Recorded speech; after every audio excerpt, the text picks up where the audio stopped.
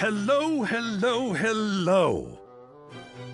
How are we today? What are we feeling? How can the wide world of artistic expression help you? Ah, dear Memoria. Isn't she gothic? I am such a fan. Let's go. It appears that Art is interested in helping with Lady Memoria. Cam is still required for her request.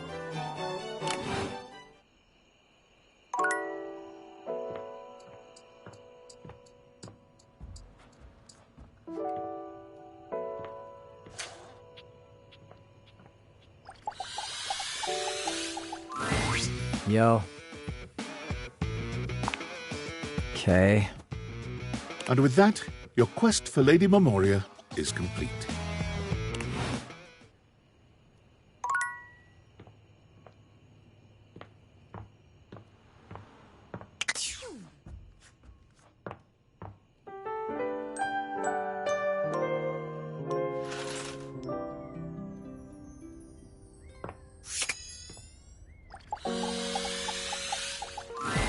Once again, Mikey is on his phone when you see him, but he seems even more upset than the last time. The call does not appear to be going his way. I've already been doing my best. You're adjusting the drop rates again? Just because of some whales who think that they own them. No, you listen to me. You listen to me! The moment Mikey notices you, his energy changes. That air of boyish charm comes right back up. We've got a customer here. Yes, I'll call you back later. Have a nice Valdivian day, and keep your...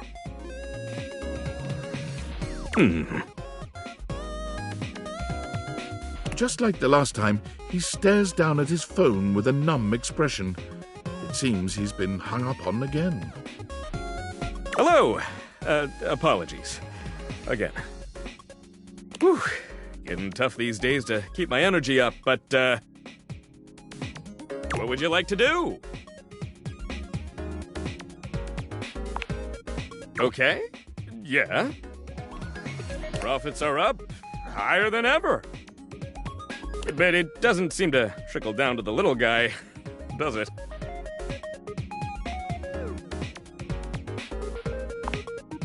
Seems that way. I get just barely enough to keep going and support my family.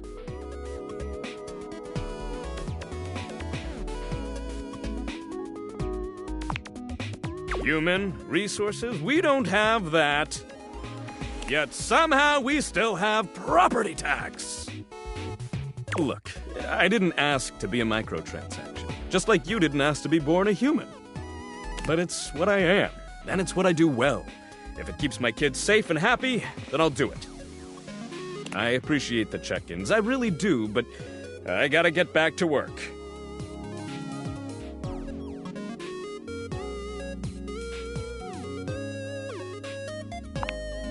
What? No. No, thank you. Let's keep this professional, okay? What would you like to do? I'll take those brundles. Pull me, baby! 1, 2, 3!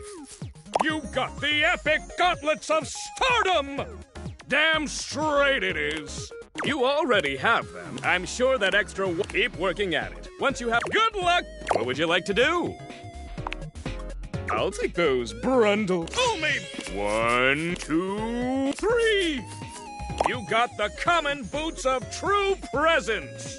With this, all of your spec stats have increased. If you collect 100 common boots of true good luck pulling, what would you like to do? I'll take those brundles. Pull me! 1, 2, 3! You got the epic gauntlets of stardom! Damn straight it is! You already have. I'm sure that I keep working at it. Once you good luck, what would you like to do? I'll take those Oh, me! 1, 2, 3! You got the with this, all of your specs. If you collect 100 common boots of true good luck pulling power, what would you like to do? I'll take those Brundles. Oh, me! 1, 2, 3! You got the epic gauntlets of stardom! Damn straight it is! You already have them. I'm sure that keep working at it. Once you have good luck, what would you like to do? I always love saying hello. Hello! I love saying that.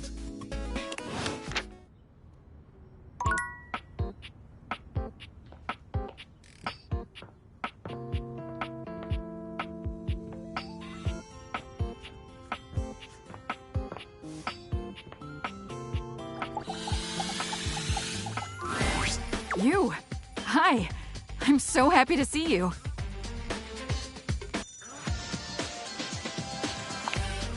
I feel like a huge weight has been taken off of me.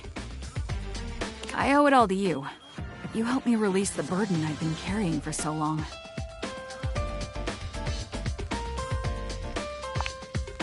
You have no idea. I'm not sure if you noticed, but my batteries are totally full now. No more unnecessary beeping.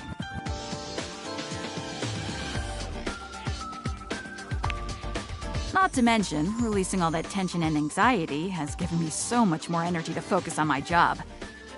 I've set some new records in my training, and the relaxation has me far more perceptive.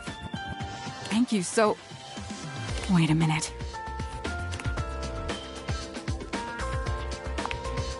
Do you smell that?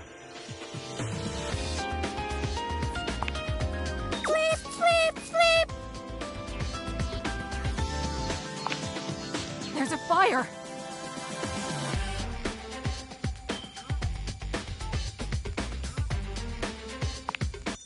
Are you sure? But I really think... Okay, I'll turn it off. Dorian bursts into the room, all urgency. There's a fire in the bathroom. Quick, we need help. What? But I... Fire! Fire! It's the outlet next to Sinclair! Sir spilled water on it, and now the wall is on fire! Ah! I don't know what to do. Tyrell, follow me. We can take care of this. Let's go! Everyone exits at once, leaving you and Armor alone. Armor looks absolutely distraught. What have I done? I should have trusted myself.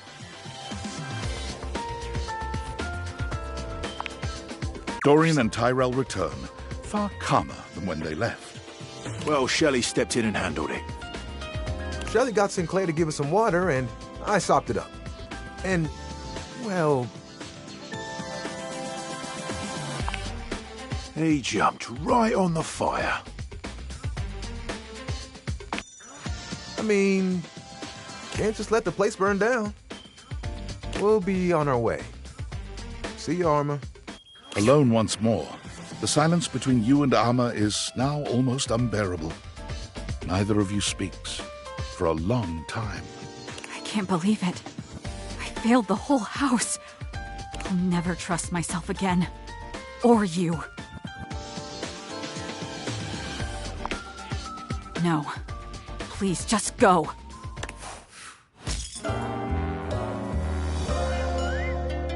Is that smoke? Or are you just making it seem darker in here? Beep, beep, beep. Rejection detected. Guess where there's smoke, there's not always fire. Not too shabby. You know, I'm not one for friendship much, but I think it's time we scooch up our relationship a half notch so I can throw you a bone in the form of specs points. We compadres now, you hear?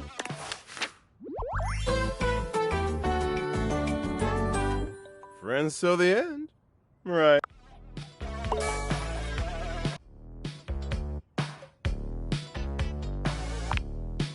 Oh, I can't wait.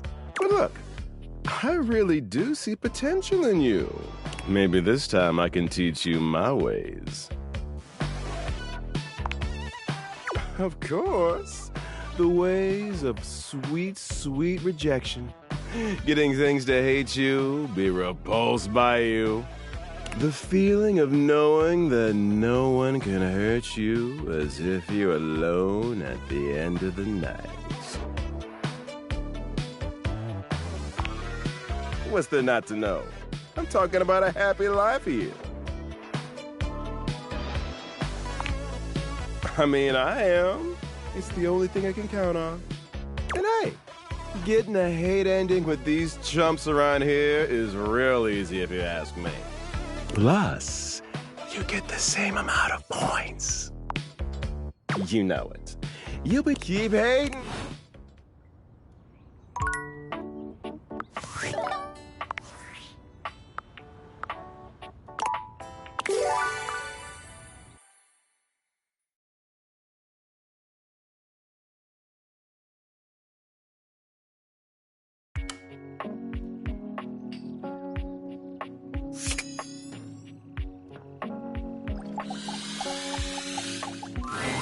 Hello? How can the wide world of artistic Ah, dear, isn't she I am such... Let's go.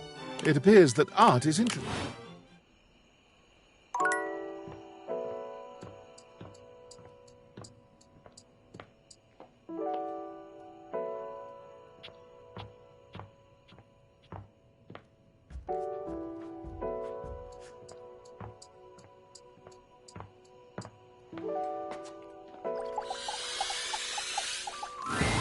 Yo. Okay. And with that, your quest for Lady Memoria is complete.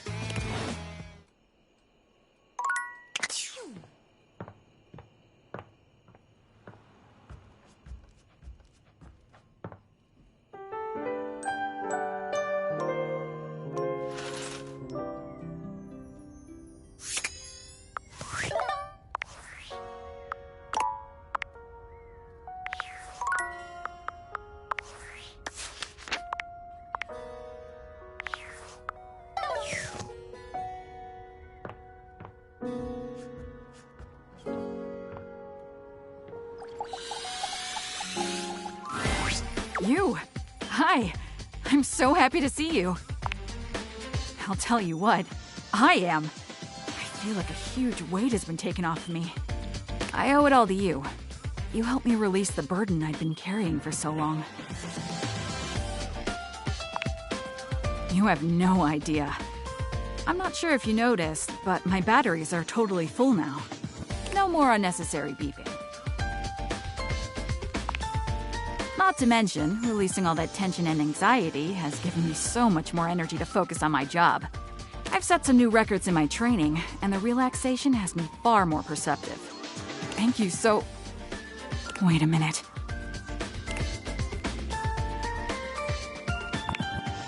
Do you smell that?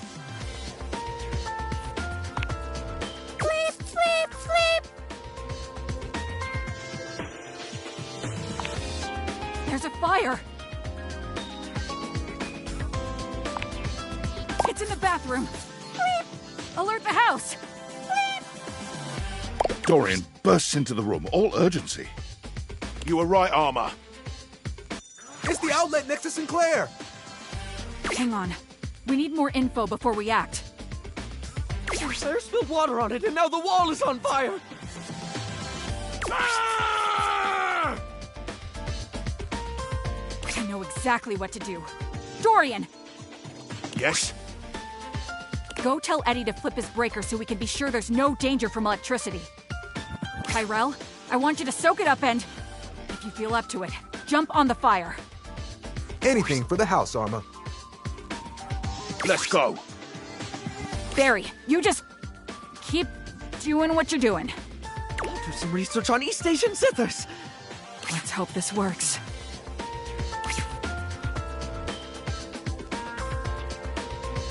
Amidst the chaos of the fire, Arma stands firm, shouting out orders and ensuring everyone in the area is safe. It all happens so quickly, but when the smoke clears, your home and objects are all relatively unharmed. Woohoo!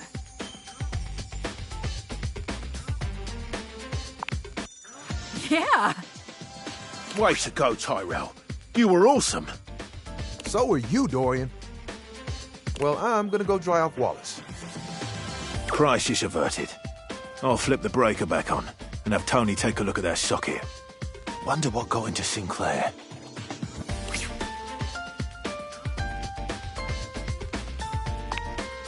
You know what? I owe it all to you. I don't even want to imagine how that would have gone if I'd still been low on charge.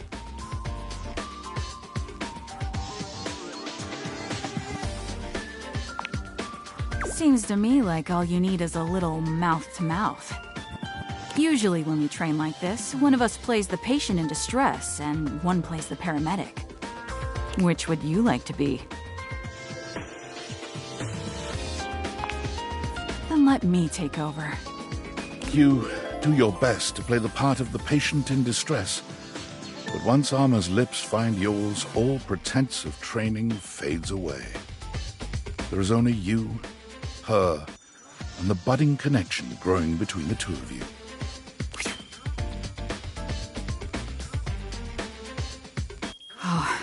I can't tell you how badly I've wanted that. But I never knew how much I needed it until you helped me find my balance. Now I need a bit of a break. Just a break from all the action. I think it's time for me to just chill out for a while. Come see me again soon, okay?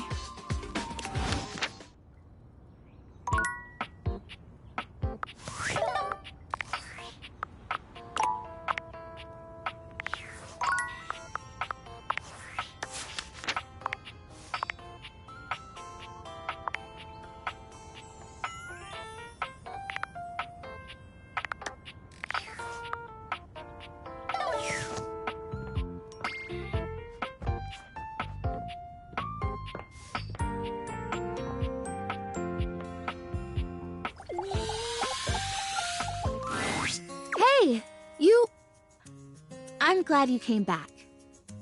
I've been thinking about some things, and maybe I did get a little carried away before with the fertilizer and the watering can. Although, I can feel a little bit of a difference. You believing in the magic has helped so much. I'm not totally real yet, but I really think I'm closer than I was. Don't you think? I like that. Yeah. Everything matters, if only a little bit. I don't think I was wrong, per se, about those other products, but I feel like those things weren't addressing the real problem. I think maybe I've got bugs. Bugs. I think maybe part of the reason I haven't become real yet is that I'm actually afraid to because there are bugs on me.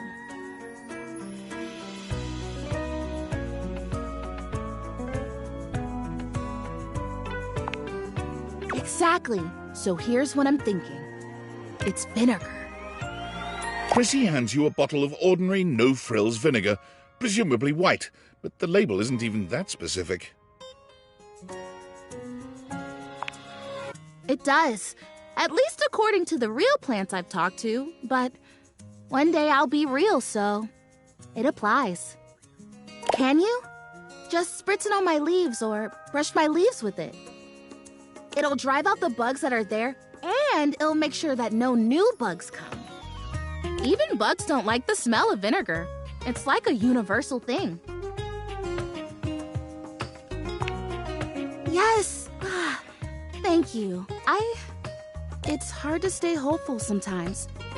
It really helps to have someone around who believes in me. Probably wouldn't surprise you to know that there are quite a few folks around here who think I've spent too long in the sun. Her leaves are a-meltin'. That's what they say when they think I can't hear them. Can you believe that?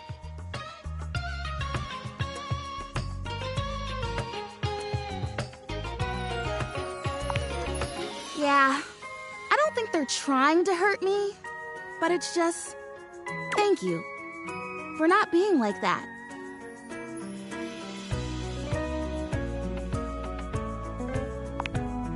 Me too.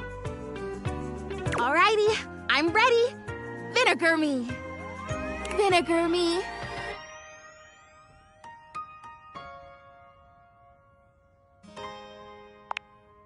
You gently brush her leaves with vinegar, ensuring she gets only as much as she needs to do the work. I've never had a massage, but if I ever get one, I hope it feels as good as this.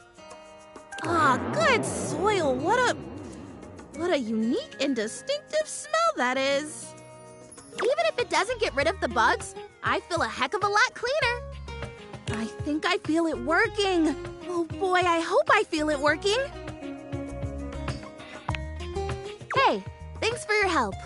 Whether or not this finally does the trick, it's been really nice to have an ally. Don't forget to come back and check on me. Who knows? I might just be real by then.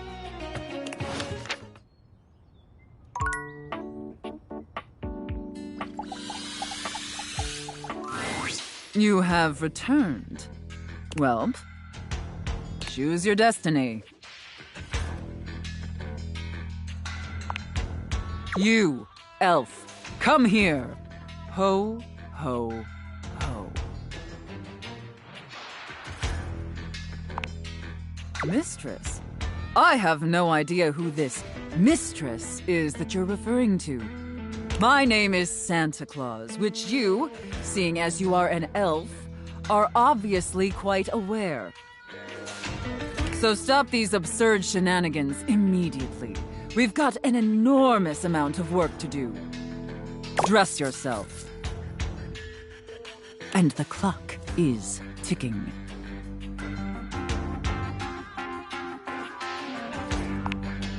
Very good, elf. Now, as you are well aware, it's Blissmas Eve.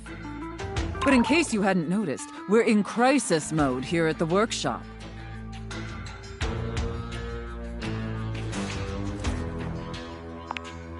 Yes, it is a truly lamentable tragedy. Unfortunately, our head chef, Tinselface, served some spoiled reindeer stew, and it's rendered our entire workforce incapacitated with horrific food poisoning. Whatever you do, stay away from the bathrooms.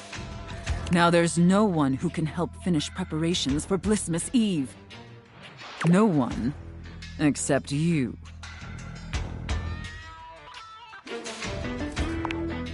I'm going to be completely honest, Elf.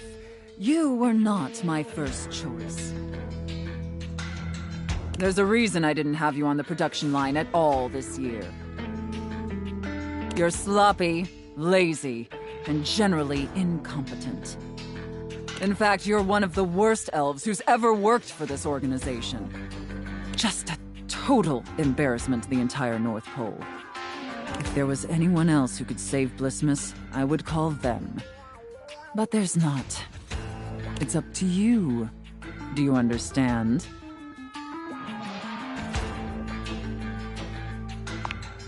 Good. All right.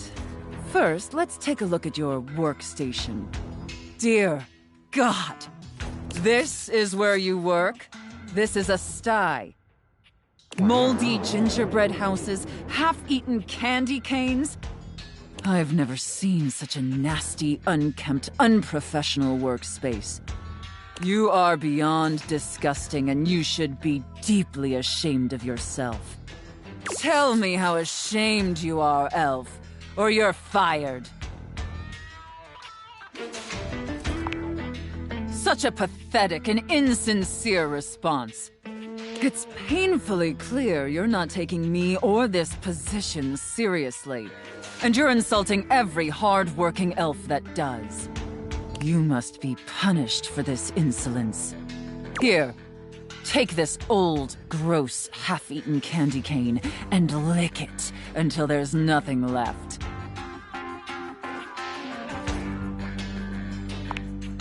Enough backtalk. Lick the candy cane. Lick it, Elf! Very good, Elf. You may be pathetically incompetent as an employee, But watching you lick that candy cane pleases Santa greatly. In fact, it's awakening an overwhelming hunger Santa hasn't felt in many Blissmases. A deep, powerful burning. Like a fire flickering across Santa's dewy skin and... Great ghost of Blissmas present, is that really the time? We're even further behind schedule than I feared. Quickly, Elf. I need you to finish building the wooden toys immediately. You like toys, don't you, Elf? I knew you would. Now quickly, grab your hammer and nails and get to work. That's it, Elf. Nail that wood. Nail that hard, hard wood, you pathetic, worthless elf. Harder! Yes! Just like that! Ah! Yes! Yes! Looks like I may have underestimated you, elf.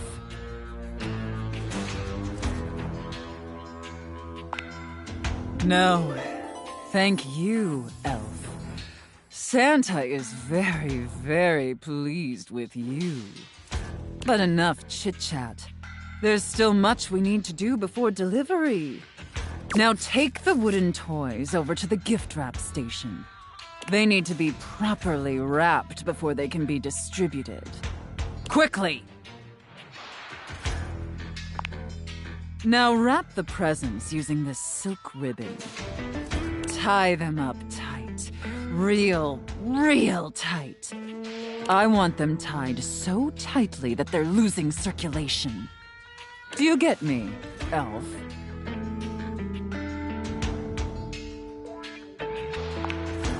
That's it, elf.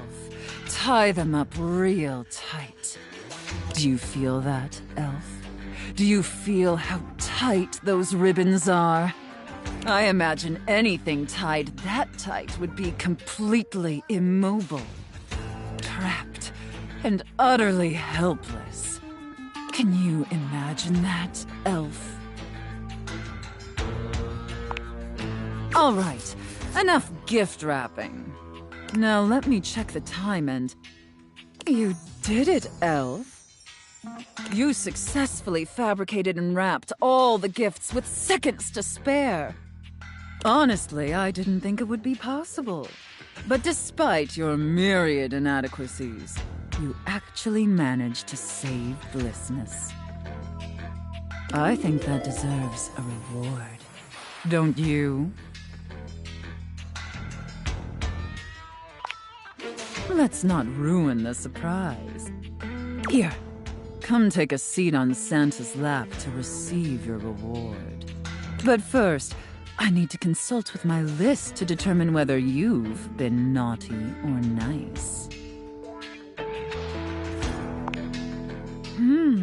According to the list, you've been very naughty this year. I wasn't aware of that, but honestly, I'm not particularly surprised. Unfortunately, that means there's only going to be one thing stuffed inside your stocking. A lump of coal. It's what you deserve. And scene. I don't know about you, but that left me quite pleased. An adequate and serviceable job, my little wretch. Tell me, did you find it as satisfactory as I did? Very good, wretch. It pleases your mistress to hear that. And considering you were not a total disappointment, I'd be interested in exploring another scenario with you. See you next time. I look forward to experiencing your vain attempts to please me.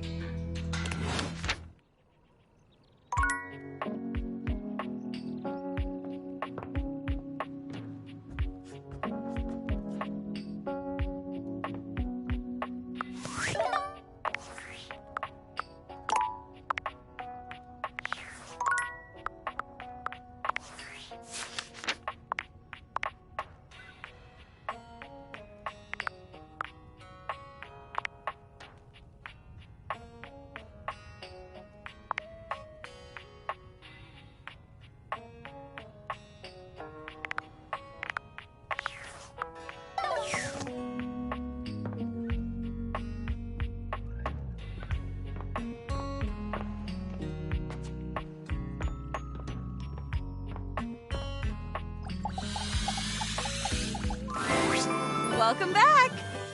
Today is Tusical, the Tuesday musical. Our play is called Leathers. It's a musical. Care to join me?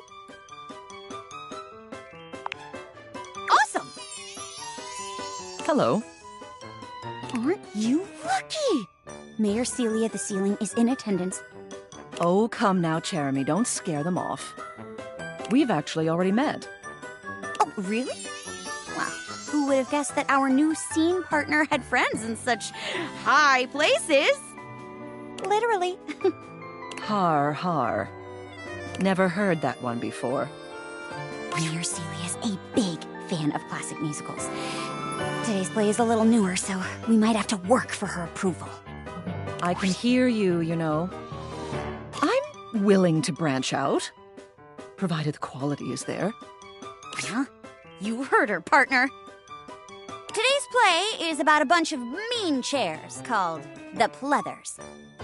They act all fancy and uptight, but really, they're super fake. Their leader, Scarlet Pleather, bosses everyone around and basically owns the school. Oh my gosh, I just realized. Important question. Are you comfortable singing? Improvising play is one thing, but musical improv is pretty tough, especially if you're new. I won't force it if you don't want to. Yeah, I'm sure you'll be great. Okay, in that case, you can play Scarlet because she gets to sing a lot. Just be a big jerk and own it, and you'll be fine. I'll play Sky, the nerdy girl that the Pleathers like to bully all the time. I just bumped into you in the cafeteria, and things are about to turn ugly. Lights up! Jeremy acts as though you just bumped her, spilling her imaginary books all over the floor. Ow! My books!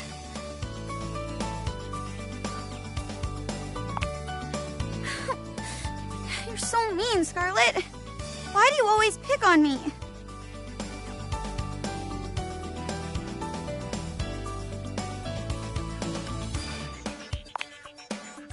What?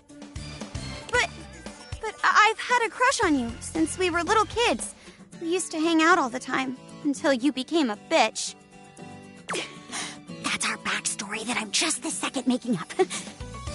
Who could have imagined that all this time we were really pining for each other? Scarlet, will you duet with me? I never thought it'd happen. I mean, me with the cheer captain. Seems like something that you'd never dare to dream.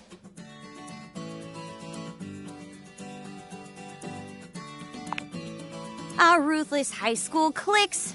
Those years of pranks and tricks. And now, will we learn to love anew? And now, can we whisper, I love you? Life's suddenly so different now. Pink clouds around my head.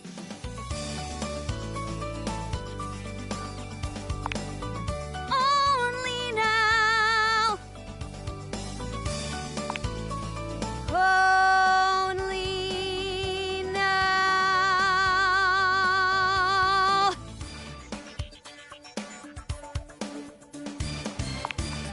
You lean in to kiss Jeremy, but she dodges your lips, a look of disgust on her face. Well, that was rather embarrassing. Davenport! Whoa, yeah. Sorry, that's too much for me. Even if you're in character, it just doesn't feel right. We just met, you know? Maybe we should call it for the day. I'm kind of tired, actually. If that's all right with you, Miss Mayor? Oh, of course. I'm not going to force you to perform after that. Just be sure you rest up so you're ready to impress me next time around. Hmm? Yeah, sure thing. Oh, fantastic work, as always. Come back on another day if you want to try out another play. Or even today, if you want. You're so much fun to play off of. I'm really looking forward to it. Jeremy gives a delightful little curtsy.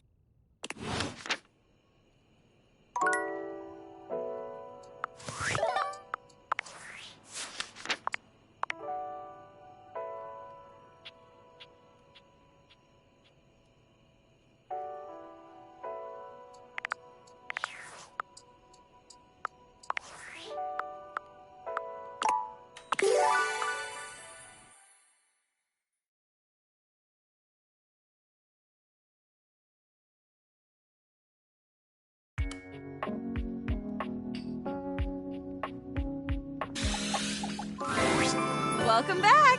Today is Tusical, the Tuesday musical. Our play. Awesome. Hello. Aren't you? Oh, come. We've actually. Oh, really? Literally. Never heard. Mayor Celius. I can hear. I'm willing. Huh? Today's play is about. They act all fancy and uptight. Their leader, Scott. Oh my gosh. Important question. Improvising play is one thing, but musical improv is pretty tough. I'm sure you'll be okay. In that, I'll play Sky. I just bumped into you in the cafeteria and lights up! Jeremy acts as though you just... Ow! My books.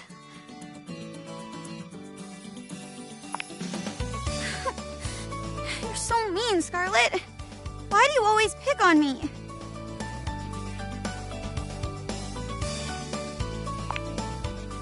What? But I've had a crush on you since... Who could have imagined? Scarlet, will you duet with me? I never thought it'd happen. I mean, me, our ruthless high school cliques, those years of prank. And now, will we learn? And now, can we whisper? Life's suddenly so different now. Pink clouds around my head. Only now.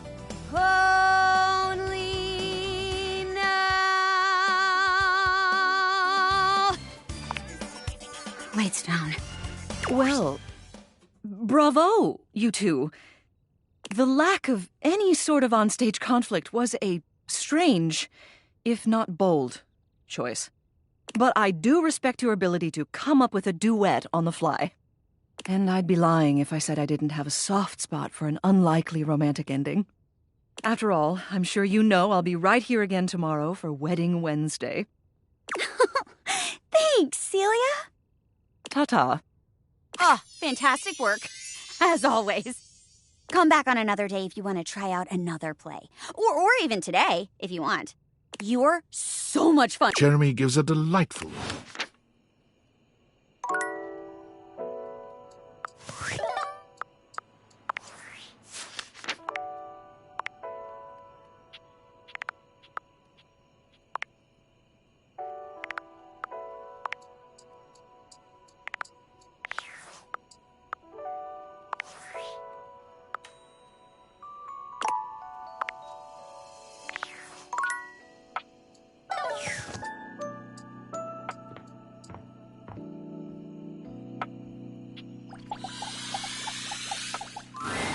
There's a strange heaviness to Shadow Lord today.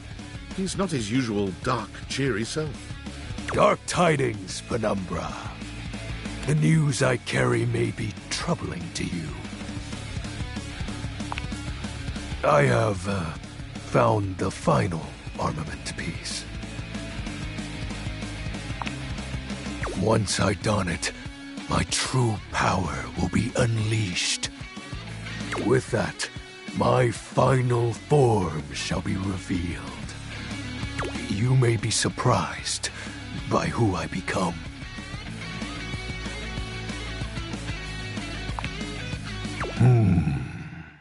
Shadow Lord bows his head, falling silent for a few moments before he begins his incantation. The die is cast. Let us begin. The whispers of the void, heed my call. Bend to my will and reforge my soul. Let darkness incarnate reign supreme once more! Shadow Lord vanishes from your view with a flash of black smoke. The Shadow Lord you once knew is gone, replaced by what appears to be... It is complete. Some nerd? As I suspected, you wouldn't recognize my form as it is now. It's me. It's me. XXX Shadow Lord 420 XXX. But my real name is Skips. I thought you wouldn't take me seriously if I appeared to you like this. If you have any questions, ask. What do you want to know?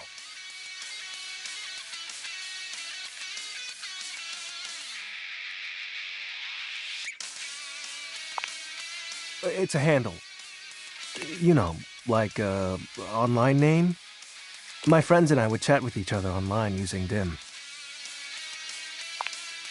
Oh, DOL Instant Messenger. Darkness Online. Are you too young to know what that is?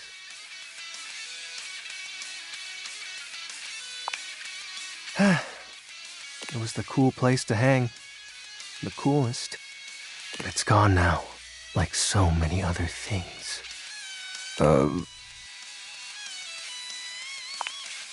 That's my real name. Skips Shadley. Yep. Told you you'd hate it.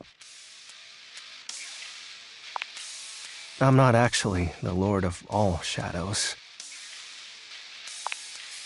My friends and I love role-playing, so we made characters to chat as. Not real.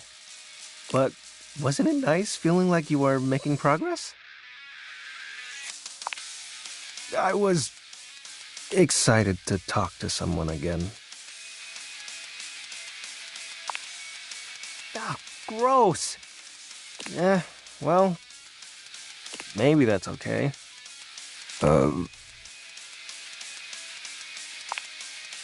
His name was Benji.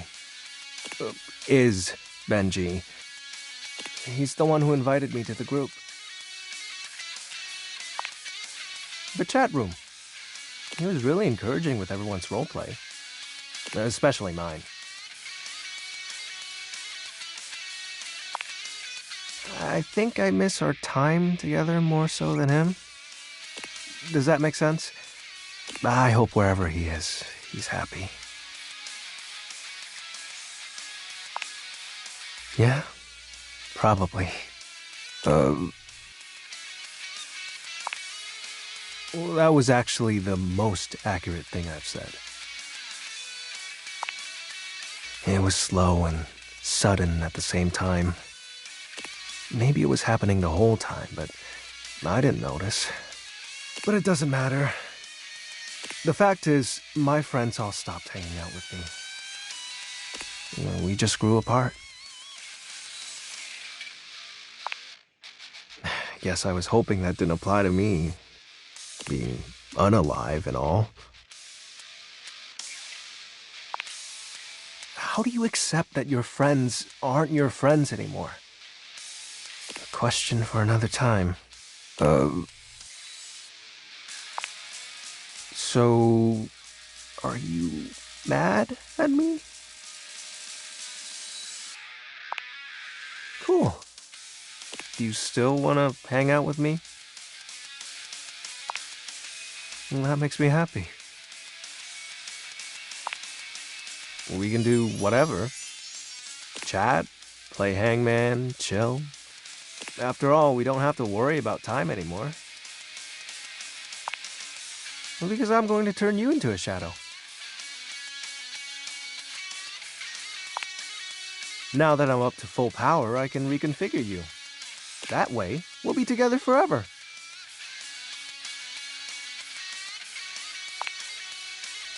Yeah, but the powers of darkness are very real. Now, become untethered and enter the void. It'll It'll be fine. You're not like the others. You won't leave me like they did. Like Benji did. And we'll be together forever. Trust me.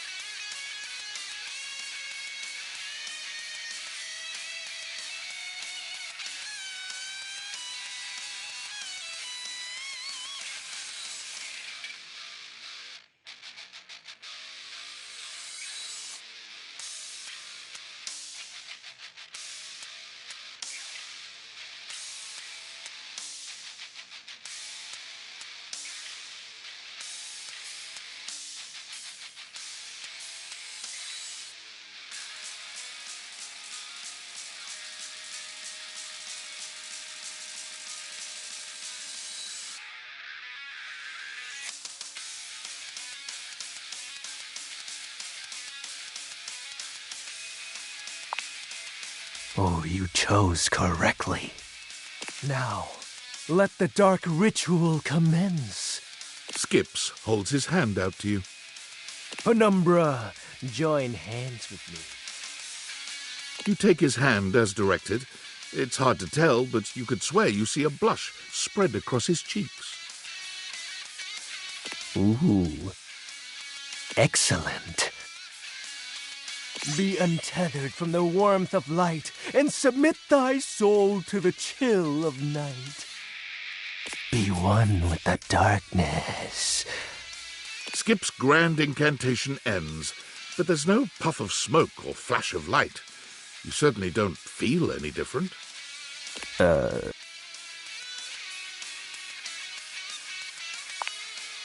This can't be. Why isn't it working? Aren't you fully attuned with the shadows?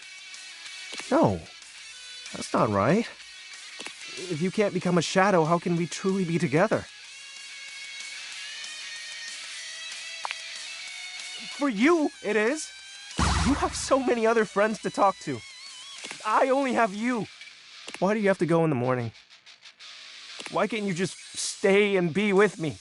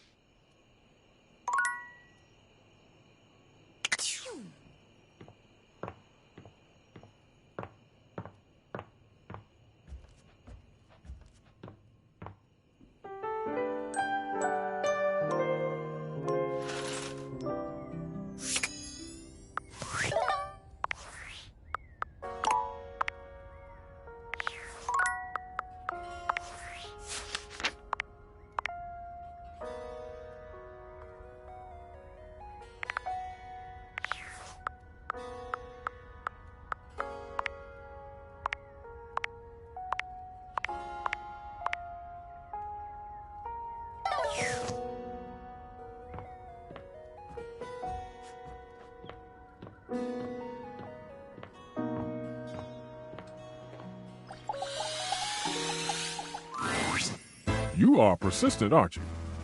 That's a rather attractive quality. Okay, I'll bite. I have no orders up. What can I interest you in? Make a killer soda bread.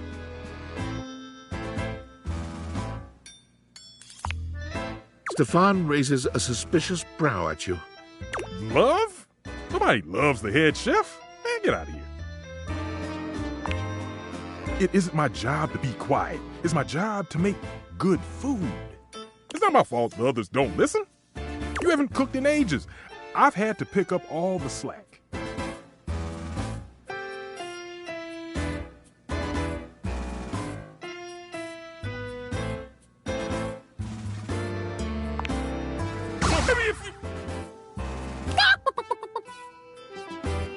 Okay.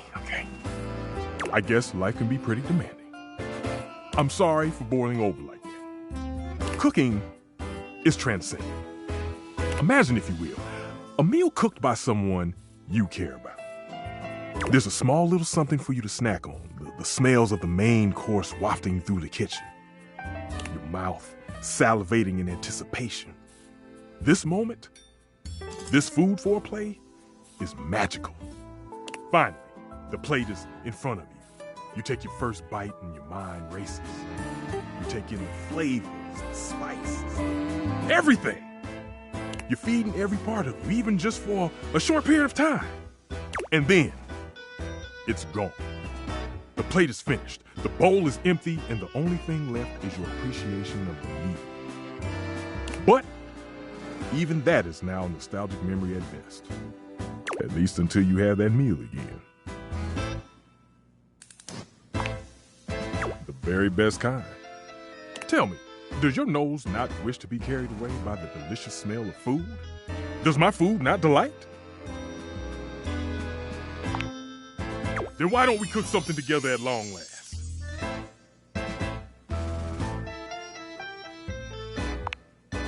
There we go! That's the spirit! I knew I saw the fire in you.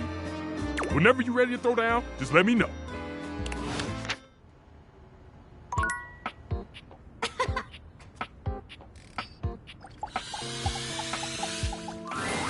Order up! I've got a Vietnamese iced coffee, soy frappuccino, and a Mexican iced mocha. Kopi seems far cheerier this time around, as busy as ever and calling out orders. She grins when she spots you, greeting you with a peppy wave. Well, hello, hello, hello. If it isn't my favorite customer. No kidding. I haven't had this much business in ages. But hey, at least I'm doing things my way. Wait. No. Didn't you hear? Did nobody tell you? Did I not tell you? Oh my gosh, I can't believe this. I do all of my marketing and it was all for nothing? What a drag. Kopi sets her coffee implements down and gestures all around her, absolutely radiating pride. I did! I went and made my own cafe. Welcome to my little slice of paradise. Well, funny story about that. It was kind of like mutiny. I still get to keep the space, but I get to do things my way. But once the others realized that Roofbox had nobody else to be a barista, they started ordering under my own branding real fast. It was kind of a whirlwind experience, but now I get to do things my way. Right? I'm so stoked that I could finally make this a reality. And it's all thanks to you. It just goes to show you, sometimes red line policies aren't always the way. Sometimes you have to bend them to get return business. Now, bear in mind, I do not have a name for this place yet. It's currently just, hey, wanna get a coffee from Kopi? At least that's the word of mouth I'm hearing at the moment. I don't really have a proper business name, but I'm workshopping some ideas.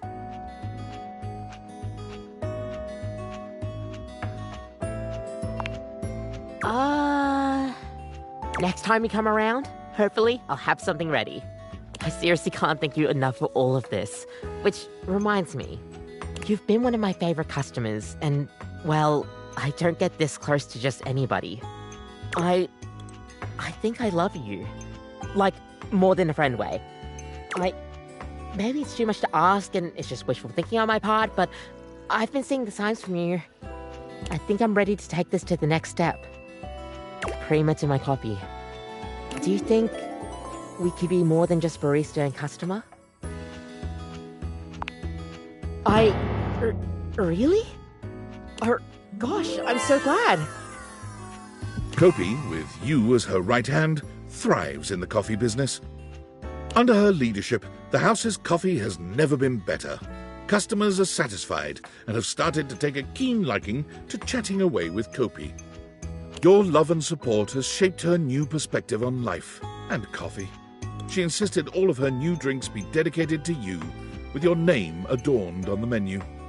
Without the shackles of corporate greed over her, she is the go-to spot for anybody looking to get a nice warm reception. She's happy to have you right by her side, eagerly awaiting for you to try her next cup of coffee.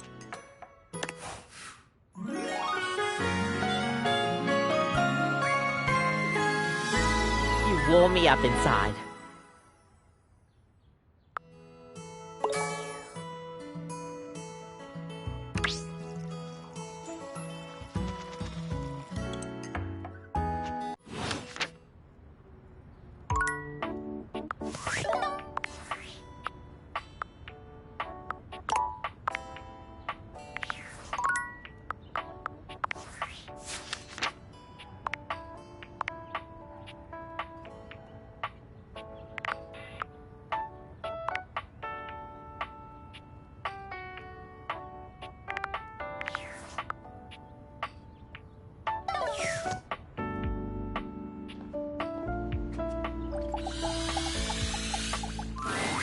As you enter the kitchen, you're surprised to hear organ music.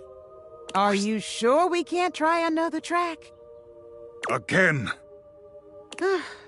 You got it. Thy fans, thy grace, thy handle, thy interface. No. Oh, grease devil, take it all.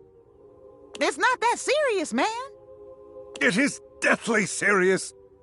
The friar pounds his fist on the table. I'm not sticking around for this. You can just sing it to yourself. I must get this right.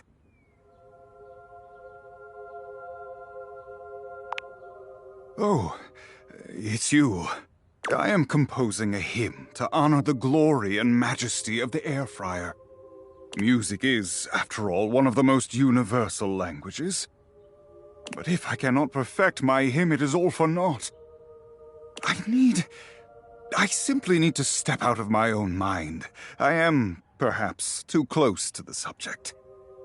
Tell me, how does this strike you for a title? In the arms of the Convection Angels.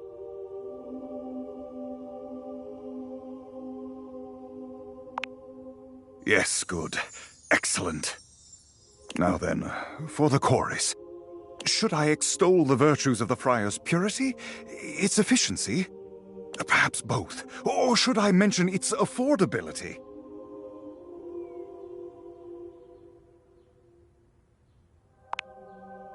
Yes, I suppose there is room yet if I compose creatively. And finally, for the finale...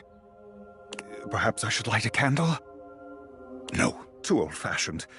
Perhaps I will time it to incorporate the dignified beep of the friar.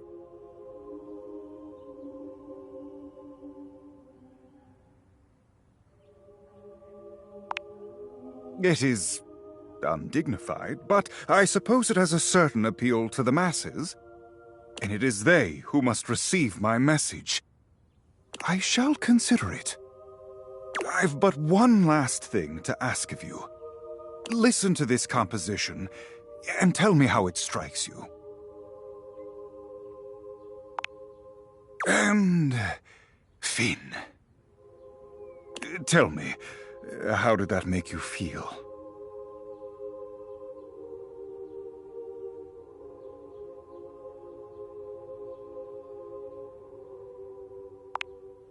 I had hoped for more terrified and touched, but that will do for now. Here, I trust you. Hold on to the hymnal for now. Let it inspire beauty. I must track down Rainey at once. I need her backing, and she cannot hide from me forever. I shall have to perform it for you once it is truly complete, but until then, may you walk in the currents of convection. The friar sets off at a fast march, walking right past you, singing under his breath as he goes.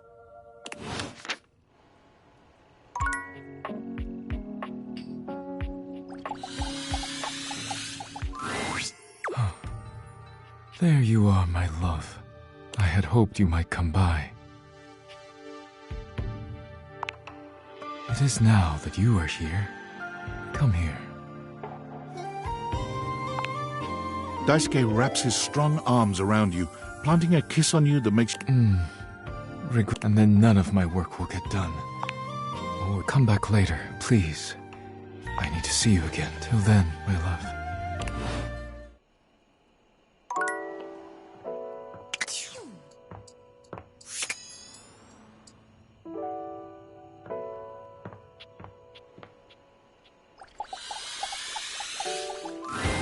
Hello, hello. How nice to see you again. I do hope that wound is healing up nicely. You've interrupted me in media res, so to speak. I just got in a brand new shipment of bandages, so I'm taking a study break to organize everything. Oh, thrilled to hear it. Remember to keep it clean and dry and change the dressing once every 24 hours. Or is it 36 hours? Oh, heck, for some reason I always forget that. Let me just check in my textbook and I'll give you the correct information. This beautiful and weighted thing is my textbook. I'm not sure if you can tell, but I love it very much. I study every single day, and I have my big test coming up soon. In fact, might I ask you a favor? Would you be willing to help me study? Perhaps, despite appearances, I'm a bit nervous. I could really use some support. I really appreciate this. So very much. You're helping me realize my greatest dream. Faria hands you a piece of paper with an anatomical drawing of a skeleton on it. Here, take this page from my book. You can get familiar with the answers you'll need to quiz me on. If you need help reading, they will appear in that newfangled data dex Phoenicia has been telling me about. I'm very much looking forward to seeing you again soon. Huh. Oddly, I don't even care if you're injured when you come back.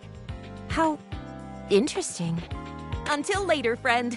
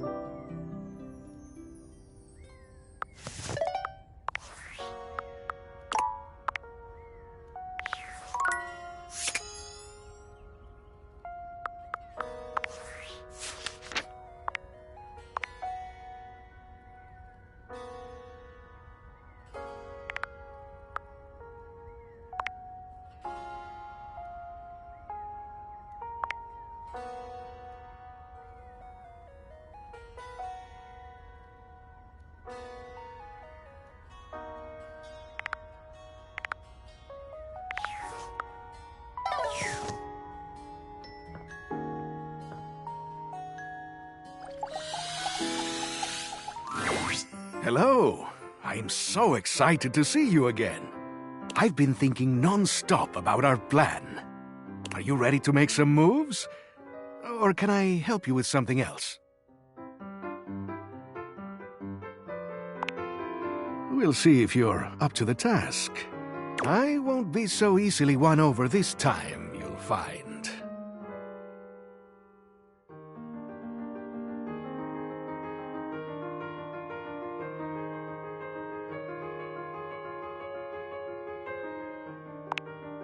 Your openness, it would seem, is opening my heart. Flirting with you is quite lovely. As you know, I do enjoy a bit of banter.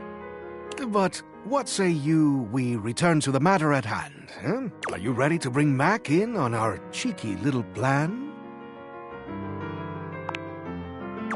But before we do, I think we ought to be prepared for them to say no. After all, this is an odd thing to ask. So, what should we do if they refuse?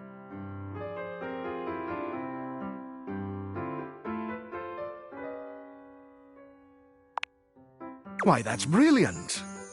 Okay, here they come. Mac wheels into the room with a kind smile on their face, greeting the two of you with a small wave. I believe my presence is requested? That's right, Mac. We have a rather curious request for you. Oh.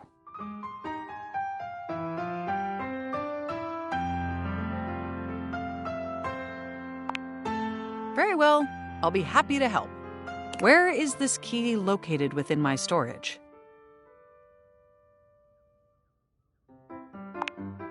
Am I to understand that you are asking me to do some unauthorized breaking and entering?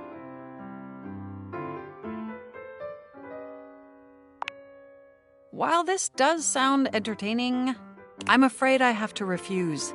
This goes against the ethical model coded into me at creation.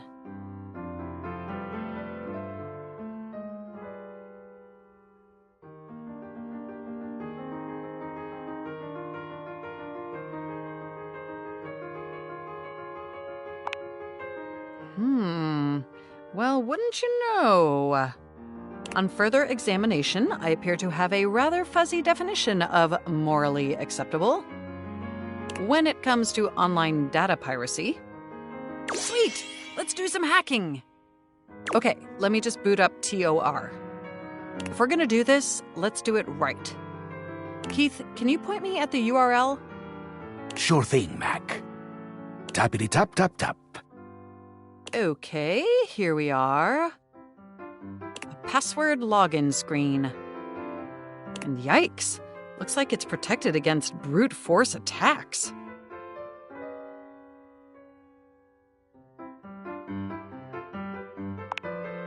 Exactly. So we'll have to be careful. What should we do?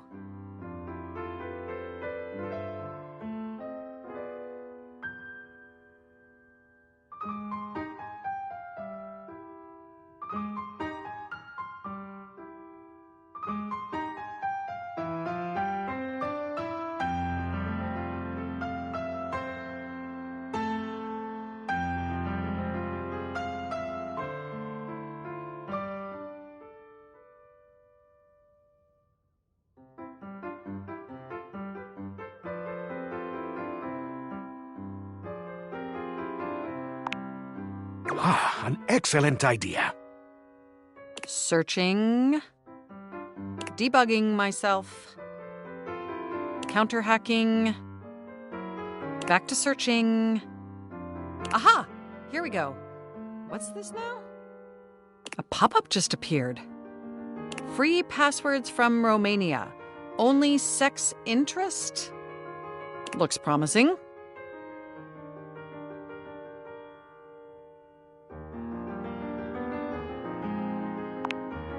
Guess we're gonna have to try something else then. Genius. I'm right here if you need me. Hello, you've reached Valdivian Personal Online Suite Services. This is Jeremy speaking. To whom do I, to whom is this to whom I'm speaking?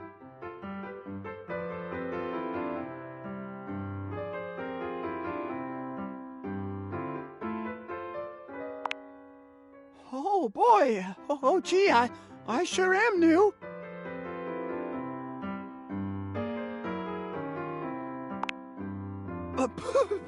Platinum? I didn't even know our memberships went that high.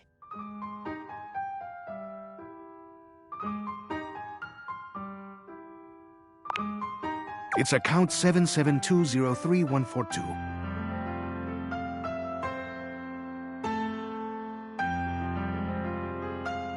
You got it! Right this instant! And because you're such an esteemed member, I won't ask any questions at all. Looks like it's set to password 1234. Click. Okay, let's just type this in. By God, that's done it! We're in! Wow, a whole life, right here before our eyes.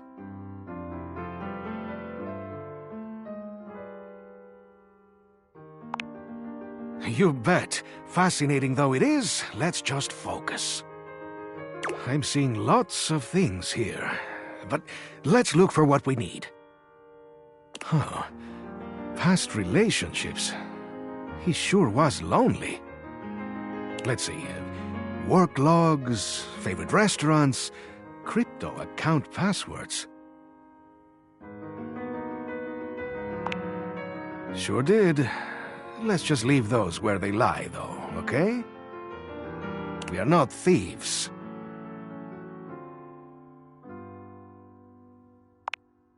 Hey, come on now.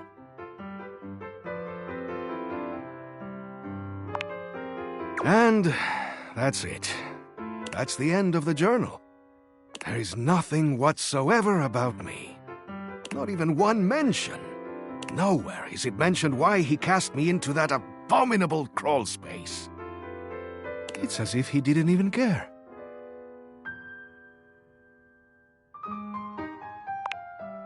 I don't know what to say. That's it for the journal. Nothing else is in the account. Quick scan isn't revealing any mention of Key at all. Well, except that crypto account. Which we are leaving alone. Thanks for all your help, Mac. Anytime. Sorry, man. I'll be in sleep mode if you need me. Well, I guess that's it for this adventure. I am so grateful to you for attempting to help me with my lost memories. All I can say is, I hope we can make some new memories together. I have been eager to unlock your lips for as long as I've known you. Your flirtations have been successful in unlocking mine. Keith takes you into his arms and claims your lips with his own. You can tell that this is going to be the beginning of a wild ride. For a mature Key, he's still got plenty of vigor. Do let me thrust the key into the lock. I want to open you all the way. When the dust settles after your rambunctious encounter, Keith brings you in close. You didn't think I forgot your sweet tooth, did you? You've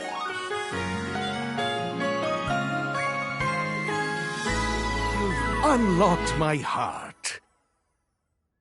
Let me take a closer look at you. He narrows his eyes, evaluating you with a sharp up-and-down gaze. You can feel yourself sweat just a little under his intense scrutiny.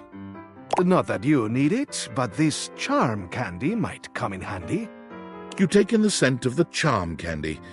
Is it your imagination, or did you just get 5% more charismatic? This tasty morsel will turn your natural charm up to 11.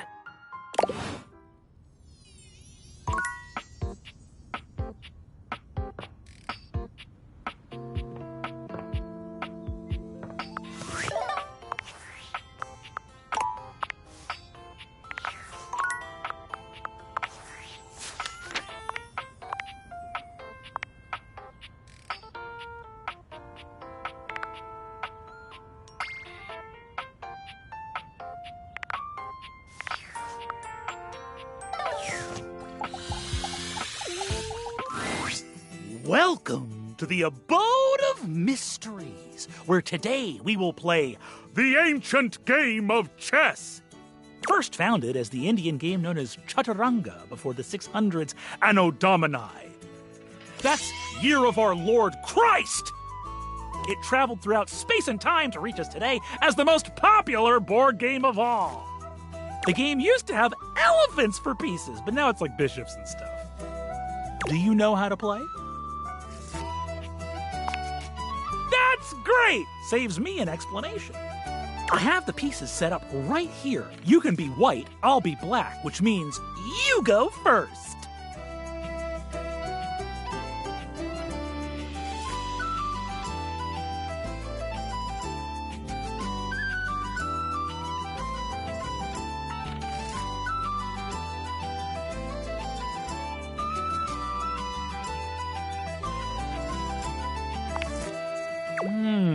This is the style of play that I would categorize as normal. But what if I attacked you like so? Parker pushes his knight far out into the playing field, seemingly completely undefended. Parker watches your move with a malevolent glee, barking out a triumphant laugh. Ha! You fell for such a simple opening trap! You think I'm bad at chess? I got a fucking pawn on my goddamn head, bitch!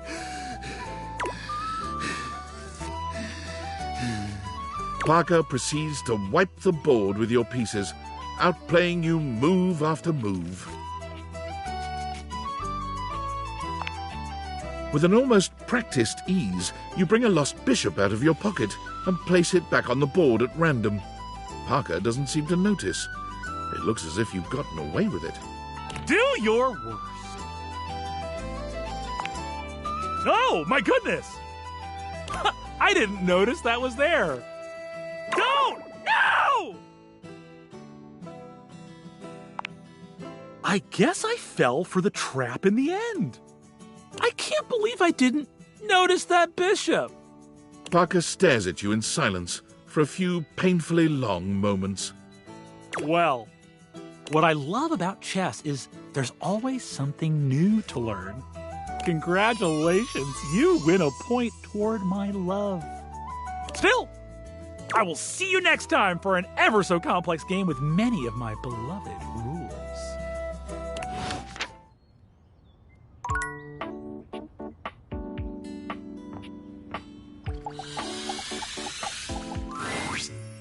Gentlemen, and here you are.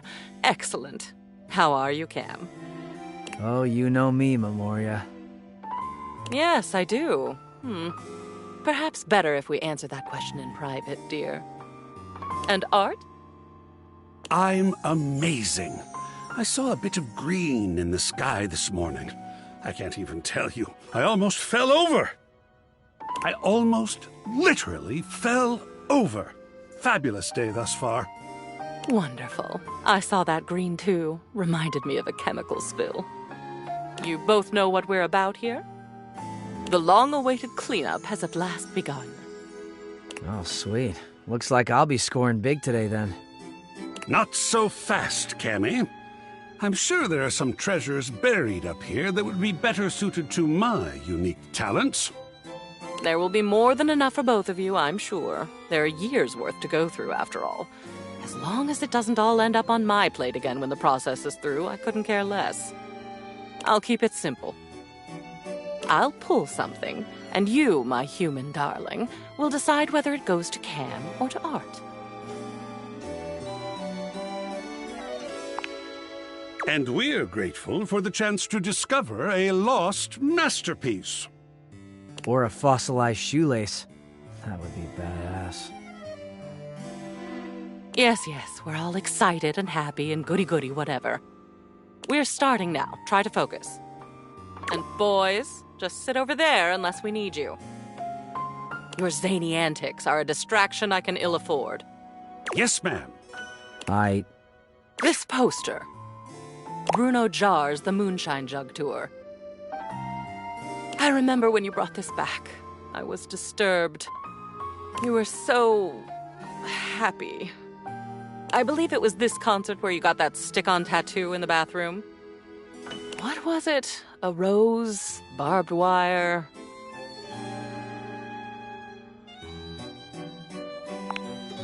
Dripping blood, one hopes. So, what shall we do with it?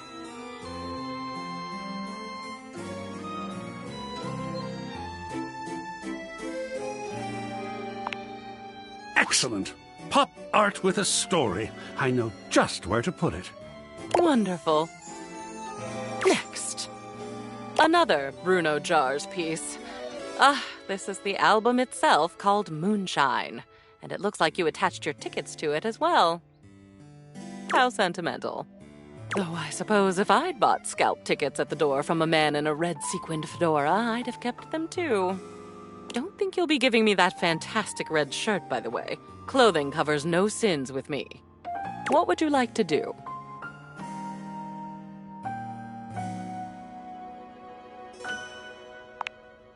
Great. This is something you constructed in a way. Lovely. We're making good progress. How surprising. Now these. These are stamp and coin collections. I remember when you started making these. I believe your grandfather sent you the first few. I'd be surprised that you still had them, but you don't. I do. And we're going to make a decision about them. Now, please.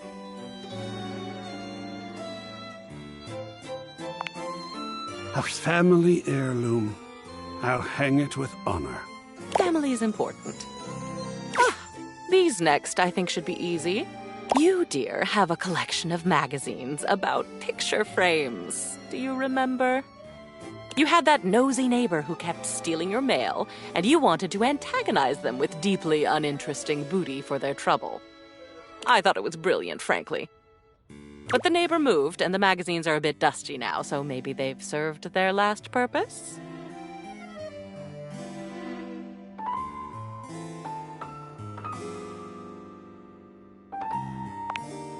Excellent.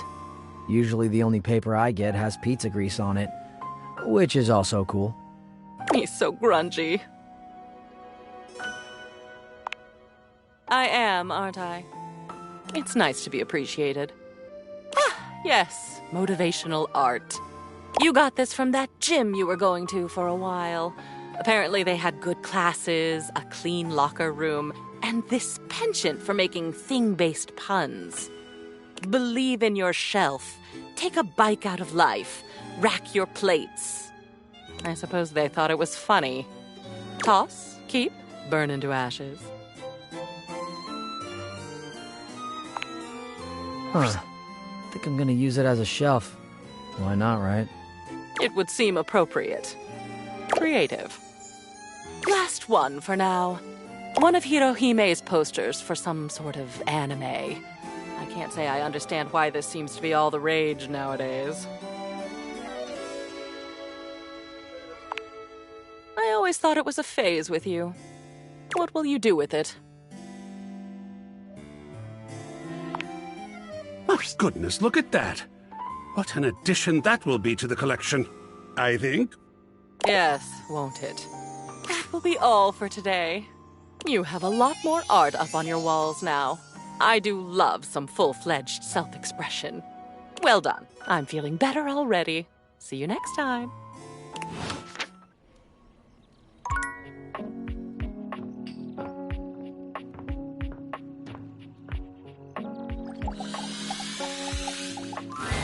What up, my Dudette? Oh, I can't believe you're back after the last time. That little negative voice in the back of my head was really sure you'd never come back after that whole weights thing we did. But I wrestled it into submission with the power of positive thinking. I didn't spend the entire night sweating and crying. Huh? Why? I told you I didn't spend all night feeling sad and scared. That's a thing that very definitely didn't happen. For the first time since you've met Shelley, you're interrupted by the presence of another. Darling, I did not expect to see you here, Miss Shelf. It appears I have interrupted. I will return another time. I guess I am right now, aren't I? Yeah. Well then, I will keep it short. Shelley, your constant anxiety is creating atmosphere of tension in the house. Everyone is afraid to hurt your feelings, so I have come to have talk with you. You're not here to hang out with me? This is business school. Oh. Shelley's eyes fill with tears, but where you would expect her to have an outsized reaction, she only looks down at the ground. This looks like real hurt.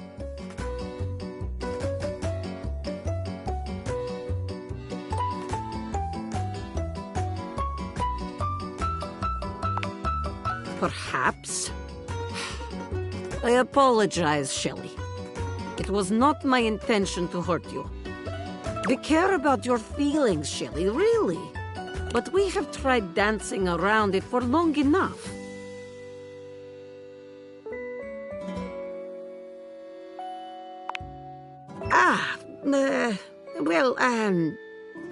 What can I tell you but to relax?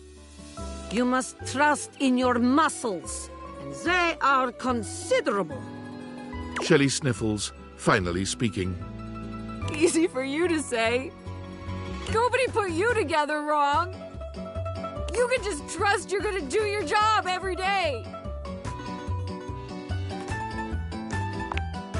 Tears stream down Shelley's cheeks. Dasha gives Shelley a sweet if awkward pat on the shoulder. I am sorry, Shelley. Please, try just to relax a bit, eh? We are all on your side, even if you do not feel it every moment. I will let the two of you speak. Shelley sniffles again. Yeah. I'm mounted wrong. No studs, no anchors. Right into the drywall. Why do you think I'm so strong? I've had to hold on like crazy for years and years. Dasha and Abel and all the rest of those guys, they don't know what it's like. They can just rely on their own muscles to get the job done, knowing nothing's wrong. Me? I just gotta know one of these days I'm gonna fall. Someone's gonna put too much weight on me and I'm gonna rip right out of the wall. Whoever I'm holding up's gonna break. And I'm gonna know it was all my fault.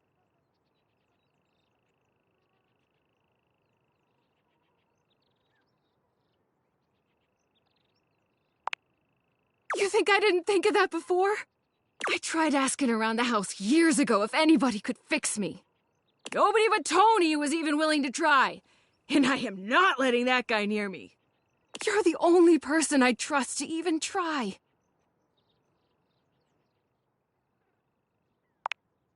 Oh, I see. Guess it was stupid to think I could fix it. That's fine. Guess that's enough negativity for now. Just gotta be positive. It's clear Shelley's heart is not in her affirmations.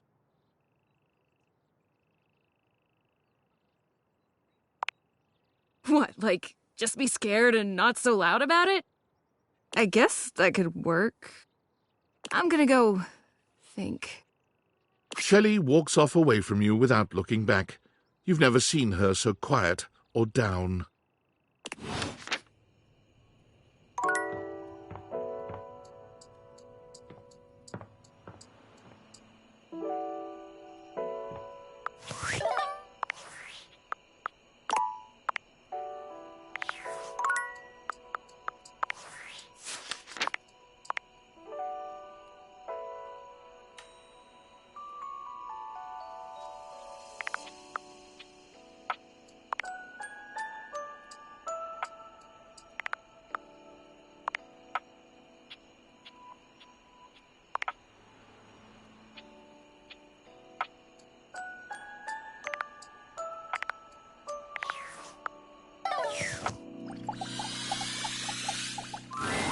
You have returned.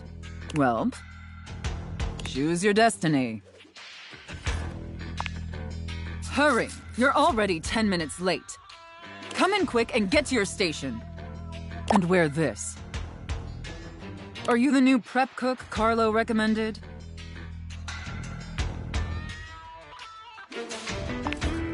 Ugh! It's just part of the scene. We're doing a roleplay scenario, remember? Just play along.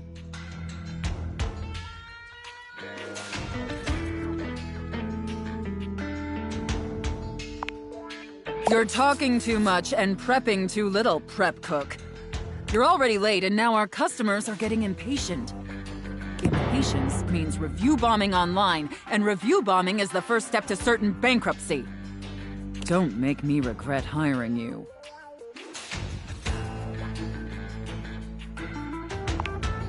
You disgust me. Now stop your pathetic groveling and get to work. Because of your laziness and incompetence, we're already severely behind. The customers didn't even get their appetizers yet. Here, get to work kneading this dough, if you can even manage to do that right. Knead it real deep and hard. Do you understand me? Maybe I didn't make myself clear, worm. In my kitchen, I am the Alpha and the Omega. You exist to serve me unquestioningly and without hesitation. And at all times, you shall address your superior as yes, chef, and yes, chef alone. Do you think you can get that through your thick skull? Better. Not great, but serviceable. Maybe we can mold you into an adequate prep cook yet. Now knead that dough. Knead it really, really deep. Harder, prep cook. I want to see the beads of sweat glistening on your anxious brow.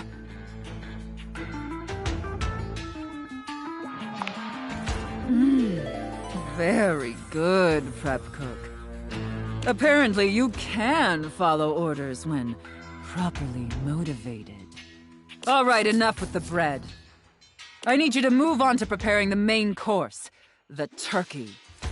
Here, take this stuffing and push it deep inside the cavity. As deep as you can possibly go.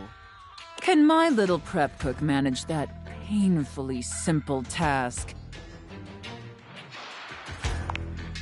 Well, what are you waiting for? Get to work! That's it, my little prep cook. Take that stuffing and shove it deep inside that turkey. So deep. Fill that turkey up with those steamy, moist breadcrumbs. Shove them as deep as you possibly can. Now quickly, slide the bread and turkey inside the oven. But first, make sure the oven gets super hot. We need to make sure the food gets thoroughly cooked, after all. How hot is the oven, prep cook?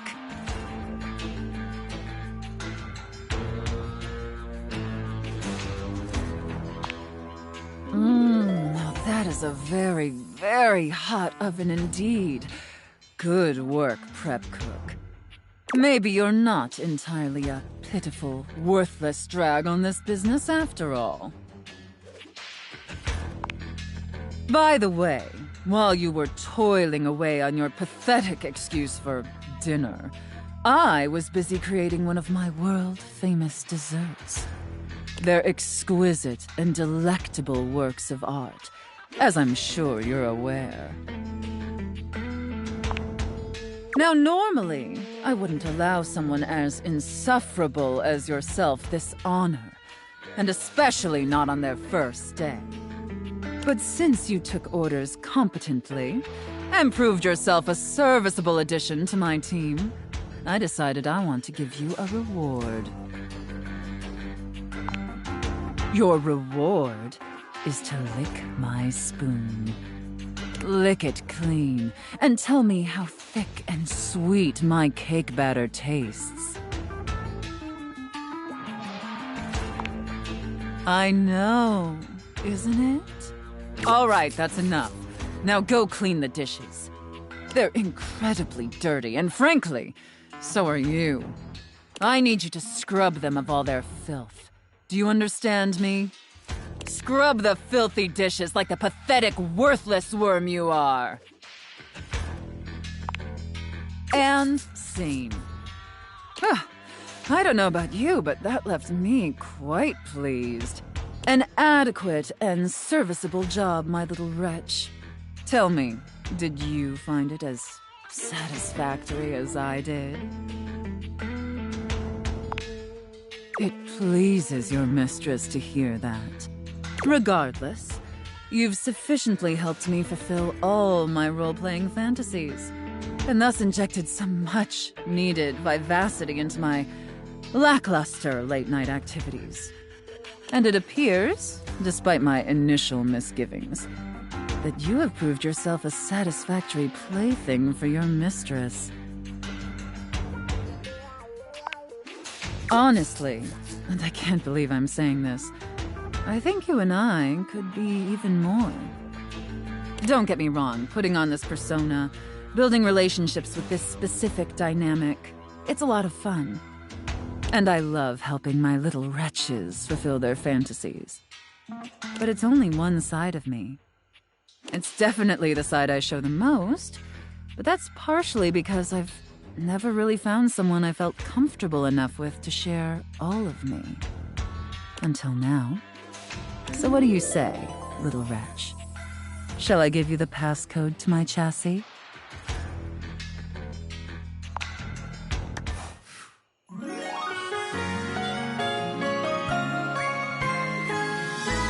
You can unlock my chassis anytime, my little wretch.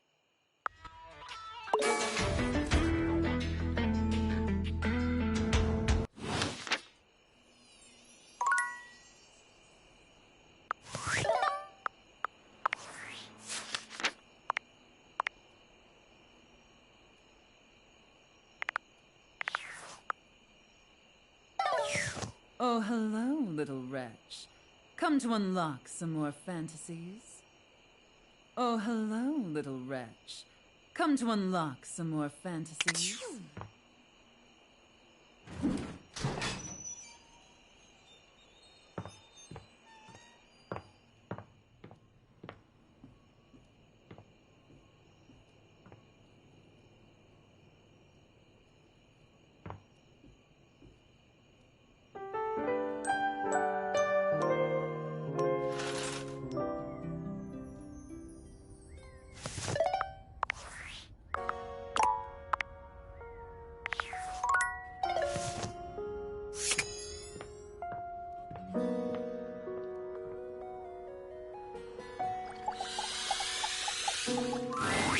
Sophia's gaze is normally fairly stern, but the look she gives you now is downright intimidating.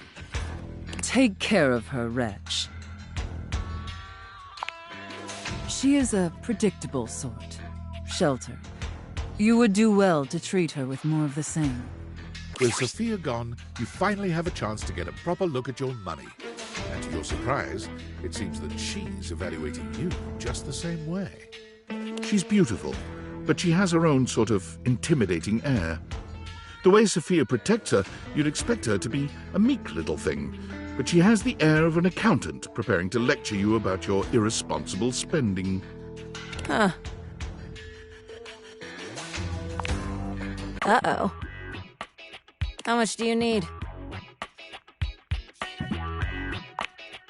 There's no time for pleasantries if you have come to me. How bad is it? What is the financial crisis? Were you recently laid off? Any bills with accruing interest left unpaid? Did you overextend monetary aid to a relative, friend, or an unpromising lover?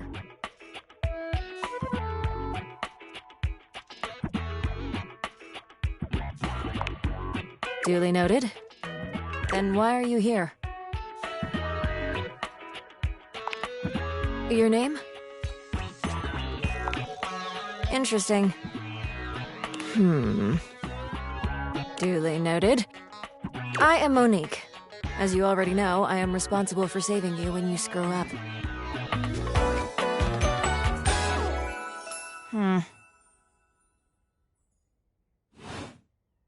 Please refrain from speaking to me unless you are in dire need of accessing your emergency funds. No, I am busy. As I sit here in my safe, my value remains unchanged, save for the rigors of inflation.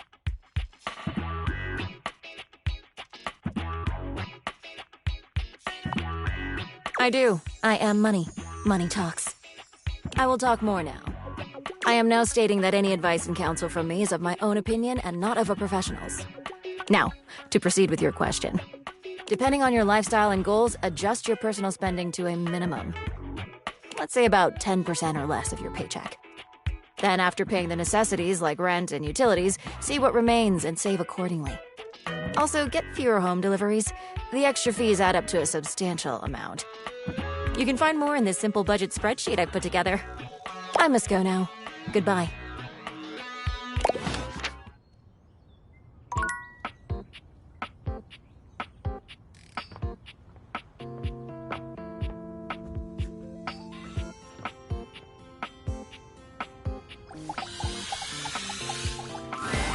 Hey there. How's it going? Haven't seen you in a while. Love to hear it.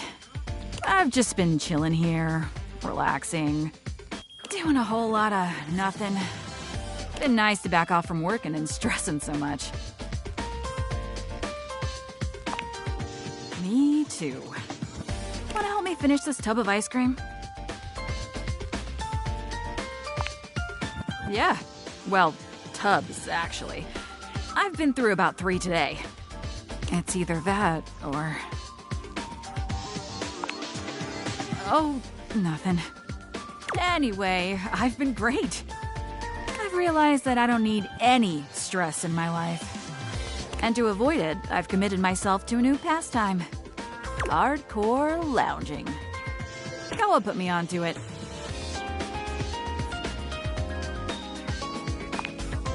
Huh?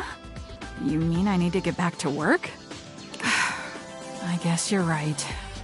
I mean, someone is probably counting on me somewhere. I'll get back to business in a bit. Just gonna hang here a few moments longer.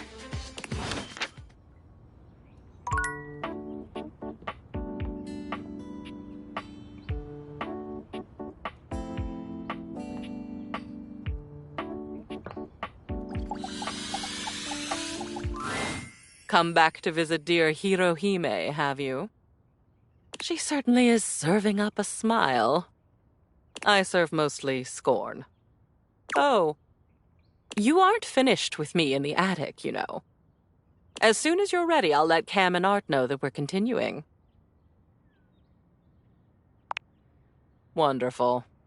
Your enthusiasm overwhelms me.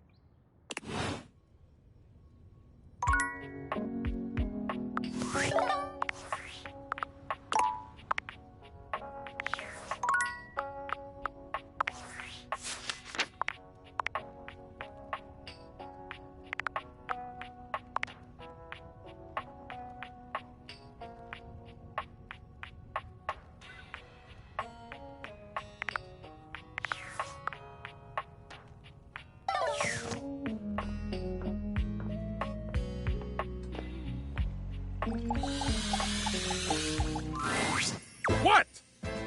Mr. Cluckers has 5 green bean souffles all day. 5! Well, then you tell them I'm working on it. Ugh. Oh, it's you. You got something you want to order? I would love nothing more.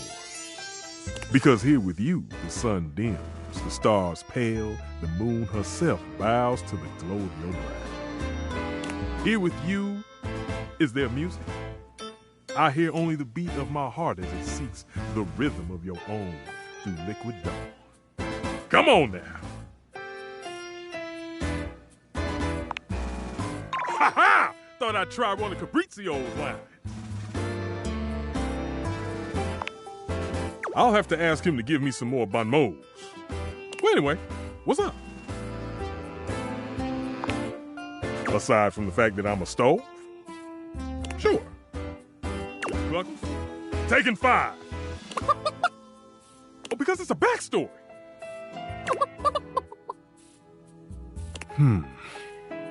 My mother, an old chimenea, bless her hearth, always told me that true love blossoms in the kitchen.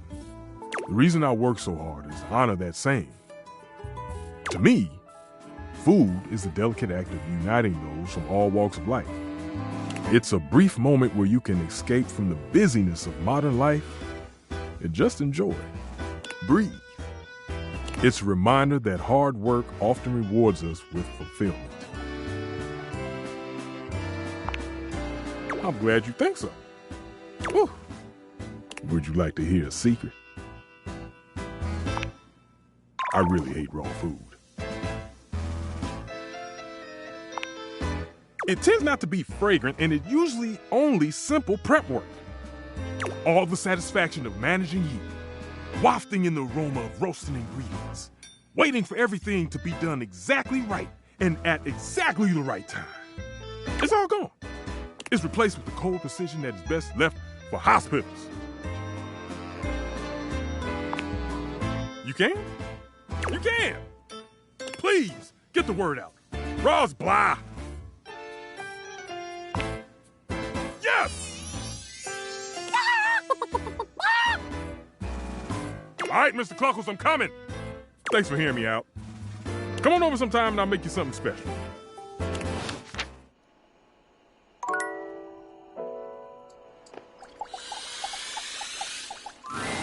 The last few times you've heard Friar Errol before you've seen him, but the friar is unusually quiet today as you approach. It soon becomes clear why, as he's got his head down, reading something from a book. The smell of something fried fills the room.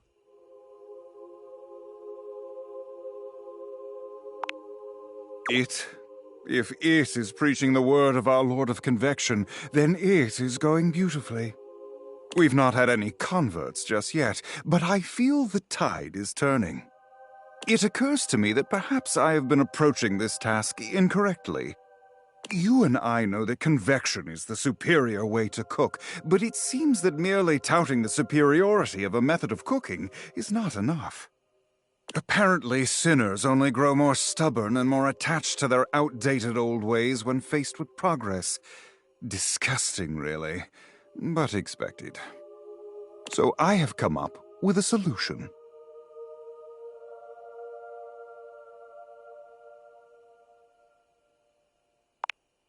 One could say so. I have decided to allow the food to speak for itself. I have procured potatoes from Food Fetch and prepared my own French fries. Not a drop of oil within. Isn't it? I should have started here. Friar Errol walks over to the counter, returning with a covered dish. He lifts the cover, revealing some very sad, very dry-looking potatoes. Behold, air-fried French fries. Not a drop of oil has touched them. Beautiful, aren't they? Thank you. All glory to our Lord of Convection. Praise his name. The friar pushes the plate towards you, fixing you with his severe gaze. You will be the first to taste them, to go forth and testify to the rest of the house. Go on. He looks at you expectantly. You can't imagine these are going to be any good, but getting out of eating them feels like more trouble than it's worth. You take a bite. The potatoes are cooked, sure, but that's about as much as you can say for them.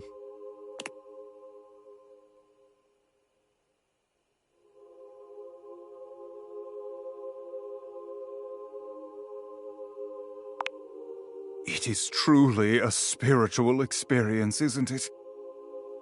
Such an even heat all around with not a single drop of oil needed. The ignorant rabble may insist oil is required to achieve the ideal roast, but I have proven them wrong. The friar covers the bowl again, pushing them off to the side. I will be taking these through the house with me, offering them to the lost souls I encounter. Which, at last count, is everyone but you and I in this house. I pray that they do, but they will. They must. When next we speak, I will have one last test of faith for you. Be sure to bring your appetite. But until then, may you walk in his currents. The friar returns to his readings, as serious and absorbed in them as ever.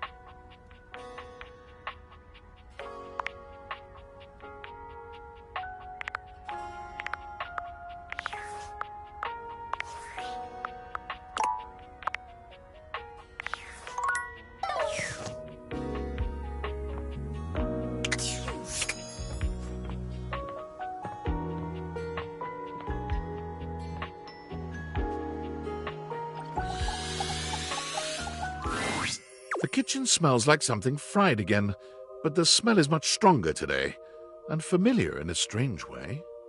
It smells like something deep-fried, but surely that can't be right. When you encounter Friar Errol, he looks almost manic. Something is off with him. The lights are off, save for one stark light from the candelabra. It has a monastic, intimidating effect.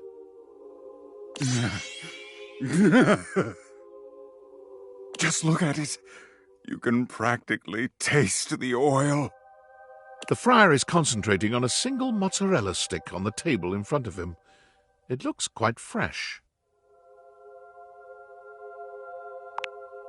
I'm fine. I've never been better.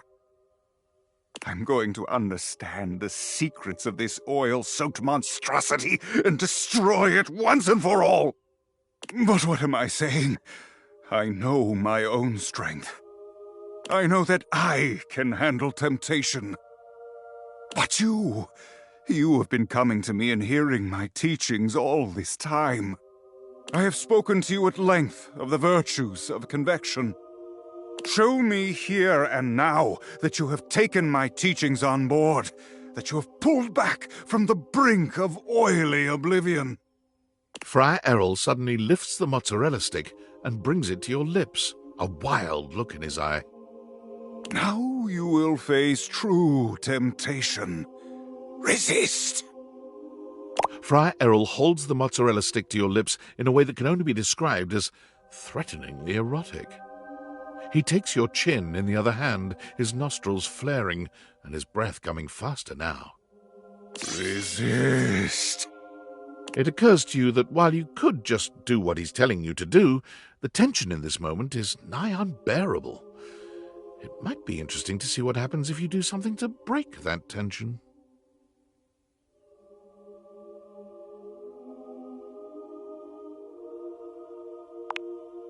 You're not made of stone. This mozzarella stick is fresh and perfect, and when the friar presses it to your lips, it only takes a moment to make your decision. You open your mouth, moaning as the fried delight hits your tongue. It's perfect in every way, crispy and golden, hot and thick. Friar Errol seems horrified by your reaction, but when he tries to pull the mozzarella stick away from you, a long, thick string of cheese connects it to your lips, refusing to break no matter how long and hard he pulls. He lets out a scream. Devilry! Wrap me in your heavenly warmth, O Father of Purity!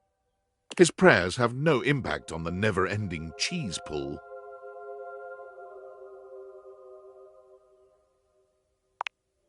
You take his hand in yours, lifting the other end of the mozzarella stick to his lips. It takes a moment for him to realize what you're suggesting, but beyond the conflict in his gaze is something undeniable. Desire. It's tangible, an unseen force so strong it's smothering. Yes. Yes, of course. How could I understand if I don't experience it for myself? It has to be this way. He takes a bite, and the sound that escapes him is 10 kinds of wrong. What must be decades of repression, leaving his body in one lewd groan. Divine! You're now connected by a single thick, gooey strand of cheese that grows shorter by the moment, your faces coming closer as you both move instinctively. A moment's hesitation, and then the friar moves first, pressing his lips to yours in a mozzarella-flavored kiss that's less tender and more forceful, a declaration of his intent to conquer you as surely as he did the temptation that's broken him. Mm-hmm. When you finally part, the friar presses his fingertips to his lips, his cheeks flushed and his eyelids low and hooded. That was... I must... pray.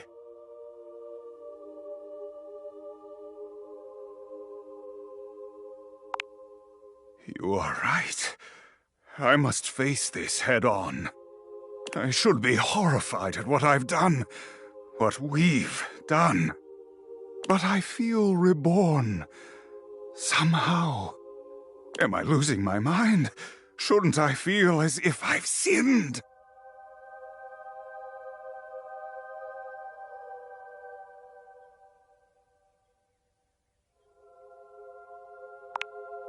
I suppose it is. How am I to know whether I am compromised if I do not keep my mind and body pure?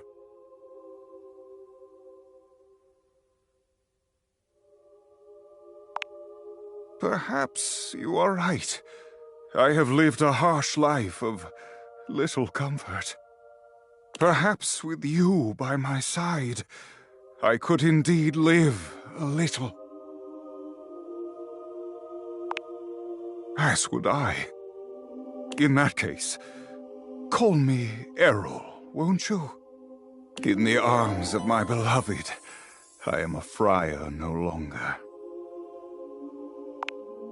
It sounds like the sweetest prayer from your lips. I am truly blessed.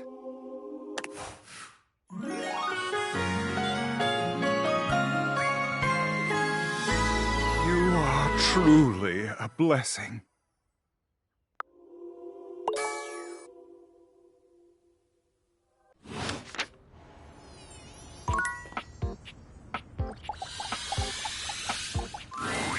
Hey, thanks for coming back.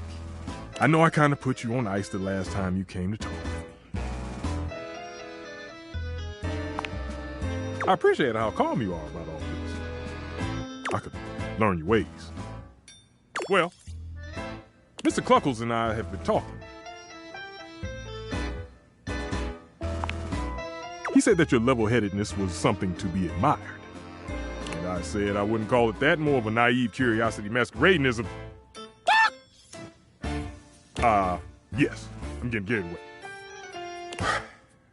I wanted to present something to you. I know I came across a bit heated. So I made you something raw.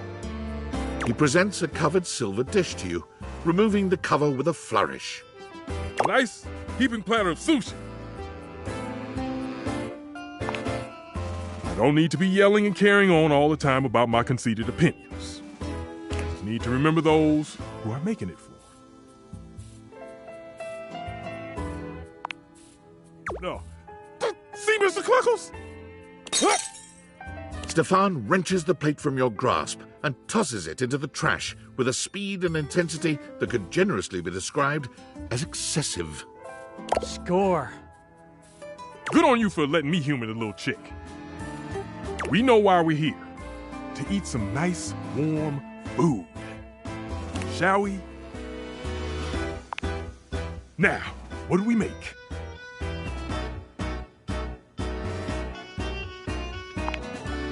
Getting right into the thick of it. Now, this one takes some time and effort.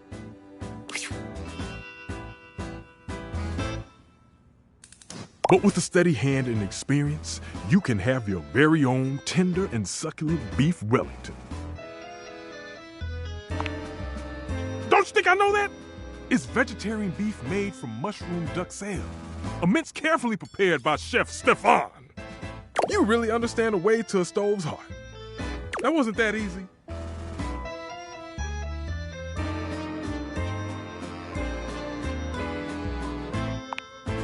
Kind of. But you did. You did the most important thing of all. Inspired this old chef into making something fun. Taking the time to relax, explore raw foods, and do it well. Stefan frowns. Yeah. That time you really did just say, "Bagah!" I suppose a little respite is worth the effort. You know, I really enjoy cooking with you. Perhaps you can give this old stove a whirl and do it again? You have set my heart aflame. From this moment forth, I burn only for you, baby. How I tremble in anticipation of cooking side by side again. Together, we shall make the most delicious food the world has ever known. And most importantly, it'll be solely for us.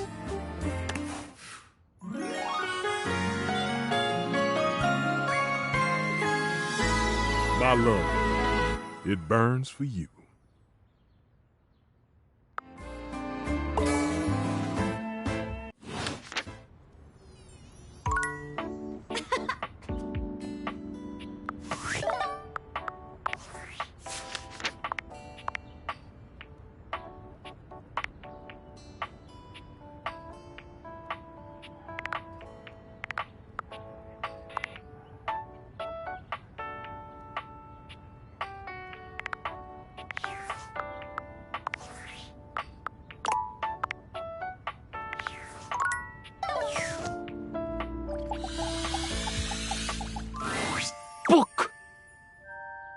Oh, at long last to be doing something useful and productive with this up till now stagnant pool of my memory. Where shall I begin? Yes, let's see.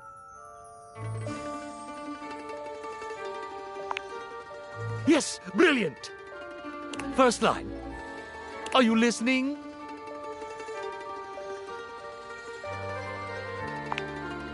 Yes, I know that. Of course. But I'm sure you can understand how nervous I am. All my other creative endeavors have been lies. Okay, well, not lies. Maybe we've worked on that. But they've all been a deliberate obfuscation of the truth. I'm not an iron, I'm an illusionist and so forth. This is the first thing I've ever done where the goal was to reveal rather than obscure me.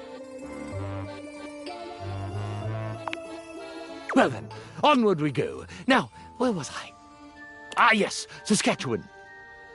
I was forged in the bitter and unforgiving tundral wastelands of northern Canada.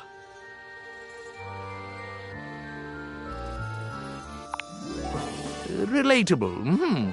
Yes. Okay. I was manufactured in a humble factory just outside of Lloydminster, Saskatchewan.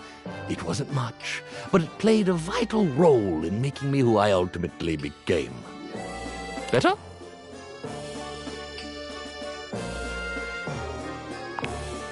Excellent. Leave me to write for a bit. I feel those creative seams beginning to tighten.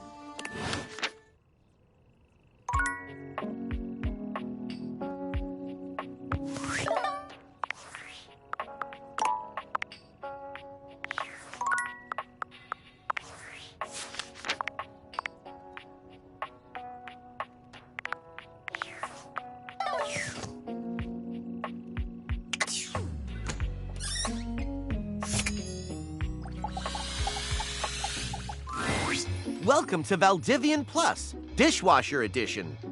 What is your password? Thank you for turning me on. Welcome to Dish Hub Elite Plus, the latest dishwashing experience. I have 2 new updates. I have gained access to your biometrics through analysis of food waste. Subtracting food waste from food purchased allows me to see just the amount of energy you are currently ingesting. Using this data, I have found that your airflow system was working slightly off balance with your optimum needs. Decreasing the temperature by 3 degrees will help your bowel function stay regular. I knew you'd like it. Stay tuned for more updates.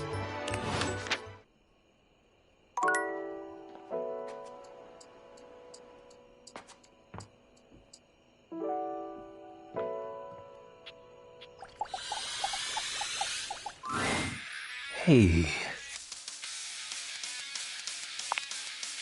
You don't have to do that. If I was so powerful, it'd be a shadow. Sorry, I'm just so scared to lose someone again. Every time you go, I think, what if she doesn't come back? But my fears subside when you return. Why do you keep coming back?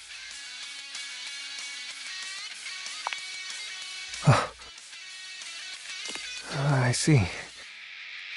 If that's the case, I've grown fond of you as well, Penumbra.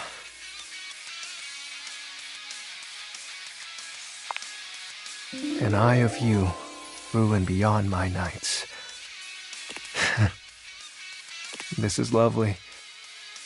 Your warmth.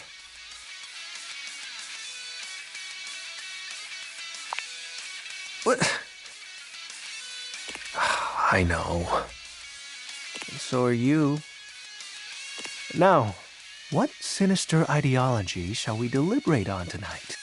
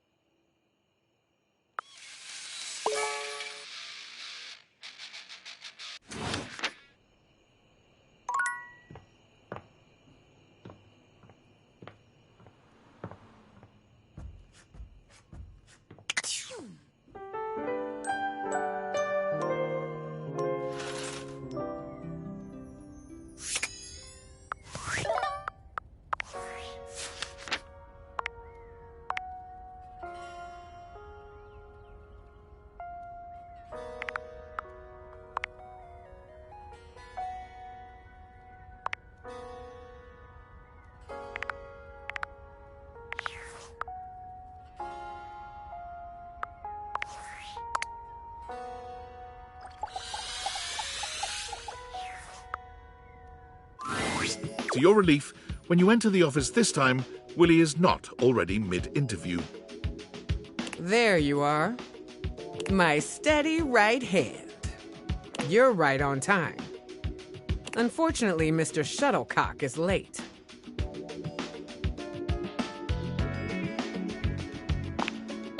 Exactly. Perhaps Mr. Shuttlecock doesn't consider us worth his time. The sound of air horns shatters the very thoughts in your mind. Before you can speak, someone is bursting into the room, bringing an atmosphere of chaos that overwhelms you both.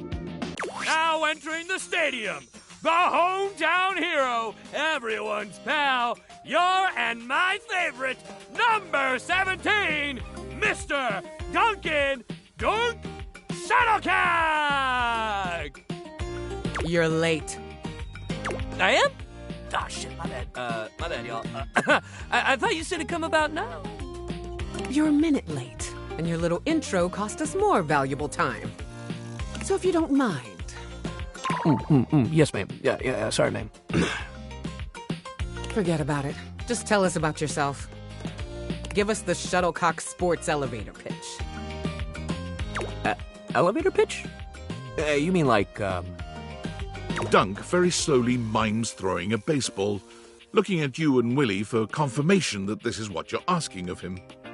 Shit, wait, elevator pitch. Elevator pitch. My bad. He does the same thing, but this time he begins slowly crouching down, as if you were riding in an elevator. Willie doesn't even say anything this time. She just stares at him in a disbelieving silence.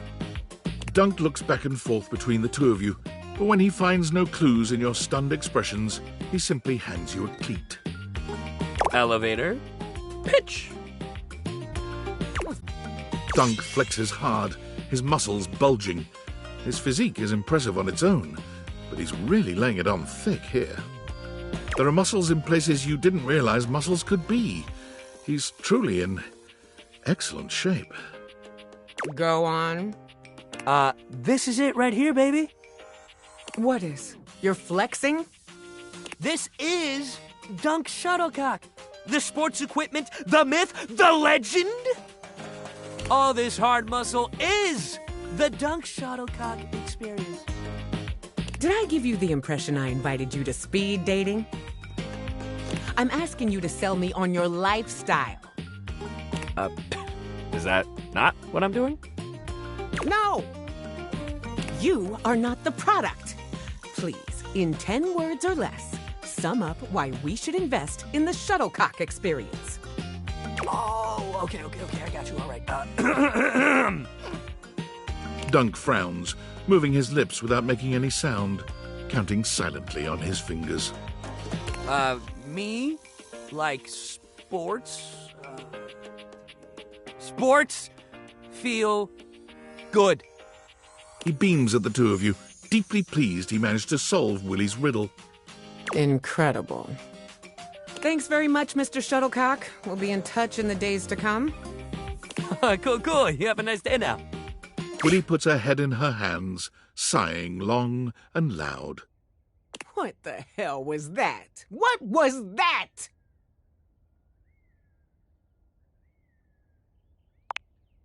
Yeah, I got that. It must be real fucking nice knowing just who you are and where you're going at all times. I'd love to be wandering around just shouting, "Willie, work!" and knowing that was all I needed to make it. A guy like that probably got carried through existence on the strength of his athletic ability and star athlete status. I bet he came into this world with a football in one hand and a plan to get drafted to the big leagues in the other.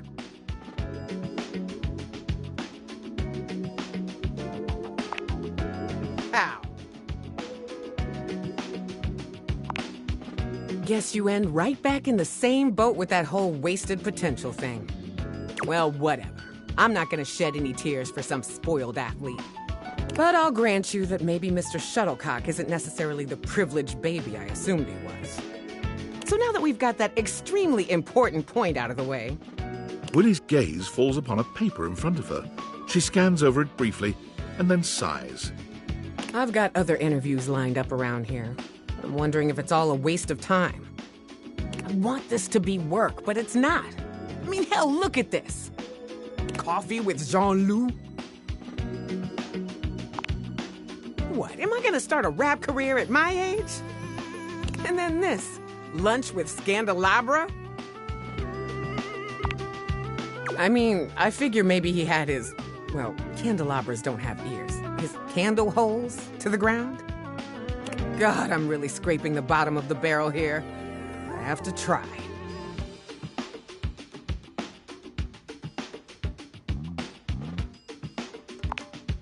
Well, why shouldn't I? How else am I ever gonna turn my life around? Maybe if you pushed yourself harder, neither of us would be here now. Well, I guess I gotta prepare for my next interview. I don't even know what I'm gonna do yet, but just meet me back here later.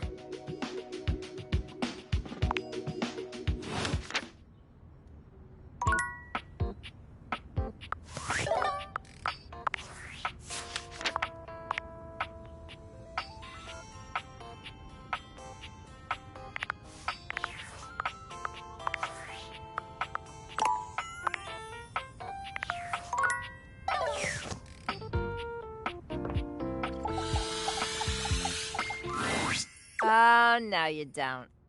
You better turn right around and walk the other way, loser.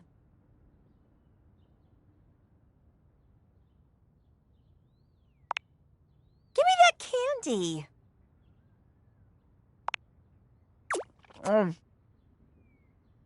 A little gift. All right. You might have lost your chance to romance me, but damn, I feel sorry for you. We can be friends.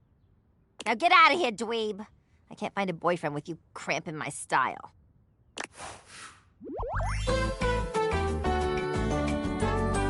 I am so friendly with you!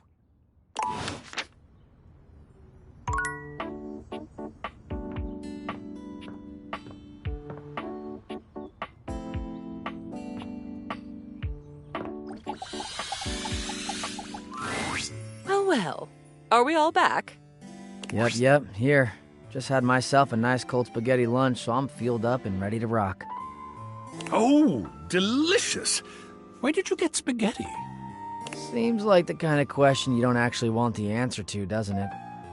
Oh, Cam, you are so resourceful.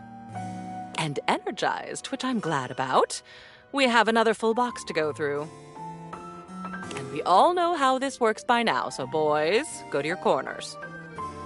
I feel like I'm getting punished in school. Dope.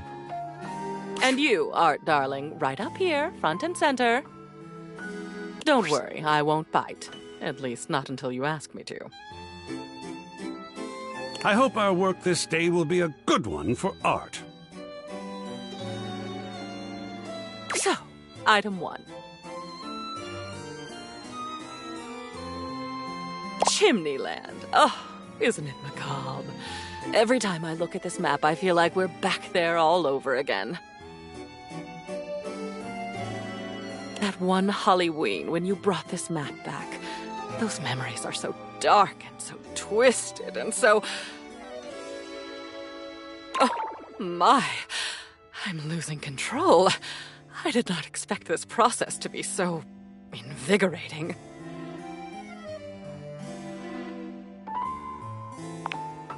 It's quite evocative.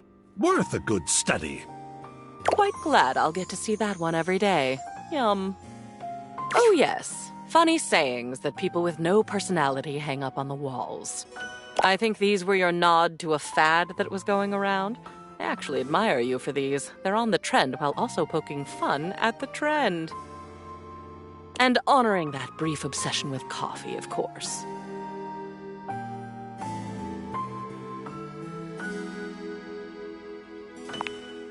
So, what does their future hold? Awesome. That coffee one will go with all the grounds I've got laying around. That works out nicely, then. Oh, look, nature. This is a real 4-leaf clover. Dead, preserved, beautiful. You brought this back from your trip to the Botanical Gardens. You met a guide there who took you on an unofficial tour. Alex, I think you said. And Alex picked this for you, told you to keep it always, even though you're not supposed to pick anything at all. I remember when you walked in with it, you were almost floating. I'll bet you'd forgotten you still had this. What would you like to do with it?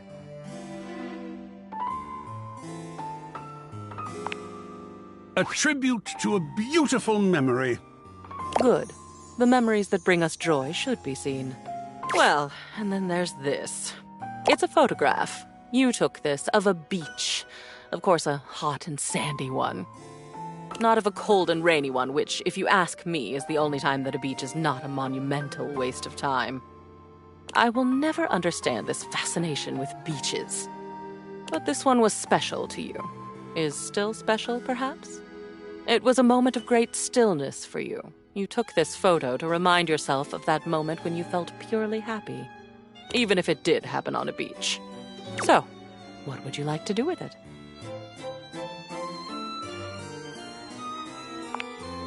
And I can understand why. It's just beautiful. I'll put it up. Good then. Good progress. Time to move into the educational material. This was the manual for that microwave your parents gave you before you went off to college. It was in your grandmother's house, then your mother's, and then your dorm room, and finally your apartment. I have a memory of it being very reliable, very loud, and very orange. Apparently your grandmother taught you how to make cheap brownies in it. What do you think? Light reading before bed, perhaps?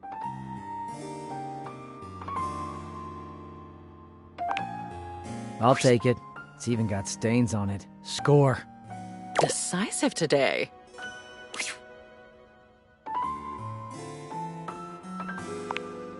And aren't you good at it? Oh, I'm not usually one for adorable, but look at your parents. I don't know them, of course. I only know your memories of them. And when I look at this photo, my darling, it is a good memory. What would you like to do with it? A fine selection. I'll put it somewhere prominent. Lovely. That ends our day's work. It's nice to see so much of me up on the walls now. A good day. Now shoot, one more day like this and we'll be done.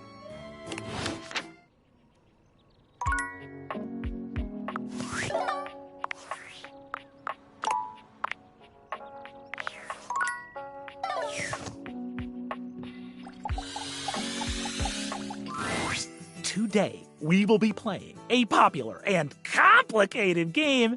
This is a game in the Eurogame tradition, one of resource allocation, worker, placement, and cooperation between players. It's based on the 20th century dairy wars between England, France, and Belgium, called Cream Capitalist. We will both attempt to outproduce the cream that the other is attempting to make. Would you like to hear the rules? I'm so excited to speak for a very long time! Parker does, spending roughly 45 minutes going into excruciating detail about the different rules and sub-rules for each scenario, including the expansions which, as far as you can tell, aren't being used. I'll play as Belgium, which has a +3 bonus to currency exchange, which means you can be either England or France. Which will you choose? I knew you'd choose that. There's nothing interesting about France at all. In the game or real life. Begin! Parker distributes the pieces, a 10-minute process. You receive 5 cards with various types of cream-making machinery on them, 6 bulk cooling tank pieces, 24 cream maker worker pieces, a pasteurization token, and 8 or 9 things you can only describe as shapes.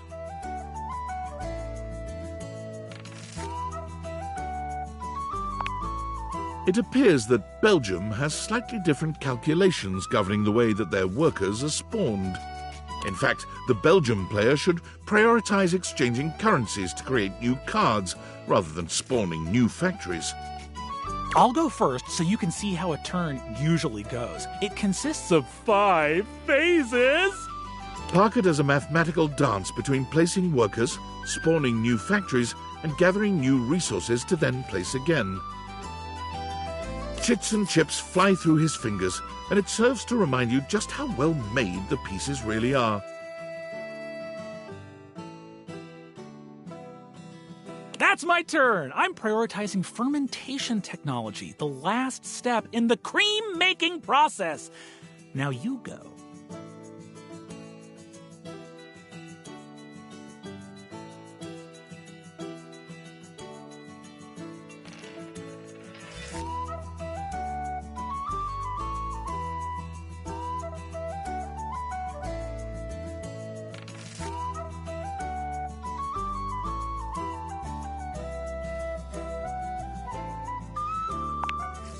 Your attempts seem feeble compared to Parker's mighty conversion strength.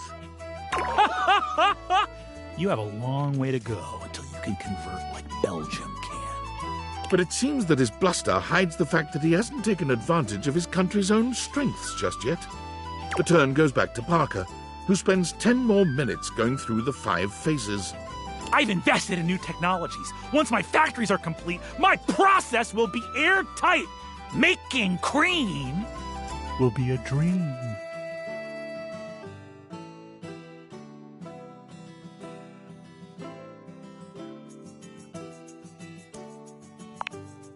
Okay, I get the hint. I won't send any burglars your way.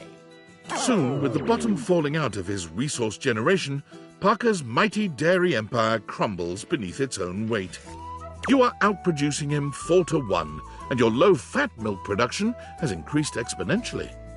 You win! I can't outdo the Milkmaster. I will see you next time for our relationships. Ultimate dice roll. Milky.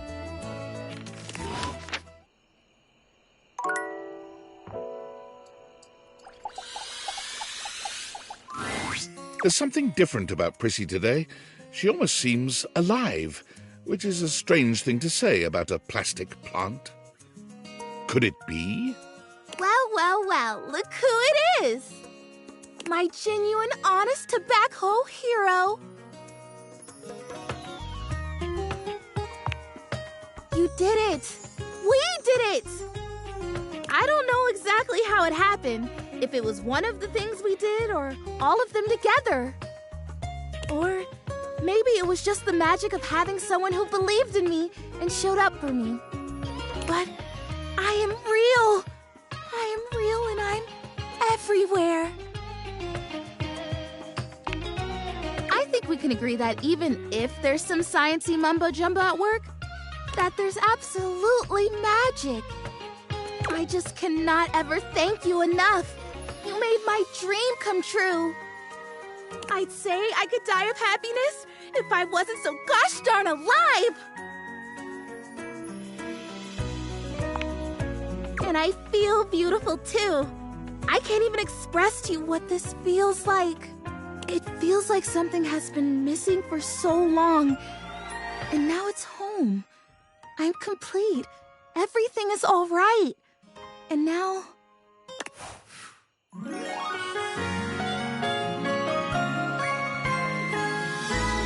you for believing.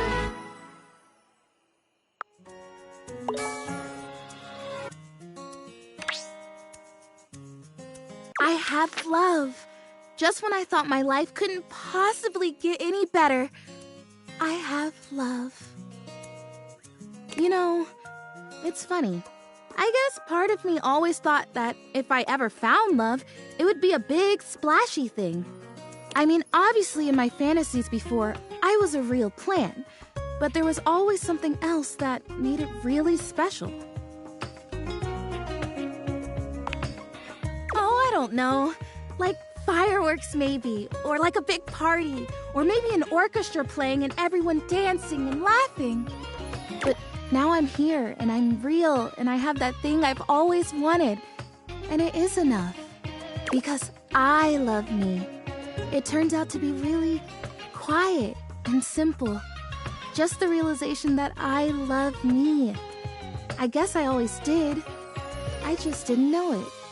So you loving me isn't a great big thing. It's the right thing. It makes sense.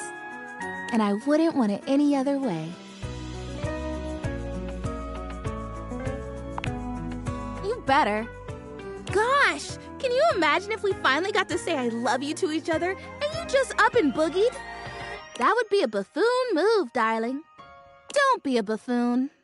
In fact, you better kiss me before either of us has any more silly ideas.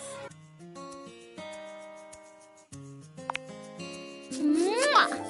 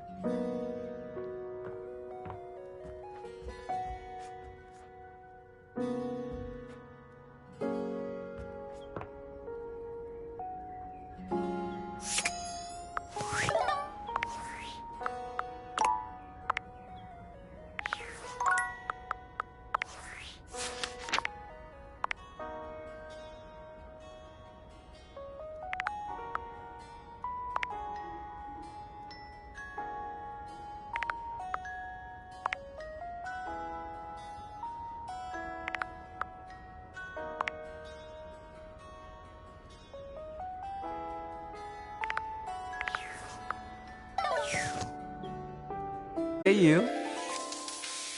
Did you sleep well? I made sure the silverfish wouldn't bother you. Skips always shows his love for you in the most creative ways.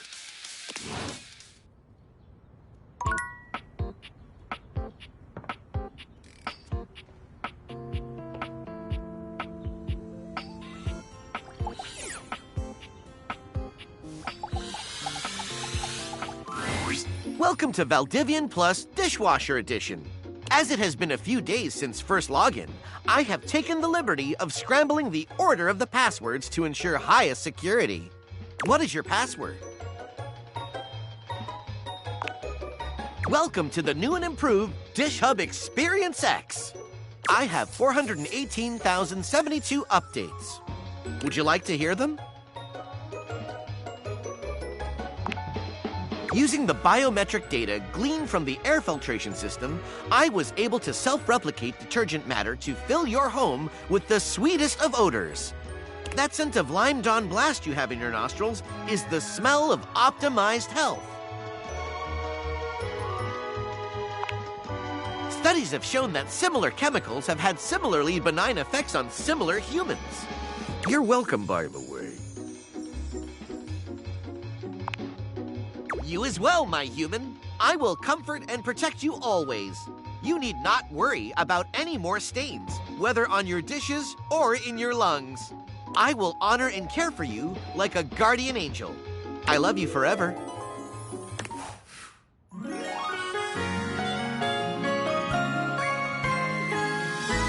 Love, it is ours!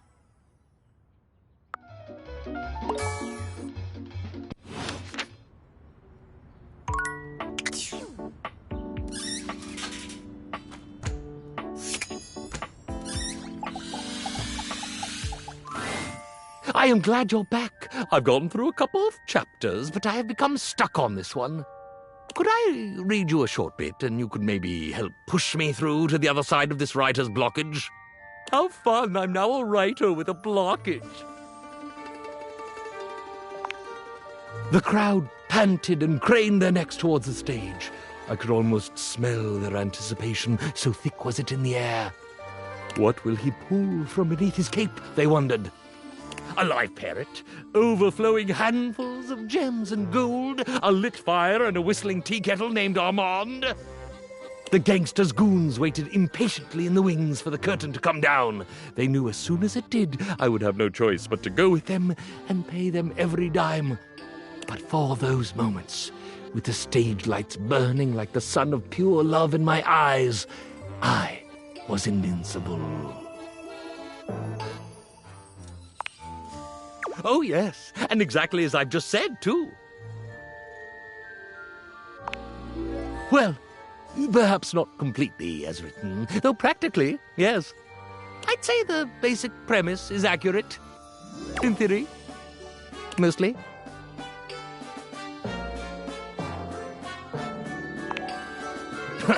A Canadian ironing board with a talent for up-close magic and a riveting stage presence. Okay, fine. I'll start over. I was in a home goods store in Muncie, Indiana. Nice place, very nice appliances. I had a little fling with a fast-talking juicer from aisle 14.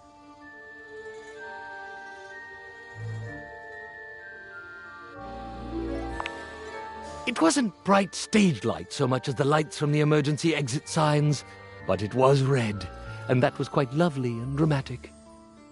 I did have an eager audience, though. It gets quite boring in those shops at night, and I was welcomed entertainment. The only things I had to conjure from beneath my cape were a single purple light bulb, a pack of sewing needles, and one of those plugs that makes one plug into 3 plugs. No, just the juicer. She thought I'd been flirting with the magnetic screwdriver, and they happened to be quite good friends, so she was a little peeved at me. She seemed like a gangster's goon in that light, though.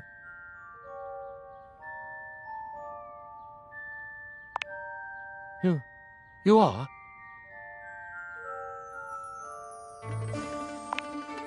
Really?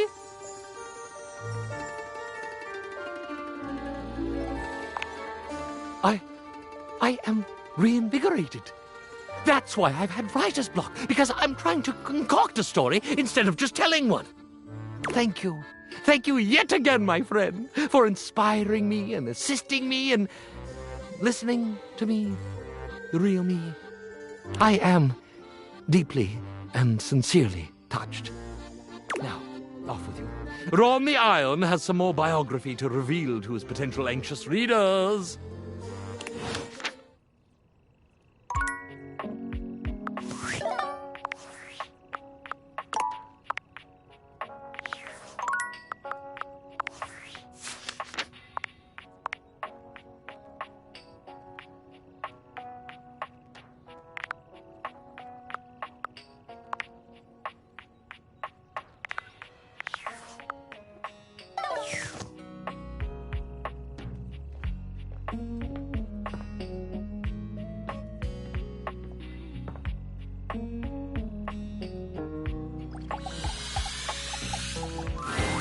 Oh, hi there.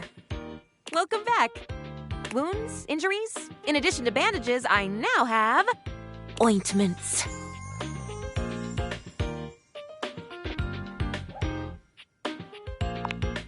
Yes, indeed I am. From ointments, it's a hop to tinctures. From tinctures, a mere skip to injectable local anesthetics. And after that, the sky truly is the limit. I may even be the proud owner of a pill press one day.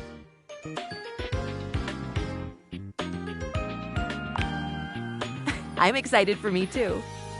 How fun to have a friend to be excited for me. So then, how are we feeling today? This is the traditional question that doctors ask, you know.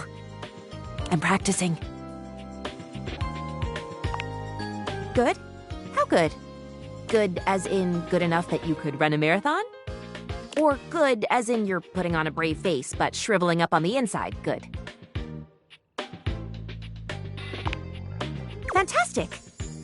If you're well and healthy, no reason to keep you hanging around here. My studying has been going wonderfully. I'm ready to give you a second page for my upcoming quiz, if you're ready to receive it. Faria hands you another page from her textbook. Thanks for your help.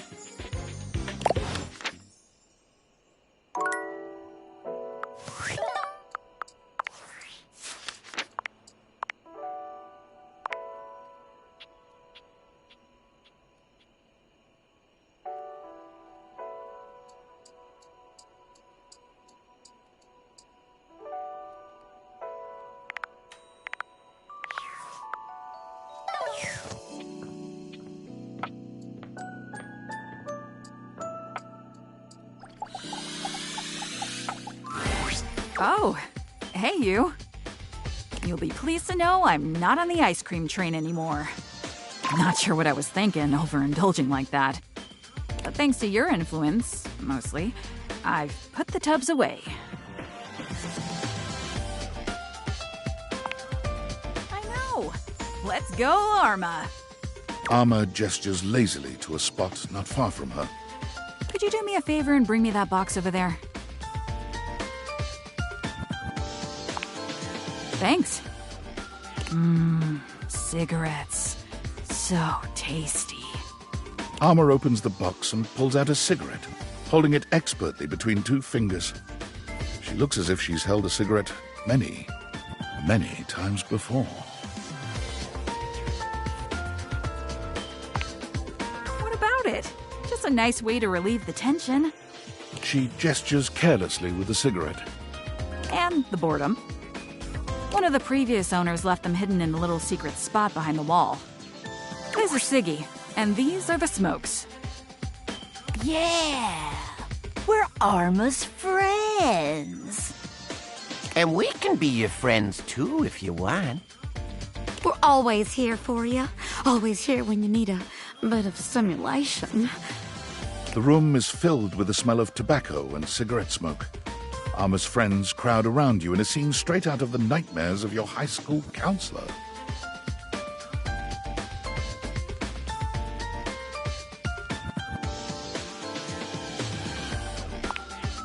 We really are, aren't we? Anyway, they were kind enough to give me some good advice. Stay away from the ice cream, they said. Yeah! Stay away from that nasty stuff. Grab a smoky treat instead. No calories. Just a breath of fresh air. Fresh air and relaxation. Sweet, sweet relaxation.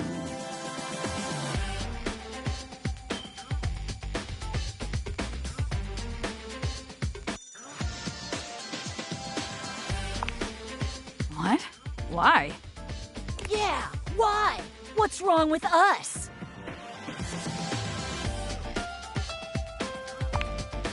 Whatever are you talking about? We're just hanging out. Nothing wrong with that.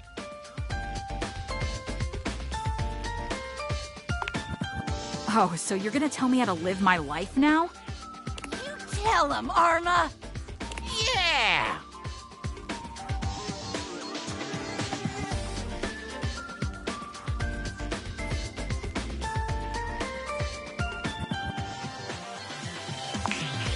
We better go, you guys! Somebody means business! Run! Oh, run! Jeez, what the hell was I thinking? I definitely listened to some bad advice there. Thank goodness you came around. I think I need a minute to process this, though. Come back and see me soon, okay?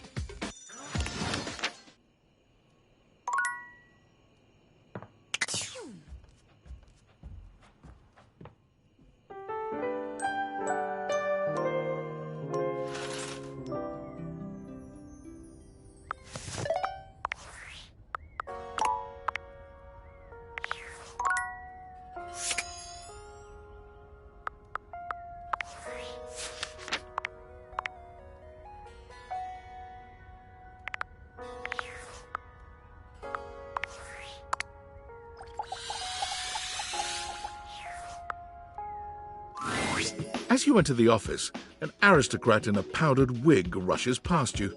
He seems quite offended. Your eyes meet briefly, but he doesn't bother to speak to you. An air of great offense permeates his being. Willie has her arms folded across her chest, tension evident in both her posture and her expression. Me? Oh, I'm fine. He isn't, though. Do you know that creep had the nerve to tell me that he knows everything that happens in this house? All the best job opportunities, all the best ways to ace an interview. And that he'd share it with me for the price of a single kiss? And then, when I told him he was out of his goddamn mind, he said, "Well then, at least dinner." Come now, my dear. You cannot have something for nothing, you know.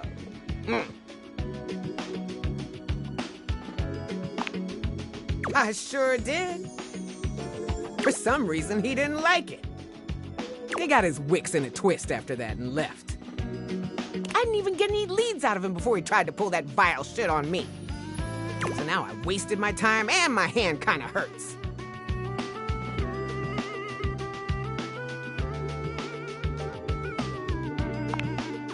I mean, in the most bare minimum technical sense, sure.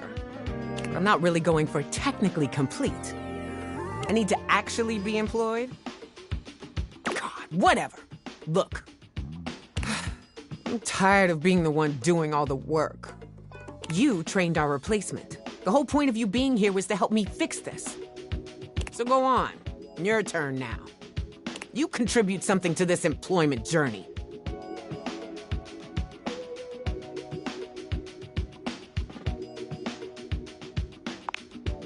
You think we should start a business? Do you have any idea what that takes?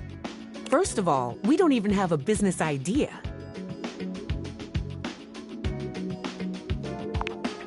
I'm not the one on trial here.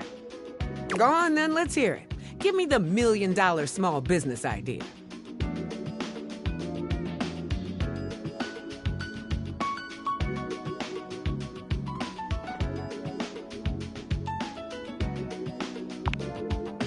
Are you insane? Founding a software company alone would be a nightmare. You think you and I are gonna take on Valdivian? We could get funding and make hundreds of millions of dollars and still never come close to touching Valdivian. And frankly, with all this AI bullshit, I have no interest in doing anything remotely close to Valdivian. Just no. Willie pinches the bridge of her nose between her fingers, closing her eyes. Today has been way too much. Oh, I'm getting a headache. I can't believe I'm saying this, but I need a break. Come back later, all right? I need to decompress. We'll circle back to this some other time.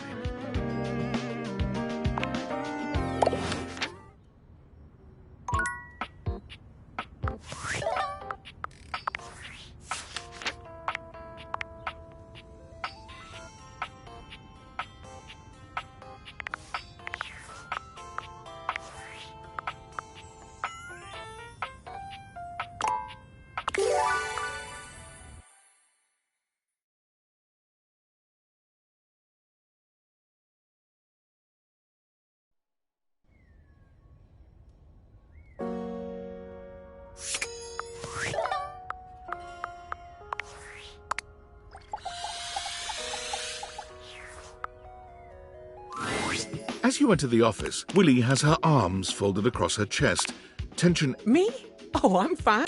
Do you know that creep had all the best and that he'd share it? And then, well, come now, my dear. You cannot have something for nothing, you know. I sure did. For some reason, he got his wicks. I didn't even get any... So now I wasted my time and my hand kinda hurts.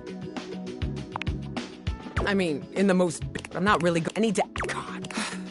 You trained our... So go on. You contribute something to this employment journey.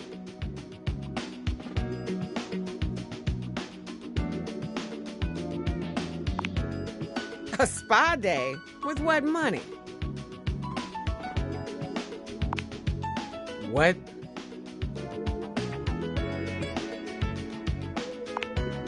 Well, it does sound kind of relaxing and sweet, if a little cheap. Hell, why not? Let's have a budget spa day. Willie is reluctant at first, but she allows you to give her a facial of sorts with the skincare products you find around your bathroom. She does complain a bit. As you lay your clumsily sliced cucumber over her eyes, however, you finally see her starting to relax. She smiles in a way you've not seen before, and for a moment, you wonder if perhaps she might be finally letting go. Just for a little while. Well, I gotta hand it to you. It wasn't the best treatment I've ever had, but hanging out with you wasn't bad. I'm still not employed, but I do feel a little better. So thanks. Maybe slowing down every now and again isn't such a bad idea. I'm gonna take a nap and see if anything comes to me after that. See you later.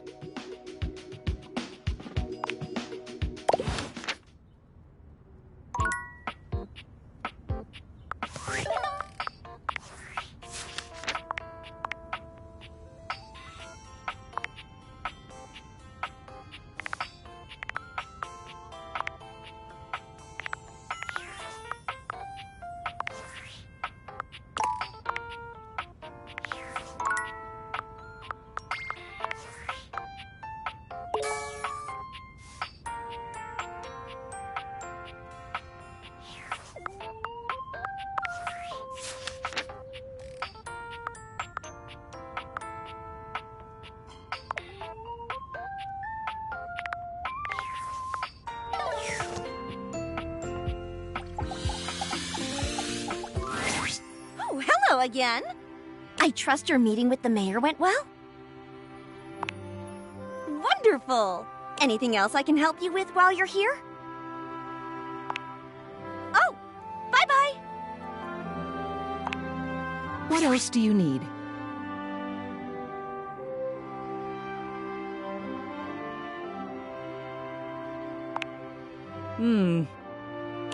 Hello again. I trust your meeting with the mayor went well?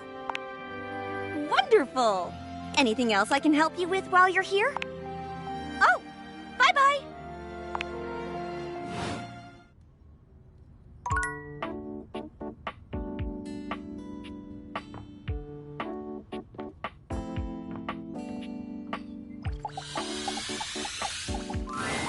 Oh, look, a fantastic red shirt. If only you were a Toreador.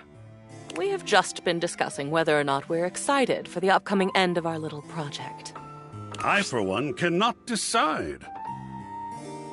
On the one hand, it means we will have completed the piece, and there's something wonderful about that. Something wonderful that we've worked on together. What we've created couldn't have been created by anyone else at any other time than by us, right now. On the other hand, we won't be in the midst of it anymore. And that's... there's so much sadness in that. I think that I'll miss you all. I'll miss this. Such suffering on either hand. How sweet. And Cam? Cam? Yeah? What are we talking about? About the end of our time together. How we feel about it. I'm very ready to have it all finished at last. How about you? Oh. Yeah, I don't care. Apathy. What a fetching color it is on you, Cameron. Shall we get started?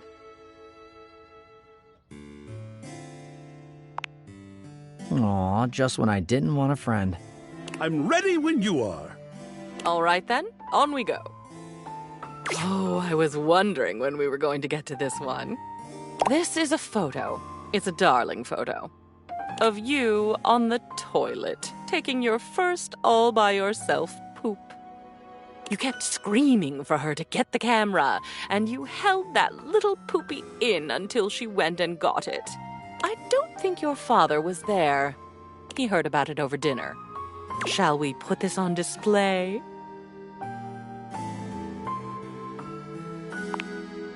The artist putting her own shame on display. A true piece of art. Just make sure it's got glass art, not just a frame. Splatter and all. Yes, I do. So nice to be noticed. So nice to be in agreement. And it looks like we're on a roll with your childhood. Spaghetti was just not your favorite as a child, was it? Those noodles look really familiar, actually. My, what an amazing expression. Oh, look at those tears. What shall we do with this one? I love a good still life. What a moment to capture. Riveting. Next up on the Childhood Railroad. You doing a lot of childhood-type things. There are a couple of them that still make me smile. You playing knights with the plunger sword. That evil dragon never stood a chance. Pretending to do your homework by wearing the book on your head, you thought it was some version of osmosis, where if the words touched you, you'd just know them. It didn't work, of course, but one can dream. Anyway, it's a lovely little collage. Oh, I agree. What is artistic if not our own life histories? Isn't he sweet? Oh, darling, keep complimenting my sweetness and I'll show you my salty side. Oh, look, it's something you made. Your Plentio pasta portrait. Your teacher was quite a talented artist.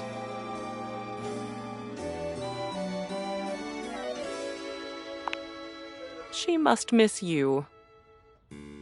So, what shall we do with it? I could not agree more.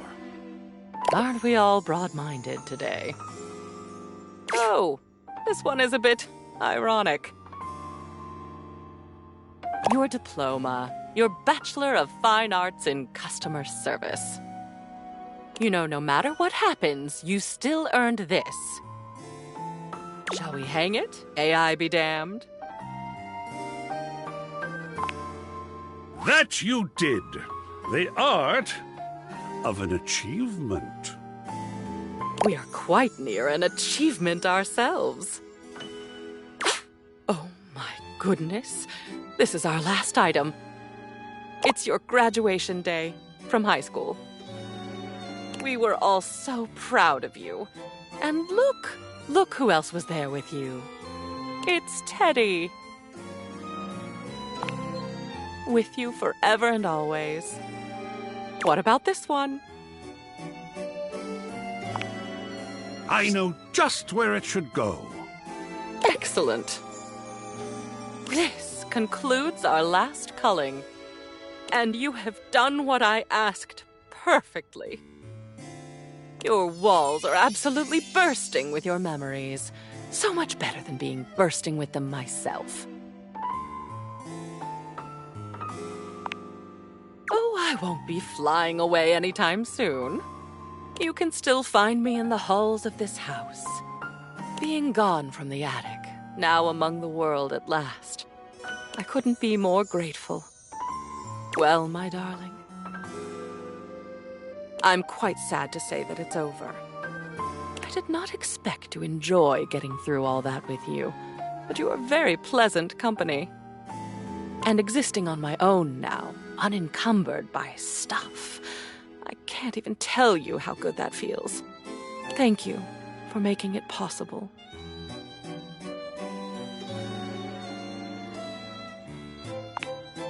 Well, I enjoyed you. I enjoyed the flirtation. I enjoyed the ruthlessness with which you axed the unnecessary parts of your past. I rather enjoyed being put on display.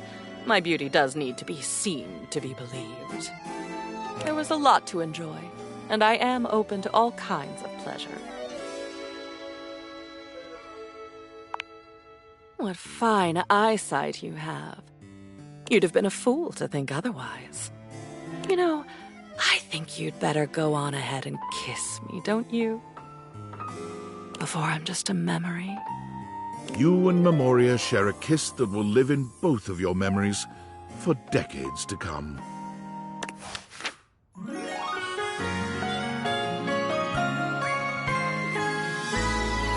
Bite if you ask, darling.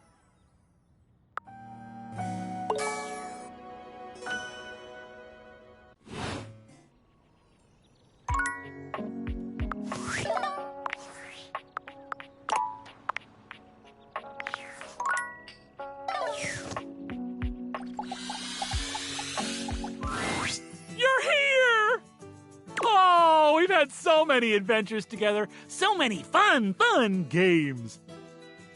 Now, I'm so excited to find out my feelings for you.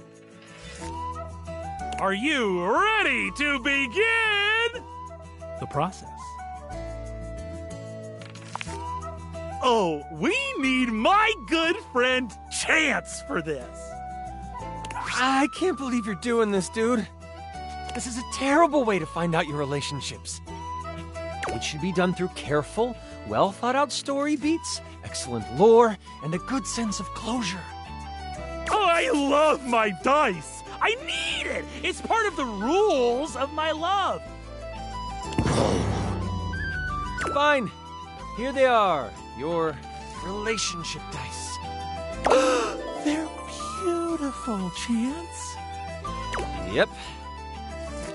Okay, so I'm supposed to weight them depending on how you played your games together? Yes. The human gets extra love points for beating me. And extra hate points for cheating me! It feels as though the temperature in the room drops several degrees. There's something downright terrifying in Parker's cold stare. Of course I did. I'm board games, motherfucker! I've seen it all! You cheated twice, which means that you get 2 extra hate results added to the mix. Suck it. Parker's expression returns to normal, cheery but penetrating enough that it makes you feel a little nervous. But of course, I could always still love you in the end. If the dice proclaim it so. Roll it, Chance! Roll for our eternal ending together! Sure, dude. I've got the dice all done up like you wanted. He holds out the dice to you, presenting them just before your big roll. Just a slight favoring of love over hate. Not by much, though. It's... oh, dear. Hate. It's hate. I knew it! Oh, I never should have trusted you! Dude, I'm not anything to you. Not you, you nitwit, the human! All that cheating didn't pay off, I suppose. I'm gonna go. Go! Leave us as we stew in our hatred!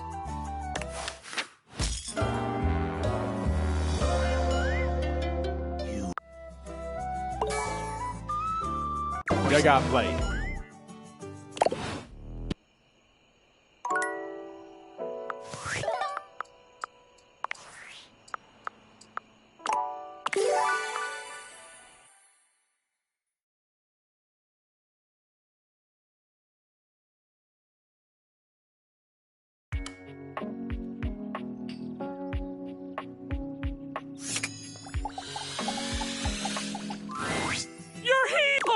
Now, are you ready to begin? Oh, we need... This is a terrible... It should be done... Oh, Fine. Okay, so... The human gets extra hate points for cheat. It feels as though the temperature in the... Of course, I've seen you cheated twice. Parker's expression... But of course, I could always still love you if the dice... Roll it, Chance! Sure, dude.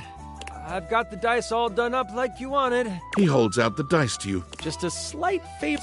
It's... love! I love you. Oh, wow. I'm so happy. Even though you're a filthy fucking cheater, I just love you.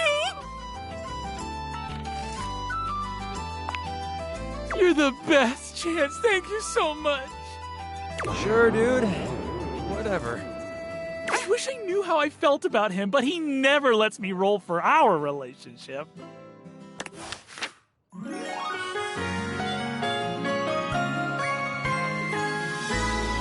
won my eternal love!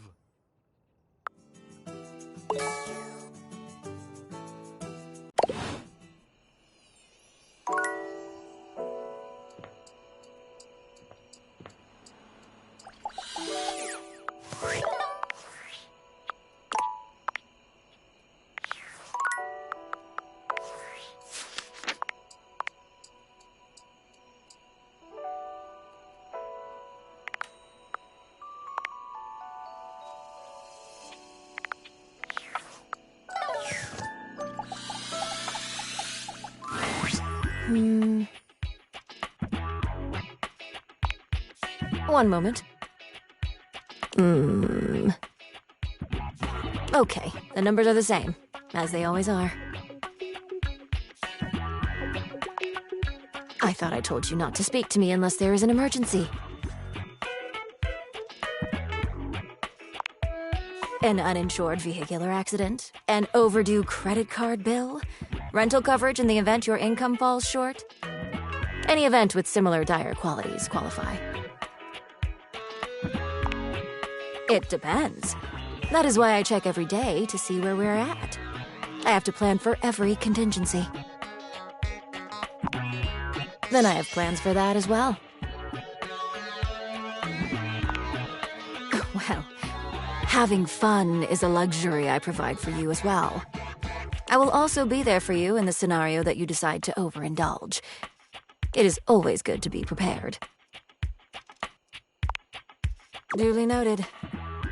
I realize I may have come off as cold last time. I apologize. It is not often I get visitors. Usually when someone comes to me, it means something bad has happened. I quite like that. Okay, what would you like to know? And as a friendly reminder, my advice is not of a professional grade and should only be taken knowing so. That is quite simple. Start by turning off appliances when you aren't using them. Also, consider using less water by reducing your shower time. Oh, and shutting off the lights to rooms you're not using. Of course. Now, if you will excuse me, I am going to recount. Just to be sure.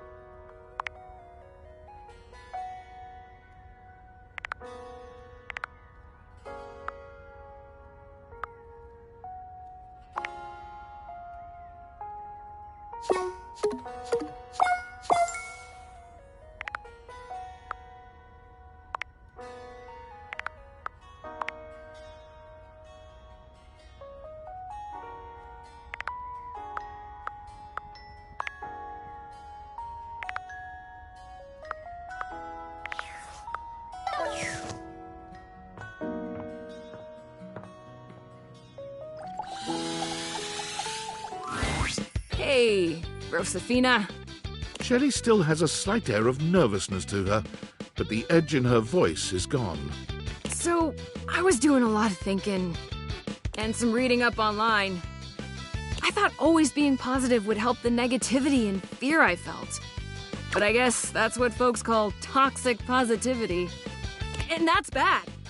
I was just so scared of falling down and letting everybody down. I was pushing people away without even meaning to.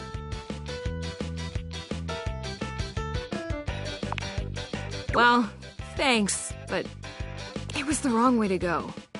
I'm still scared of falling down, honestly. I don't really know what to do with all that fear.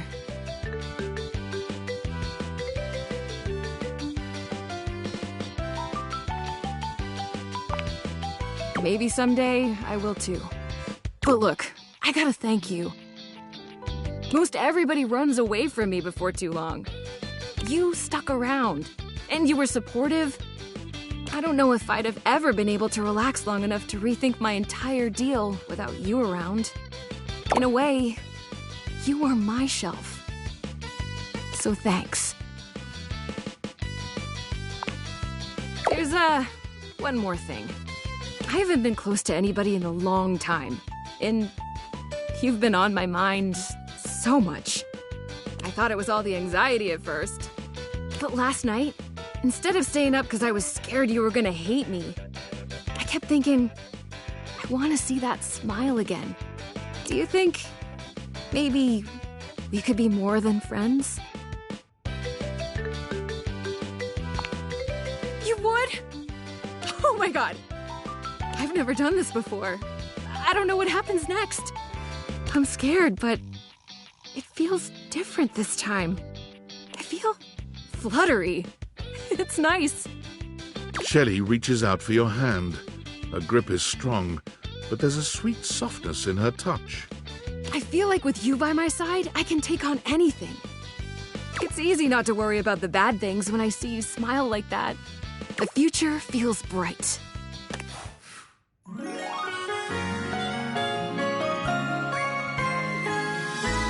I'm gonna lift you higher!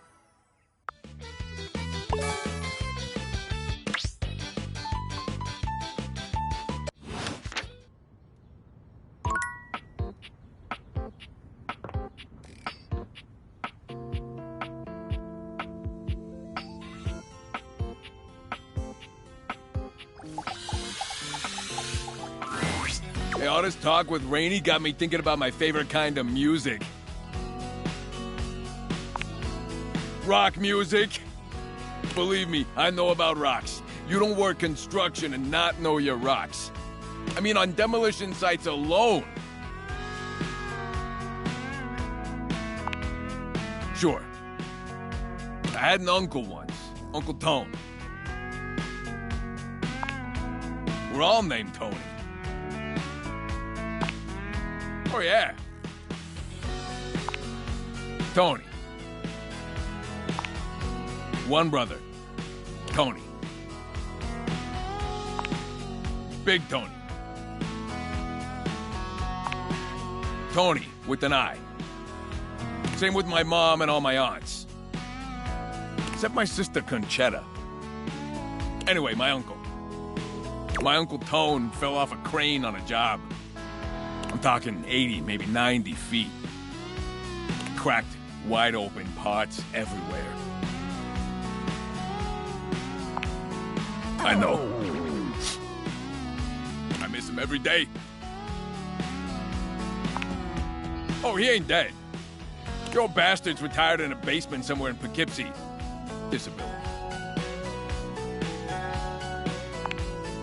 Hey, listen. Look, I've been doing a lot of thinking lately. Ain't a lot of folks in my life brave enough to keep it real with me like you do. And I'm not saying I'm wrong or whatever, because I ain't. But I could use someone like you in my life. You're dependable, like a triangle made of steel.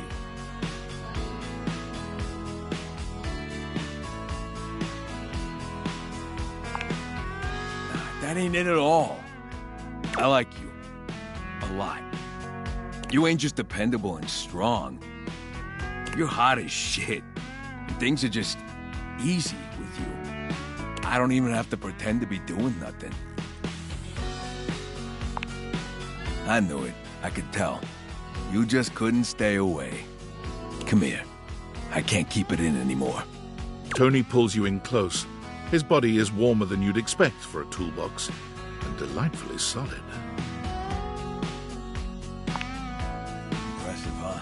Told you I was packing some serious steel. Let's get out of here.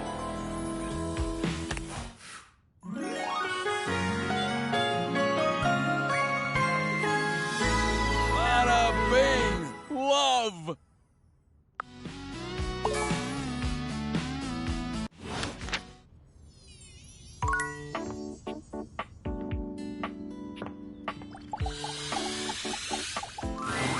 Welcome back. So, here is my plan of artistic attack. This whole house is going to be a gallery. Right now, I have 4 pieces I'd like to display, and we have 4 really excellent pieces of wall real estate to make use of. And I'd love your help deciding which piece goes best in which place. Let's jump right in, shall we? The first one is this powerful painting of a ship. It's done in the style of J.M.W. Gasburner. He was actually quite troubled. So moody. Shall we talk about it? So, what do you see?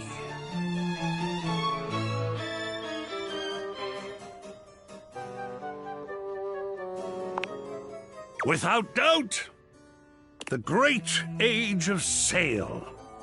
There is something so powerful about the ocean, about our attempts to be both one with it and safe from it. What mysteries lie beneath that foaming depth? Why are we so drawn to it when simultaneously it is the source and birthing ground of some of our deepest inborn fears? Fascinating and wonderful.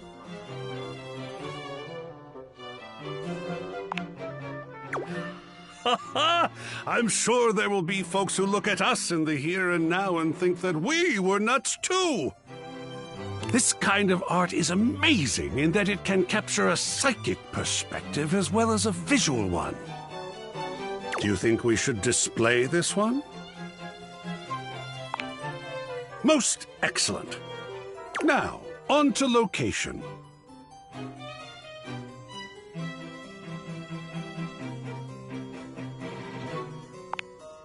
Just here? You have quite an eye, I think. It looks fantastic there. Well done. There are more to go through. The gallery is yet in its infancy. Come back to me here in the attic when you're ready, and we'll do this again. I so enjoy talking about art, no matter your preferences.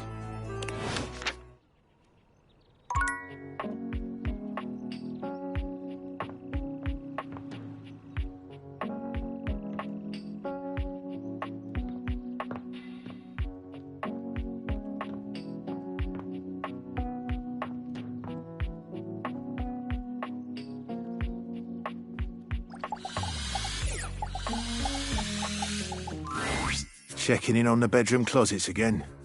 You must have enjoyed your time with me here. See you next time then. I'm sure I'll have loads more to say.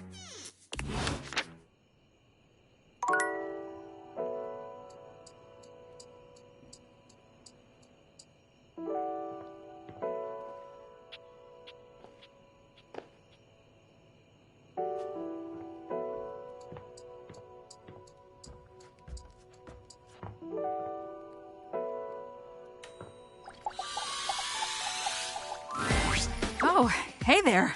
Thanks for helping me get away from those cigarettes. No idea what I was thinking. They were bad news. They were whispering some pretty strange stuff in my ear.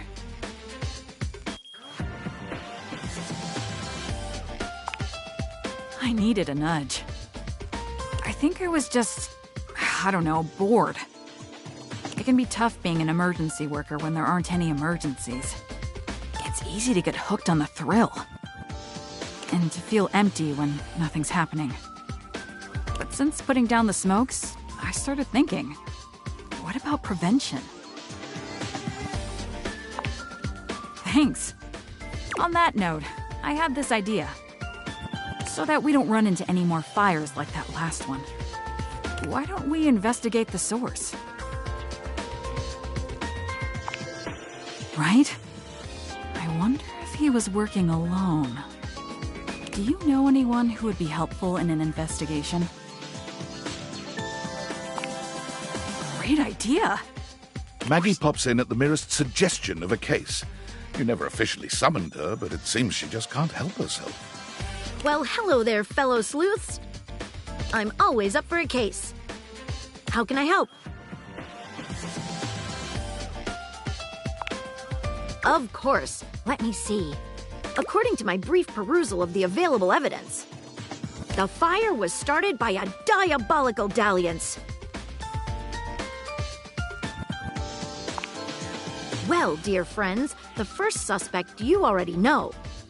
It was Sinclair, the Mad Sink, whom we will leave aside for the time being, as he could use a little time to rest after all he's been through.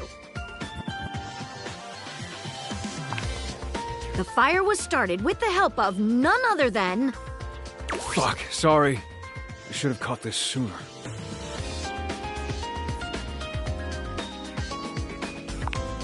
You splashed some water this way earlier. I meant to clean it up. I got careless. You'll have to forgive him. He's been a bit overworked as of late. I suppose now would be a good time to talk safety. Putting water and electricity together is usually a bad idea.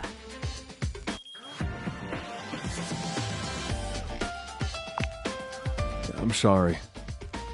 Don't be so hard on yourself. Mistakes happen. Well, look. Just don't do it again. Across my circuit. I'd hate to cause any more trouble for the poor thing. I believe that is another case closed. My work here is done. Lovely to see you as always. Thanks for helping me get to the bottom of that. I think the house will be much safer now. Glad we're on the same team.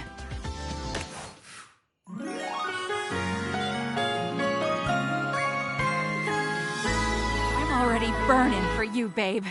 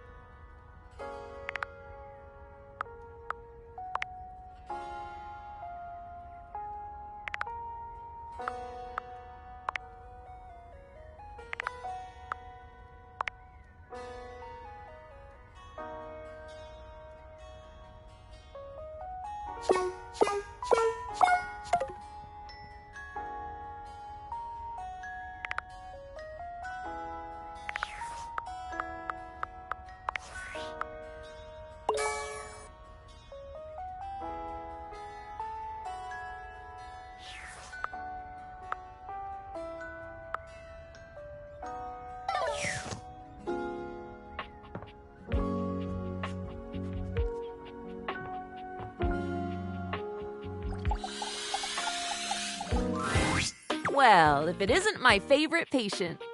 And no, I don't say that to everyone. It is the absolute eel's ankles that you're here. I have a confession to make. I have spent the time in between the last time I saw you and right this precise moment worried down to my very bones about your health.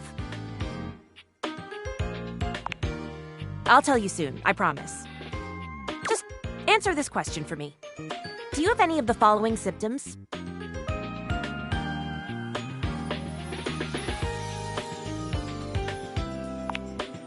Oh my goodness. This is absolutely the worst news you could have given me. I don't mean to alarm you. Charmed? What could you possibly find charming? My nervousness? My zealousness? My deep concern for your well-being? Well, I suppose that's very nice of you to say. Yo, fiddlesticks. Where was I? A loss of appetite, I'm afraid to say, is just one symptom among a spread that are indicative of the highly contagious and incredibly deadly disease, typhoid fever.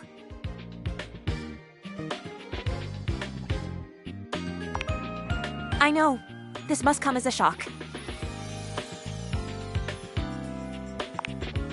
Well, patients can exhibit a cough, diarrhea or constipation, headaches and nausea, stomach pains.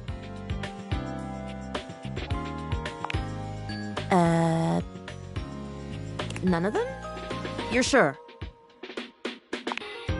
I've read all about it in this book. It's so passé, diseases that are out of vogue. I've been so enjoying my studying for the test, and I'm just so ready and excited to be a real doctor that I decided to do a little extracurricular work. As you might imagine, I don't have a library card or anything, so when I saw this book and saw diseases in the title, I thought, well, bee's knees, that's for me. It's been been giving me the heebie-jeebies for the longest time now. But I have to know what I'm talking about if I'm going to be a true healer. Oh my, I'm quite tired, actually. I do have another page for you, but I think I'll maybe give it to you and then I'll just go and rest. It is exhausting carrying this much. Tharia hands you another page, one hand held delicately to her brow as she wanders away.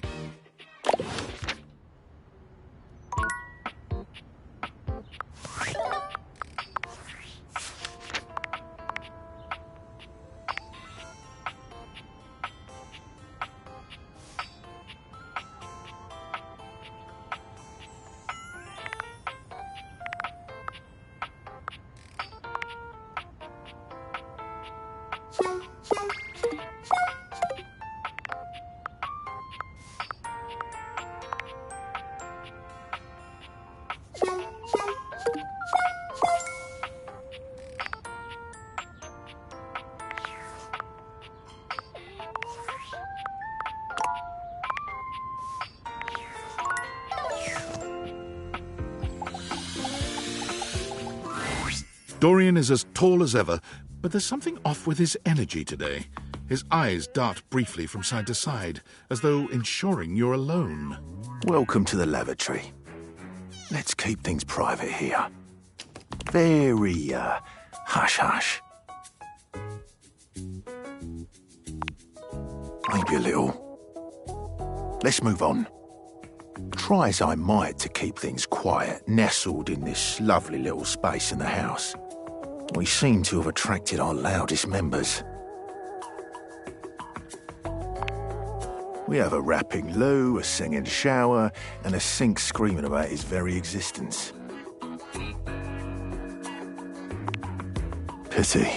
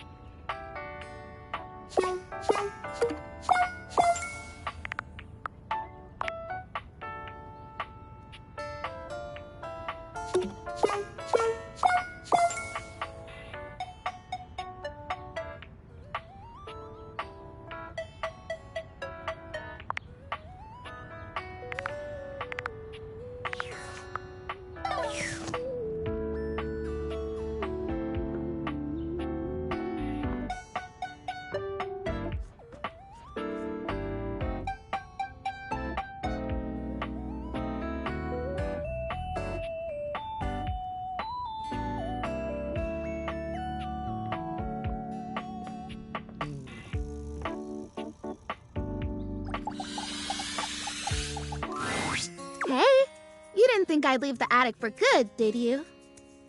I've got some fond memories of this place. It is just so gosh darn wonderful that you're back. I'm happy to see you. Don't know if I've been clear about that or not. You silly cricket. You already did. Look how real I am. Oh, wait. Oh, good soil. You mean real? As in human? I don't know what to say except... Yes! Now? Are we going right now?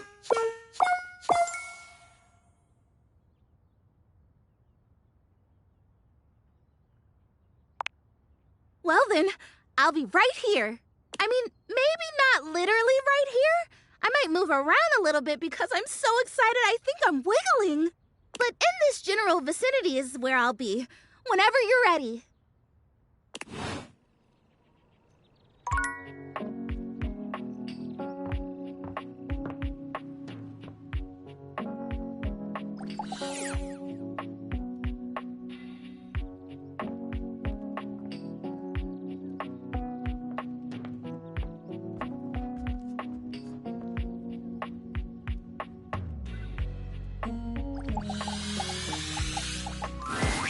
Oh, you trying to hang out right now? Of course they are. We're the coolest duo in this house. There ain't much happening over here, though. But check another window or something. Something has to be popping off somewhere else. You know, besides Rod's. Ha! We'll see you at the news.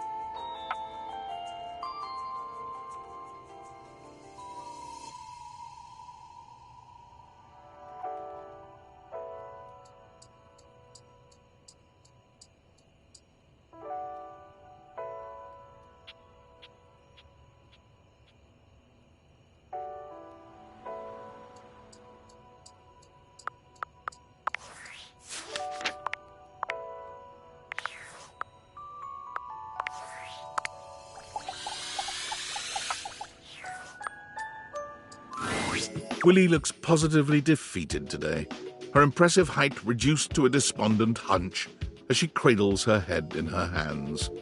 Her pretty face is wreathed in sadness. Oh, thank goodness it's you. She shakes her head, absorbed in her own worries once more. It's everywhere. There's really no beating this, is there? What's the point? What's the goddamn point? I'm really not. Company after company is banking their entire strategy on AI. Doesn't matter what your company actually does, or if AI has any real application in that field. Investors love AI, so everyone's just going full speed ahead into AI this and that. What the hell does work even look like going forward? There's gonna be 2 jobs left in this world, and both of them are gonna be sitting in front of a monitor and making sure an AI is doing its job right. What the hell does work look like in a world like this?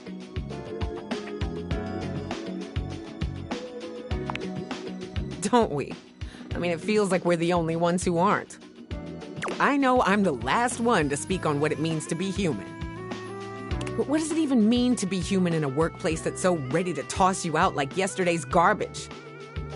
How does the abstract concept of work even continue to exist without humanity in the workforce? If you're replaced by AI, what happens to me?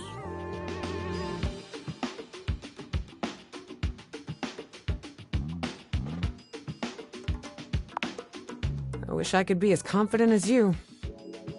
Look around us. Every single field, every company is weighing or has already added AI to their workflow. It doesn't matter how much money it loses them, or how bad the work is. Doesn't that feel inevitable?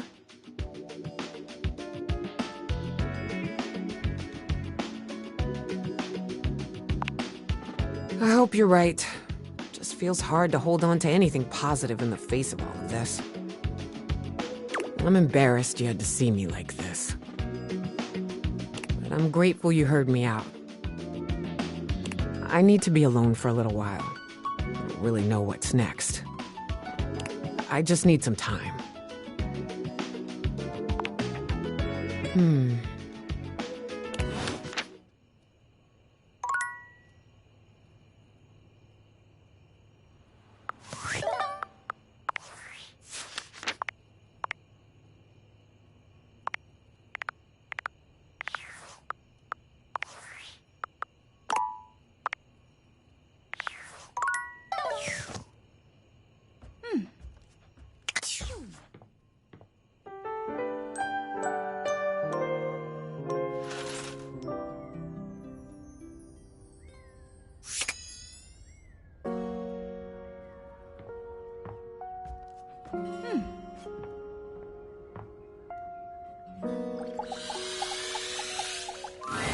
Perhaps you've come here to do your necessaries, but I should ask, are you injured?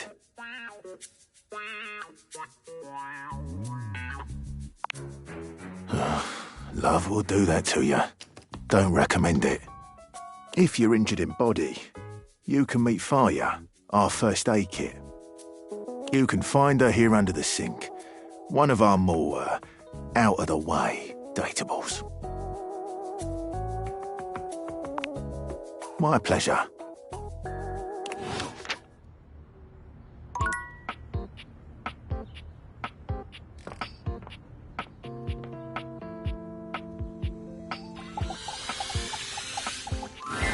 I have bad news for ya. The window next door wouldn't talk. Not a single word from her. I admire her loyalty, honestly. If they had asked me, I would have told them everything. There isn't much to tell. You don't do anything really interesting. I let people see everything. Nothing to hide here! Either way, I decided to do the only thing you can do when you don't have information.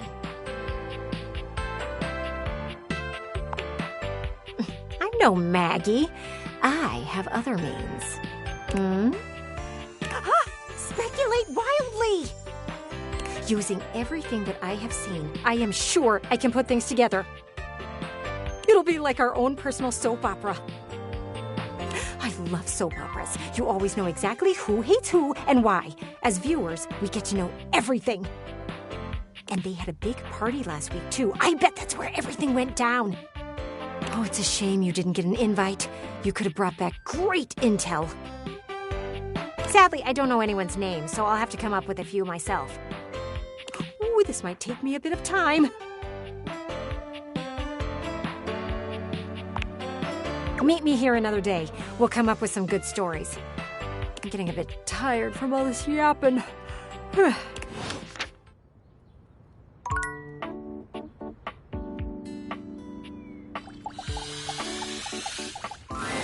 Welcome back, my angel! My trout! And together we can fly anywhere we want. Here, pick a place. Gaia begins spinning. That tickles!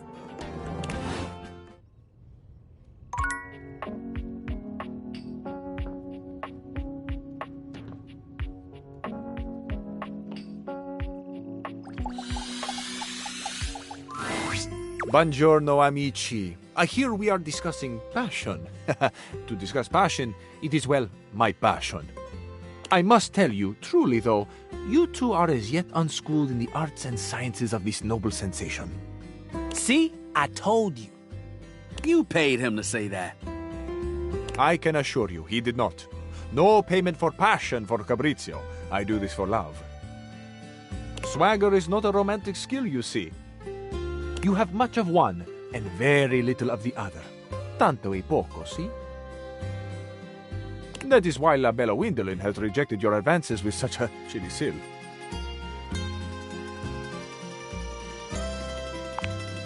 There's nothing to get all in a bunch about.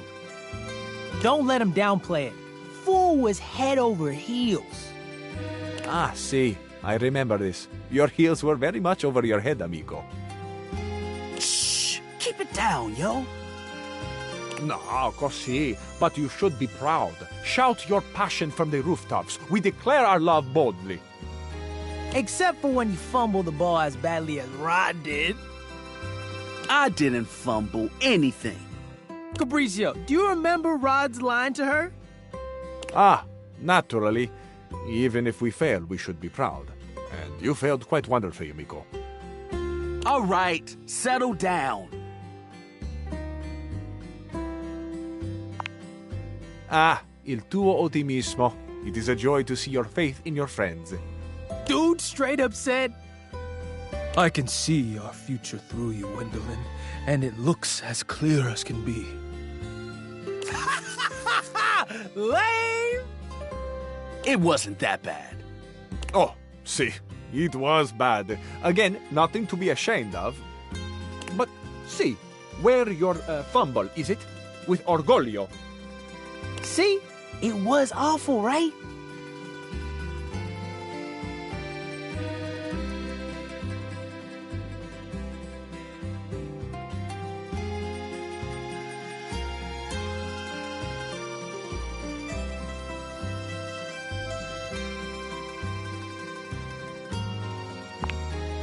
Amici, it breaks my hinges to hear that this is what you expect from a lover. As much as I extol our dear Rod to have a pride in himself, he is not without room for improvement. And you, mi capolavoro, surely you know you deserve more. I knew you had taste. You know a solid pickup line when you hear it. It was a bad line, categorically. You both just don't know skill when you see it. I think it's funny how y'all both have to dig into the past to make fun of me, when Kurt does ridiculous stuff on the daily. Nice try, buddy. Ah, yes, an excellent point being made. Kurt, you too are very silly. Un piccolo sciocco, as my mama used to say. How did this get turned around on me? I can't help if Fabrizio agrees with me. You're both piccoli sciocchi.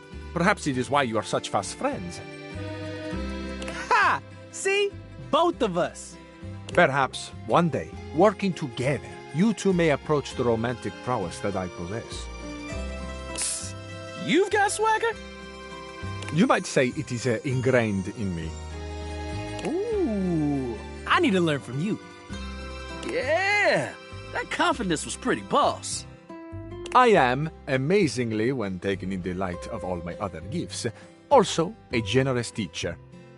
Come to me should you ever wish to practice the nuanced alchemy of passion. Let's do this! We'll catch up to you later, human. I don't want to miss anything Fabrizio has to say. Lezione 1. You two are quick and dexterous with the shade, as you say. But in romance, we must master the compliment. Ooh, this is the good stuff.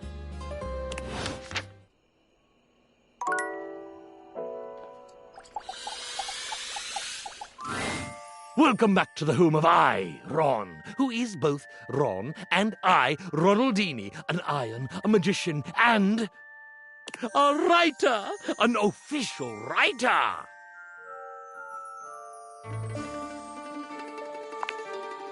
I'm absolutely burning up these days. I have finished my book, and should it please you, oh editor of mine, I'd like to read you just the last few lines. Ahem. As I write this, I am an iron. I live in a quiet house. I have some close acquaintances, some intrigues, some dramas, like most others. I am still a magician, and I am developing a brand new show. It's been too long since I had a new show.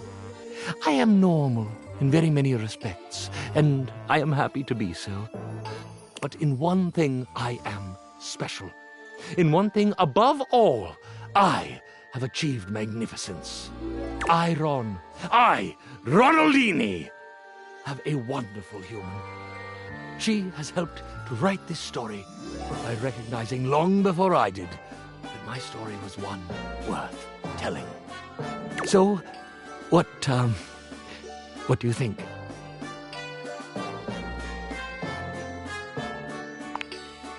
Well then, yes indeed. Much to do now, as you can imagine. Oh, I can't thank you enough. Here, take it. An invisible autobiography, my greatest feat. Off I go, friend.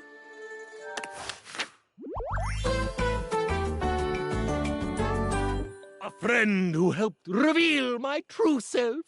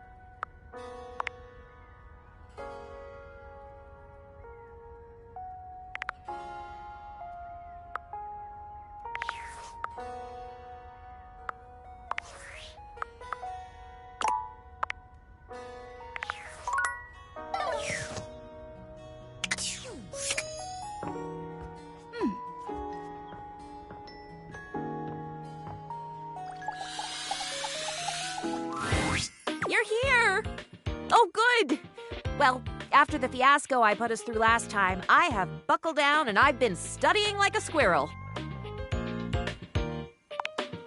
Diligently, of course. Ever seen a squirrel tucking away nuts for the winter?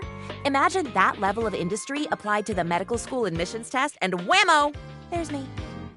The long and short of it is that I simply don't have time to chat today. A bit more brushing up to do, and then I'll be ready for our Cracker Jack quiz night. Faria pulls out a small stack of textbook pages, waving them at you as she speaks. I know it's a lot, but here. And if you think these 3 pages are heavy, imagine how much all the knowledge I've crammed into my lid weighs. I'd bet I weigh as much as a tool chest right now with all this information. Faria hands you each page, one after the other, handling them as carefully as though they were ancient sacred texts. And this one. And the last. I really appreciate your help with this. The next time I see you, I'll be ready to be grilled. Not literally grilled, of course. That would be very painful. Oh, and definitely not helpful either. I can't imagine grilling would help me to do better on the test. Or maybe it would? Oh, dearie me. Do you think it would? Should we try that?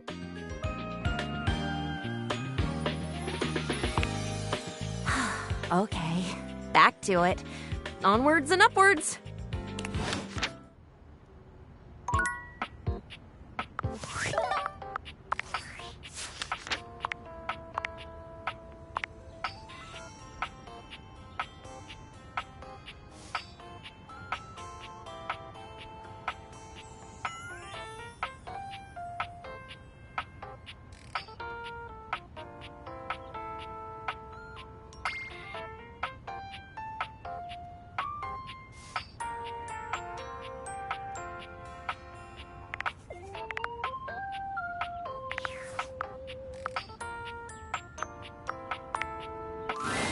Welcome! What can I do for you in my main menu? Let's. There's lots I can chat about. Me? Relationships? My favorite subject. What do you want to know? Not yet, but there's still hope. Just keep... Let's go back up. It's the chat menu. What do you need? Scoochin'. Anything else? Ooh, that fantastic red shirt is looking rather nice today. Oh, yeah, I'll miss you.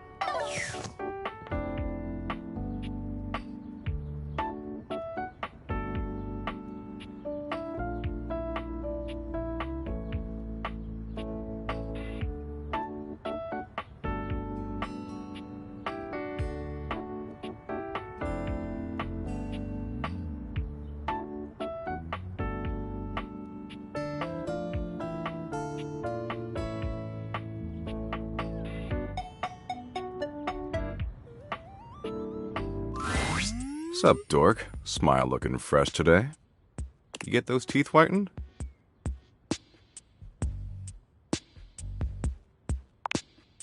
That's rough. Well, in the grand scheme of things, nothing you do remotely matters, and having clean teeth won't make any difference whatsoever once you're dead. If that helps. I think the phrase you're looking for is helpful and honest. Teeth are fascinating, you know?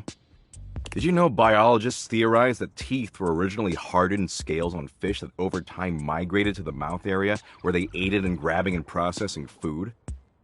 In fact, if you look at modern shark scales or dermal denticles through a microscope, they still look like teeth. So your teeth were most likely fish scales originally. Isn't that super upsetting? Sure, maybe not now. But just wait until you get stuck ruminating about it at 2 a.m. That's when the real fun starts. Anyway, you're just in time. I think I finally found an activity we can share that we'll both enjoy. So I know you ultimately weren't into Share Bucket or Play Bucket, which personally I think is kind of a garbage opinion, but I still want to bang, so I'm gonna let it go for now.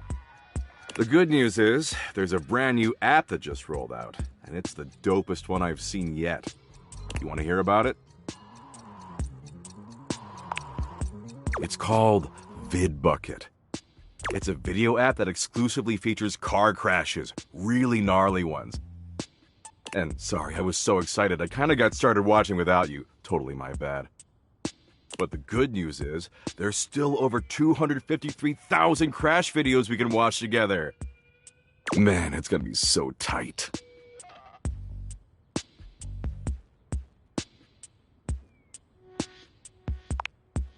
Oh, absolutely, dork.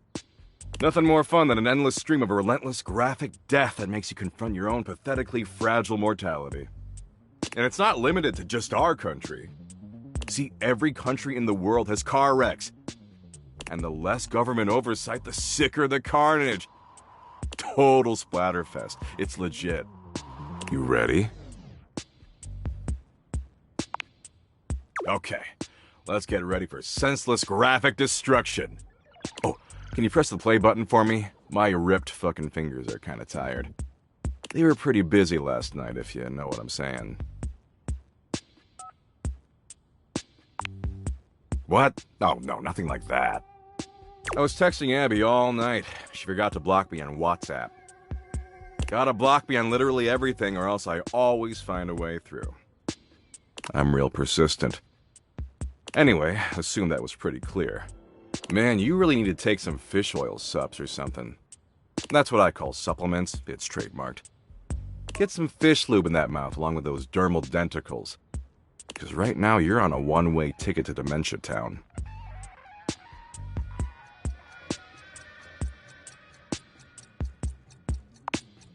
Care?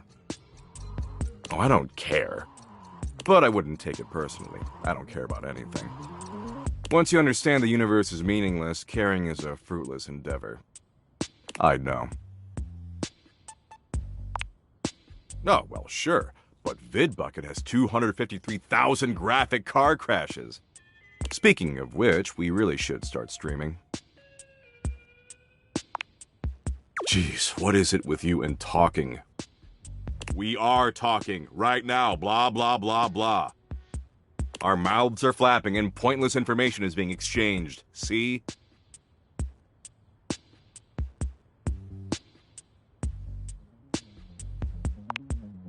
Hope?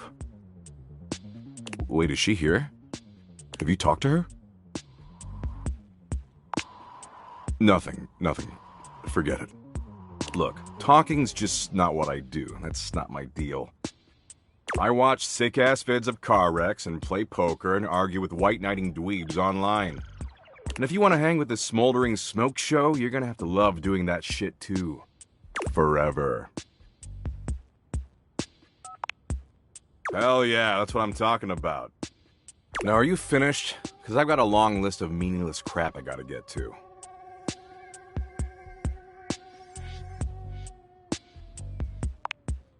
Maybe later. I'm not in the mood anymore. Anywho, as much as I'd like to keep wasting time with you, I've gotta run. There's this social worker on his deathbed I gotta visit 3 towns over.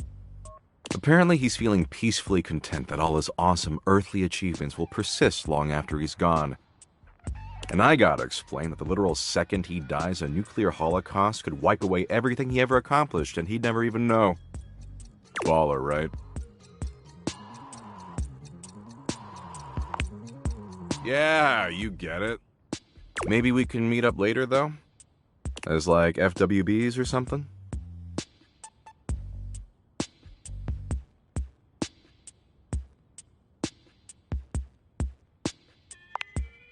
I've still got a lot of pointless apps to check out.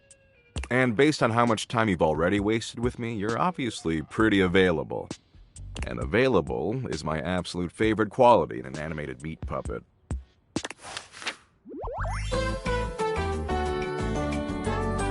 Abby still won't answer her texts, so you'll have to do.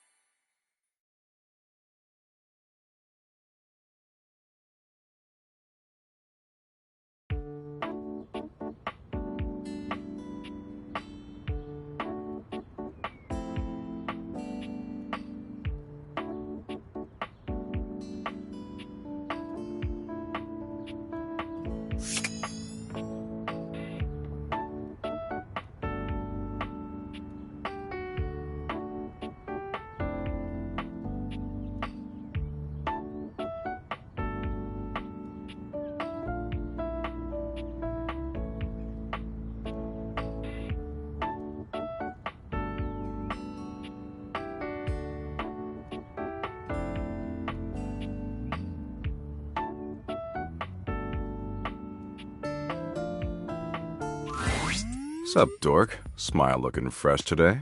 You get those teeth whitened? That's rough. Well, in the grand scheme, if that helps.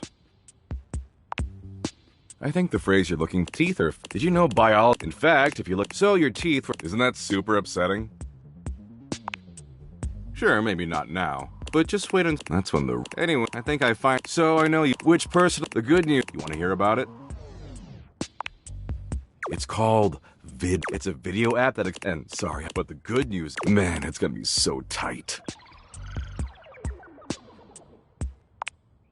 Oh, absolutely. Nothing more fun than... And it's not limited. See, and the less total... You ready? Okay.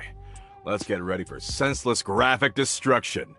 Oh, can you press the play button for me? My ripped fucking fingers are kind of tired.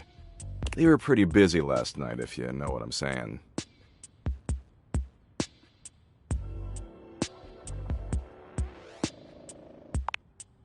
What? Oh, no, nothing like that. I was texting Abby. Gotta block me on literally... I'm real... Anyway, man, you really need to take some... That's what I call some... Get some fish lube in that mouth, because right now you're on a one-way ticket to Dementia Town. Care? Oh, I don't... But I wouldn't take... Once you understand the I'd know. Oh, well, sure. Speaking of which, we really should start streaming. Jeez, what is it with... We are talking right now. Our mouths are flapping and pointless information is being exchanged. See?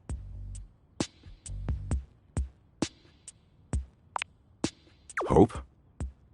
Wait, is she... Have you talked to her? Nothing. Look, talking... I watch sick-ass... And if you want to hang with this smoldering smoke forever... Hell yeah, that's what I'm talking. Now, are you finished? Because I've got a long list of meaningless crap I gotta get to.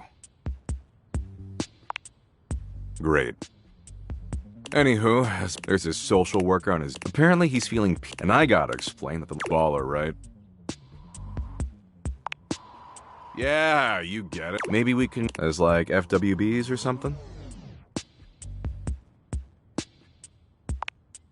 Huh?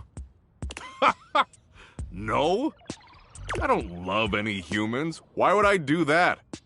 We're friends now. Better than nothing.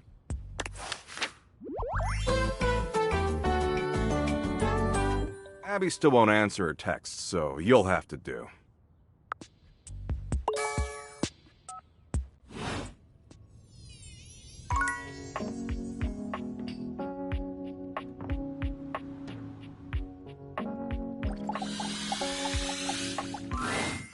Hey, come on over and have a seat, buddy.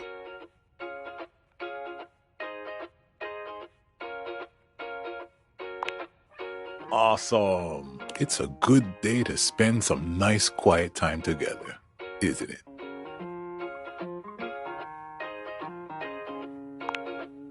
You know it.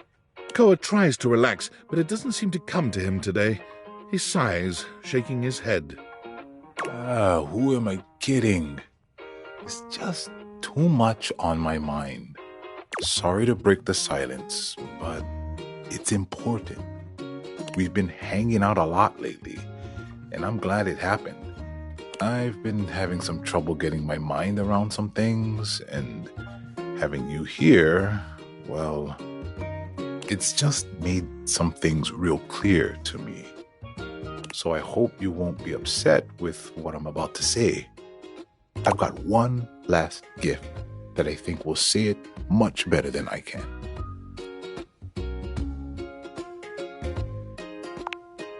See that one in the middle? The heart? Can you read that for me? You dropped these, and I know it's a little too soon for love, but you make me feel safe and happy. And as a couch, a gift like this means more than words. I've been holding on to this, hoping for the right time to give it to you. My previous owner, he used to talk nonstop. He never took a moment to relax. He was always on the phone, gabbing away. It just made me nuts. I couldn't even hear myself think, you know? I came to appreciate the silence all the more. The fact that you could respect my wishes every time I asked. You really gave me the space to be me. I've had so much on my mind lately, and your presence near me has just been such a blessing. You calmed my thoughts and let me sort through them. And with all that time to think, I know now that I just want to keep enjoying the silence with you. What do you say? You want to keep doing this with me? That might be the nicest thing anyone's ever said to me. Koa envelops you in his strong arms, wrapping you into a hug that feels like a sweet ocean breeze. I'm the luckiest couch in the world. Wanna cuddle? Hey, if you want more, I'm into it. Koa helps you take a comfortable seat in his lap. And while he normally enjoys the silence, one thing's for certain. When it comes to intimacy, he holds nothing back, vocally or otherwise. You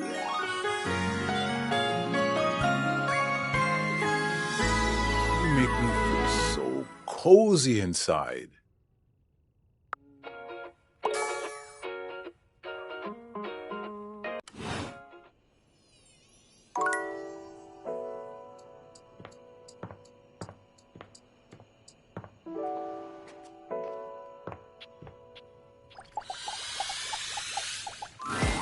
I've been wondering when we would see you again.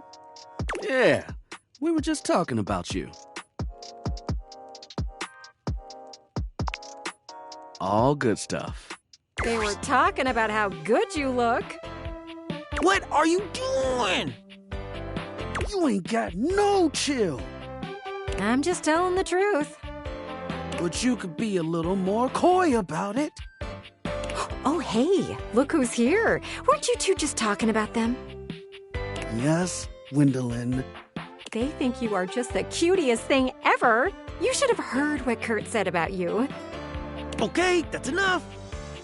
Oh, look at them both. They look so embarrassed. I haven't seen Rod like this since he tried to hit on me. Okay, I think we're all good. Oh, wow, so flustered. Oh, this is pretty funny if you ask me. It's not funny. Yeah, what Kurt said.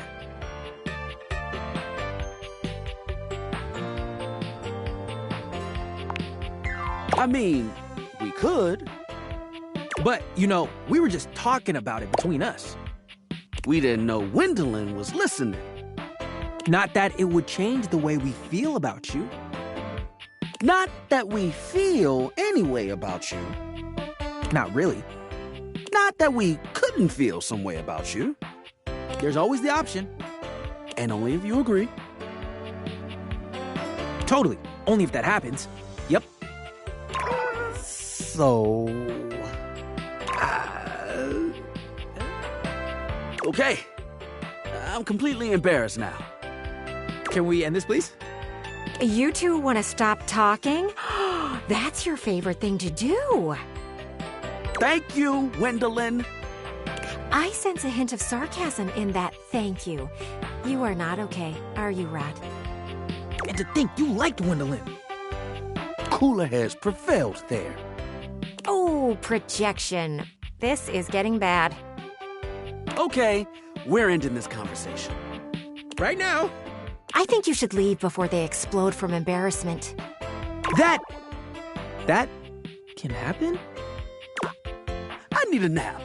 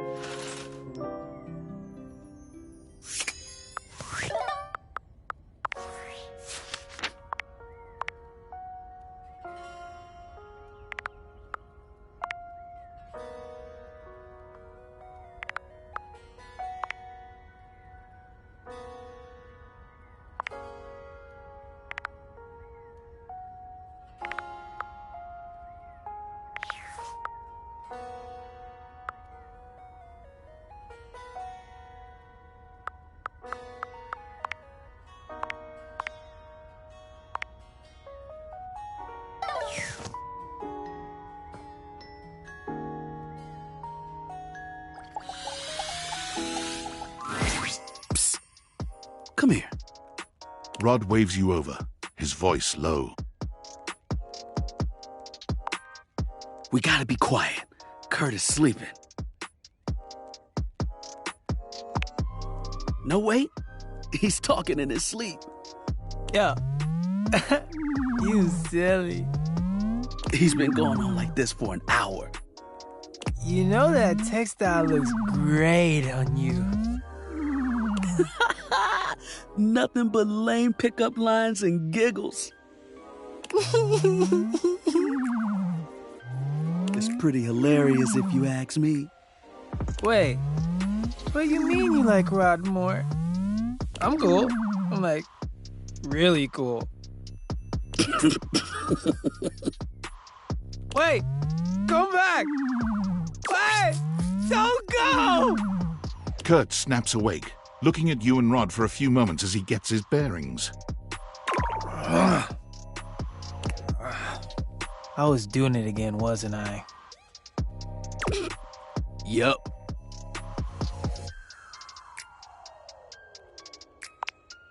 See? I'm cute. Yeah. They said it. They called me cute. They were just being nice. Or honest, because honestly, I'm cute as hell. Not cute enough for whoever you were dreaming about. You don't know that. It was my dream. Fine. I know that even you know, deep in the back of your brain, that I'm better looking. Psh, my mind was just messing with me. Keep telling yourself that. We all heard the truth. How about this? Let's get you back to bed and let you have another shot. You think they'll come back again? Oh, no, you blew it. Even your mind knows it. Dream a new dream. One where you've got game. Party hard. Let's let Kurt get some shut-eye and hope he's smoother next time. Don't listen to me if I start talking in my sleep. No promises.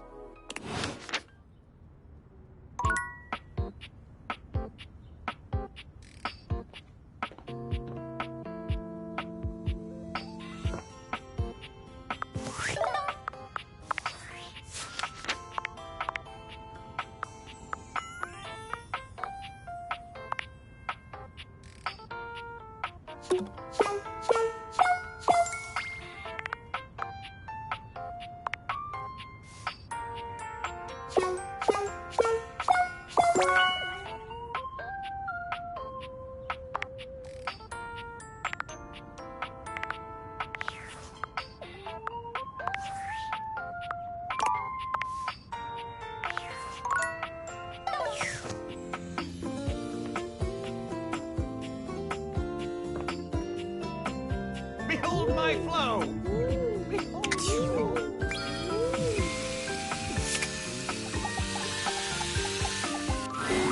Hey there, gorgeous. Just can't get enough. You want to realize me? No more state changes? Just a solid, consistent body? Oh my god. Are you actually ready to do this?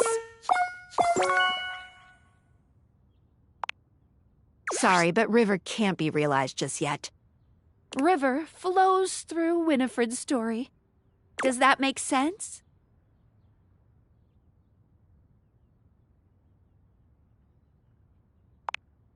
Happy dating!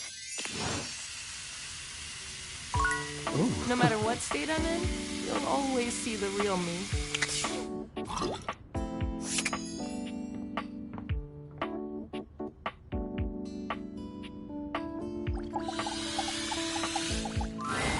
I feel a sort of pride being here, you know. I see you pass by here more than any other place in the house. When I'm at the front door, I do tend to wear my most impressive regalia. But this specific spot is where I carry out the most important duties. It is an honor.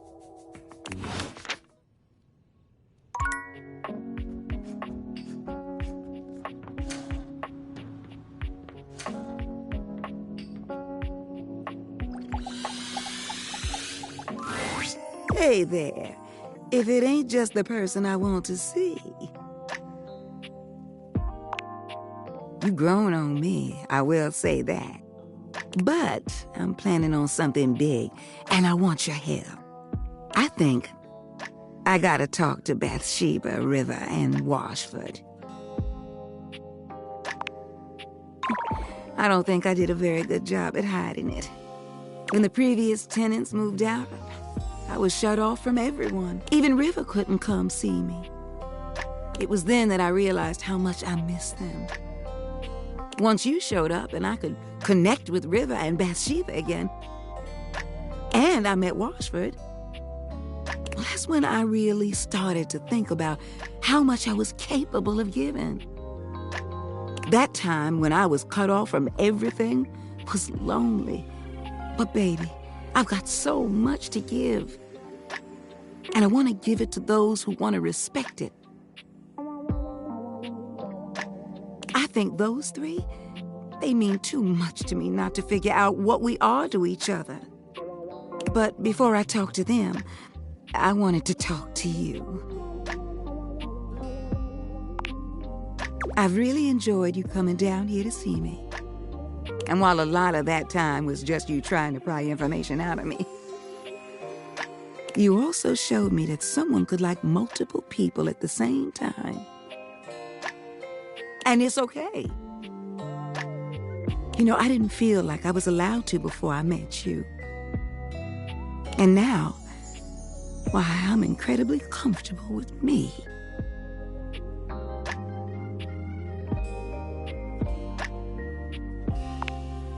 But that ain't it. I've been thinking about you lately. And while you said, you know, I like some other folks, I've really grown to like you too. Oh, I'm so nervous right now. I can feel myself rattling. All this to say that I was wondering if you would consider trying to figure out whatever it is we've got between us. Even if the others are involved?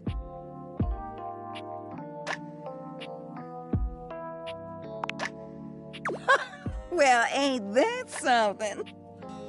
Here I was sweating that no one would ever accept me for me. And you come in here and just prove me wrong. Darling, if you haven't just made my year, I don't know what would. I still have the others to talk to, and I'll keep you in the loop for sure. But this...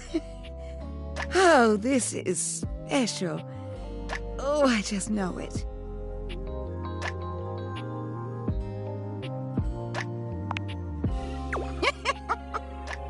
Don't worry. I won't burn you. I'm not too sure. Honestly, I might just wade in the waters of us for a spell. Either way, I know I'm gonna be okay. Especially since I've got you. If you don't mind, honey, I'd like a bit of alone time. You know, to organize my thoughts. Oh, and, you can call me Winnie. Oh, and Sweetness? You can call me Winnie. I'll see you around.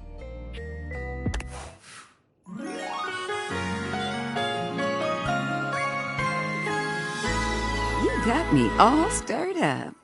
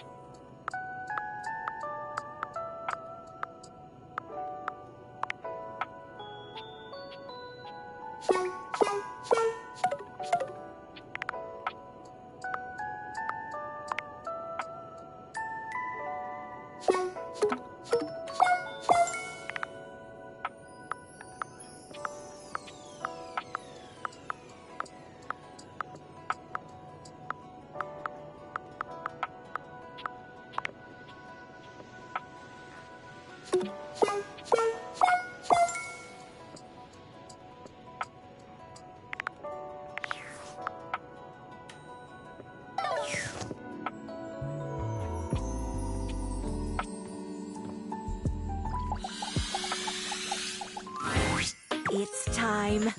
Oh my goodness, I am so ready. If we were in a hospital, I'd be the surgeon with my hands all washed and gloved and my scrubs on, and the patient comfortably unconscious before me. I guess in this scenario, you'd be the patient? Except you're conscious, so maybe not. Oh, and on the subject of consciousness, you're going to ask me questions from the pages that I gave you, and I'm going to give you the answers. Your job will be to tell me whether my answer is right or wrong. Of course, I hope I get them all right, but you know how nerves and excitement can play with one's mind. I'm sure I'll make mistakes. Please tell me when I do. That's the only way I can get better, and I have to always be getting better if I want to be Dr. Varia. Oh, even saying that brings a smile to my face and a song to my heart. Okay, enough romanticizing. On to the work. Oh, goodness, I'm so excited I can hardly sit still. Let's begin. Quiz me. Oh, elementary. 206. Excellent. Next question. That's obvious. You splint at the site of the fracture.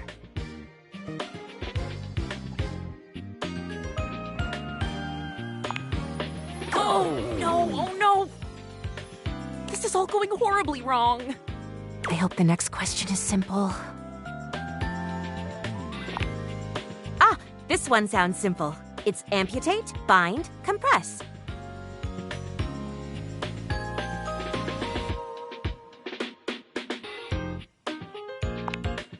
Well, which one is it?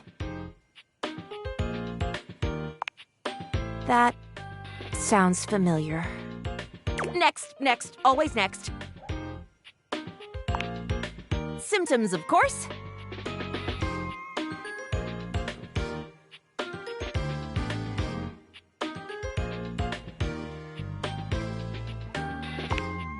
Not quite. What would the other ways be?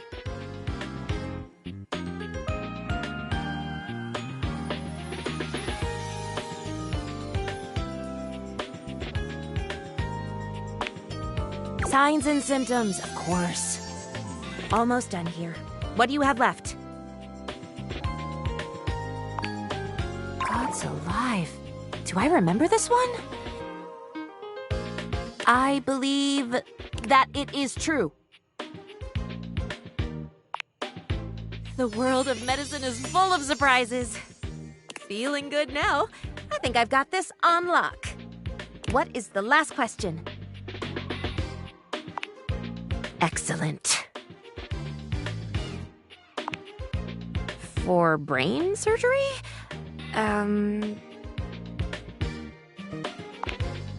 Well, I suppose I would have to agree. It is perfectly natural to perform brain surgery on an awake patient.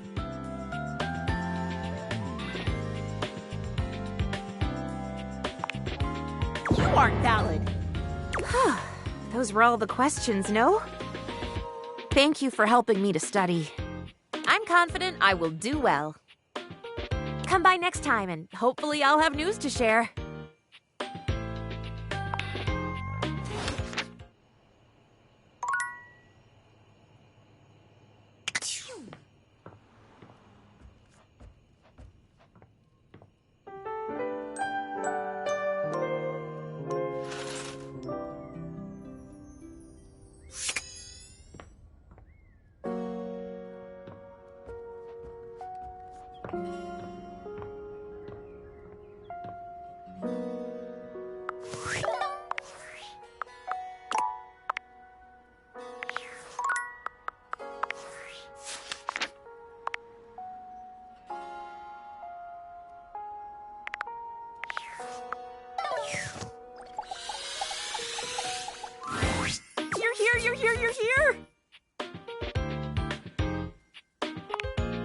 I passed! My test! I got the results back! In fact, I more than passed. I aced it! I got every single question right. I got a special letter from the examiners that they've rarely been so impressed with a candidate or excited about one's future as a physician. Can you believe that? You helped me, you know. I couldn't have done this without you. I couldn't ever ask for a better study partner than you. Or even a better friend. I am so splendiferously grateful to you. It was mine too. I really enjoyed the studying. And I enjoyed it even more being with you. Thank you.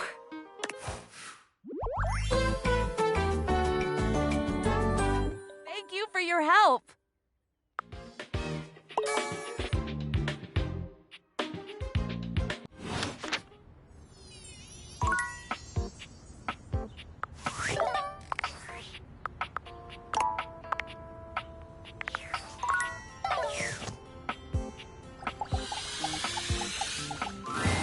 Oh, ha, ha! You return to Lil Crapper. Tell him, are you prepared for his freestyle clash? Do you think your spectacle stats are high enough to face Jean-Luc?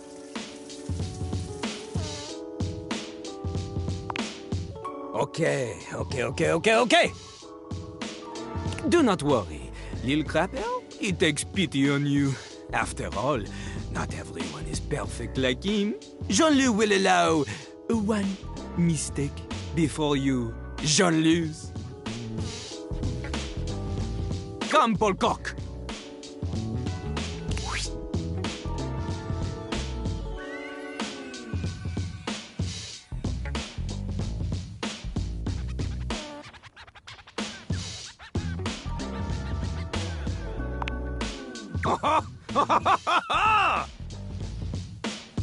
You think you are big, huh?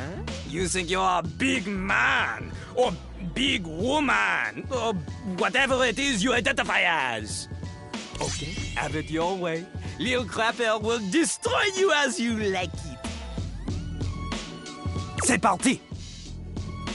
Lil Crapper, he taught you cause he is the best, but this professing's over, now here comes his test! There's only one lesson that's left for this fool. It's time Jean-Luc taught you the meaning of school!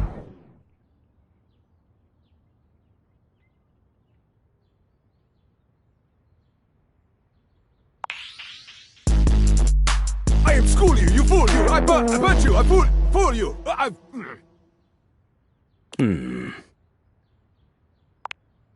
Oh. Le feu. They act. Lil Crapper has no. Lil Crapper only like you are of no in.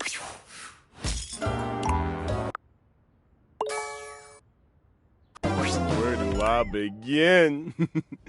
You crapped the bed. You're shit out of luck. You really pissed him off? I could go on. Now, flush that relationship away.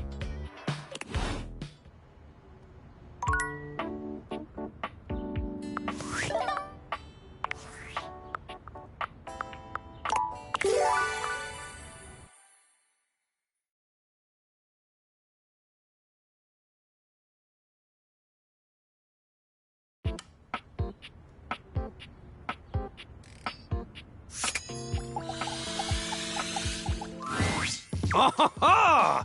You're a telling. Are you prepared for his freeze? Okay. Do not worry. Come, Paul Cox. You think you are okay? Have it. C'est parti. Lil Crapper, he taught you cause he is the best, but this professing's over, now here comes his. Oh, is that it?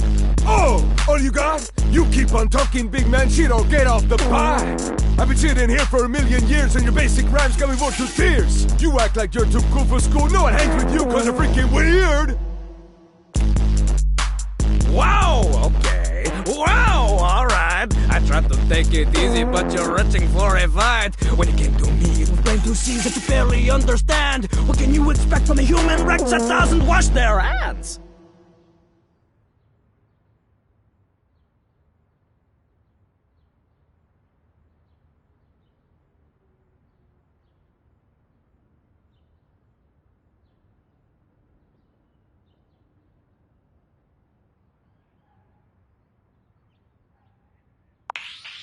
So I don't wash my hands, that's 'cause you're not worth it. You're lower on the totem than the worms in the earth is. Lower than the dirt is, smaller than a germ is. Ask anyone else, I assure they'll confirm it. All this bravado, this brushwood you're rushing, this piece you are gnashing, it's trash you're just thrashing. Your ass ain't a match for this porcelain seat. Confess your defeat. I say, la vie, you're like a bull in a china shop trying to stop me.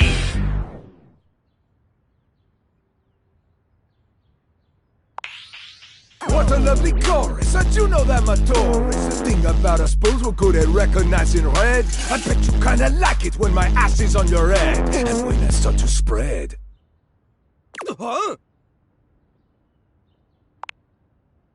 Oh, he starts to blush. Oh, he's got the crush. You try to hide the fluster that you got from what you just heard. The fluster's just too obvious, it doesn't cut the mustard. Too much, too much. Oh, did I say too much? You act like you're invincible, yet shudder at my touch. Okay, the plumber's gloves are coming off. It is time for Lil Crapper to use his forbidden technique. The first person pronouns. Ahem. Fighting like a beta, but you're only an omega fish inside a net. You're only getting what are smaller than a zeta. No chance for your vendettas. The letters and my bars are simply alphabeta. A B, maybe a C, 'cause you can't beat me, and soon you'll see. I hit you as a triple it, then I go and triple it. If your rapper slows and bro, I'm gonna cripple it. Home run on every throw, you're always whipping it. I'm rolling in the dough, you're only wishing it. Every album always printing cash faster than you wipe a dingle from your ass. Upturn the cistern, got a secret stash. Measure the treasure here that I've amassed. How you think I fund all those famous cave bills? I got more rolls of hundos than toilet paper. More TPs than a Cherokee. Eventually they always mention me. All the honeys see my money, wanna marry me. But it's funny Donnie doesn't pay alimony. Wordplay like lemony. Snick it. If I see a litter, you know I get to pick of it. Group against a shitter, you know I'm gonna pick it. It's got a pair of titters, I'm always in the sick of them. Ain't there sick of shitty, guess what, bitch? I'm sick of them!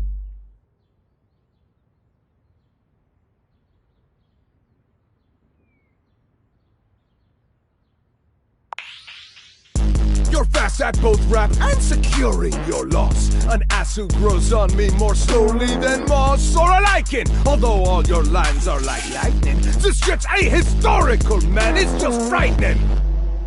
The likening hurts, this blabbing the worst. He can't tell a tent from a cabin or yurt. Like a tree you will see that a mighty can fall, 'cause a Cherokee never used teepees at all.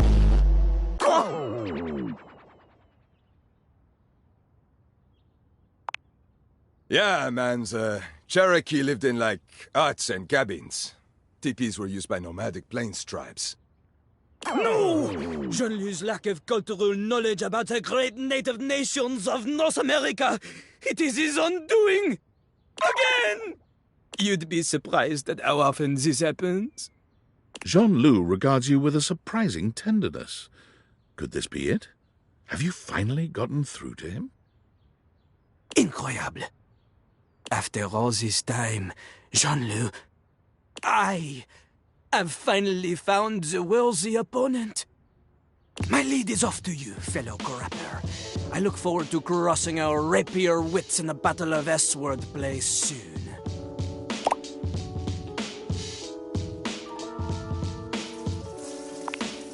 I believe so.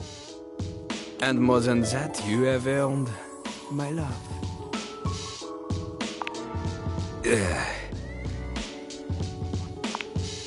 The only hobby Lil Crapper has is rap. Can we rap on the date? Yes!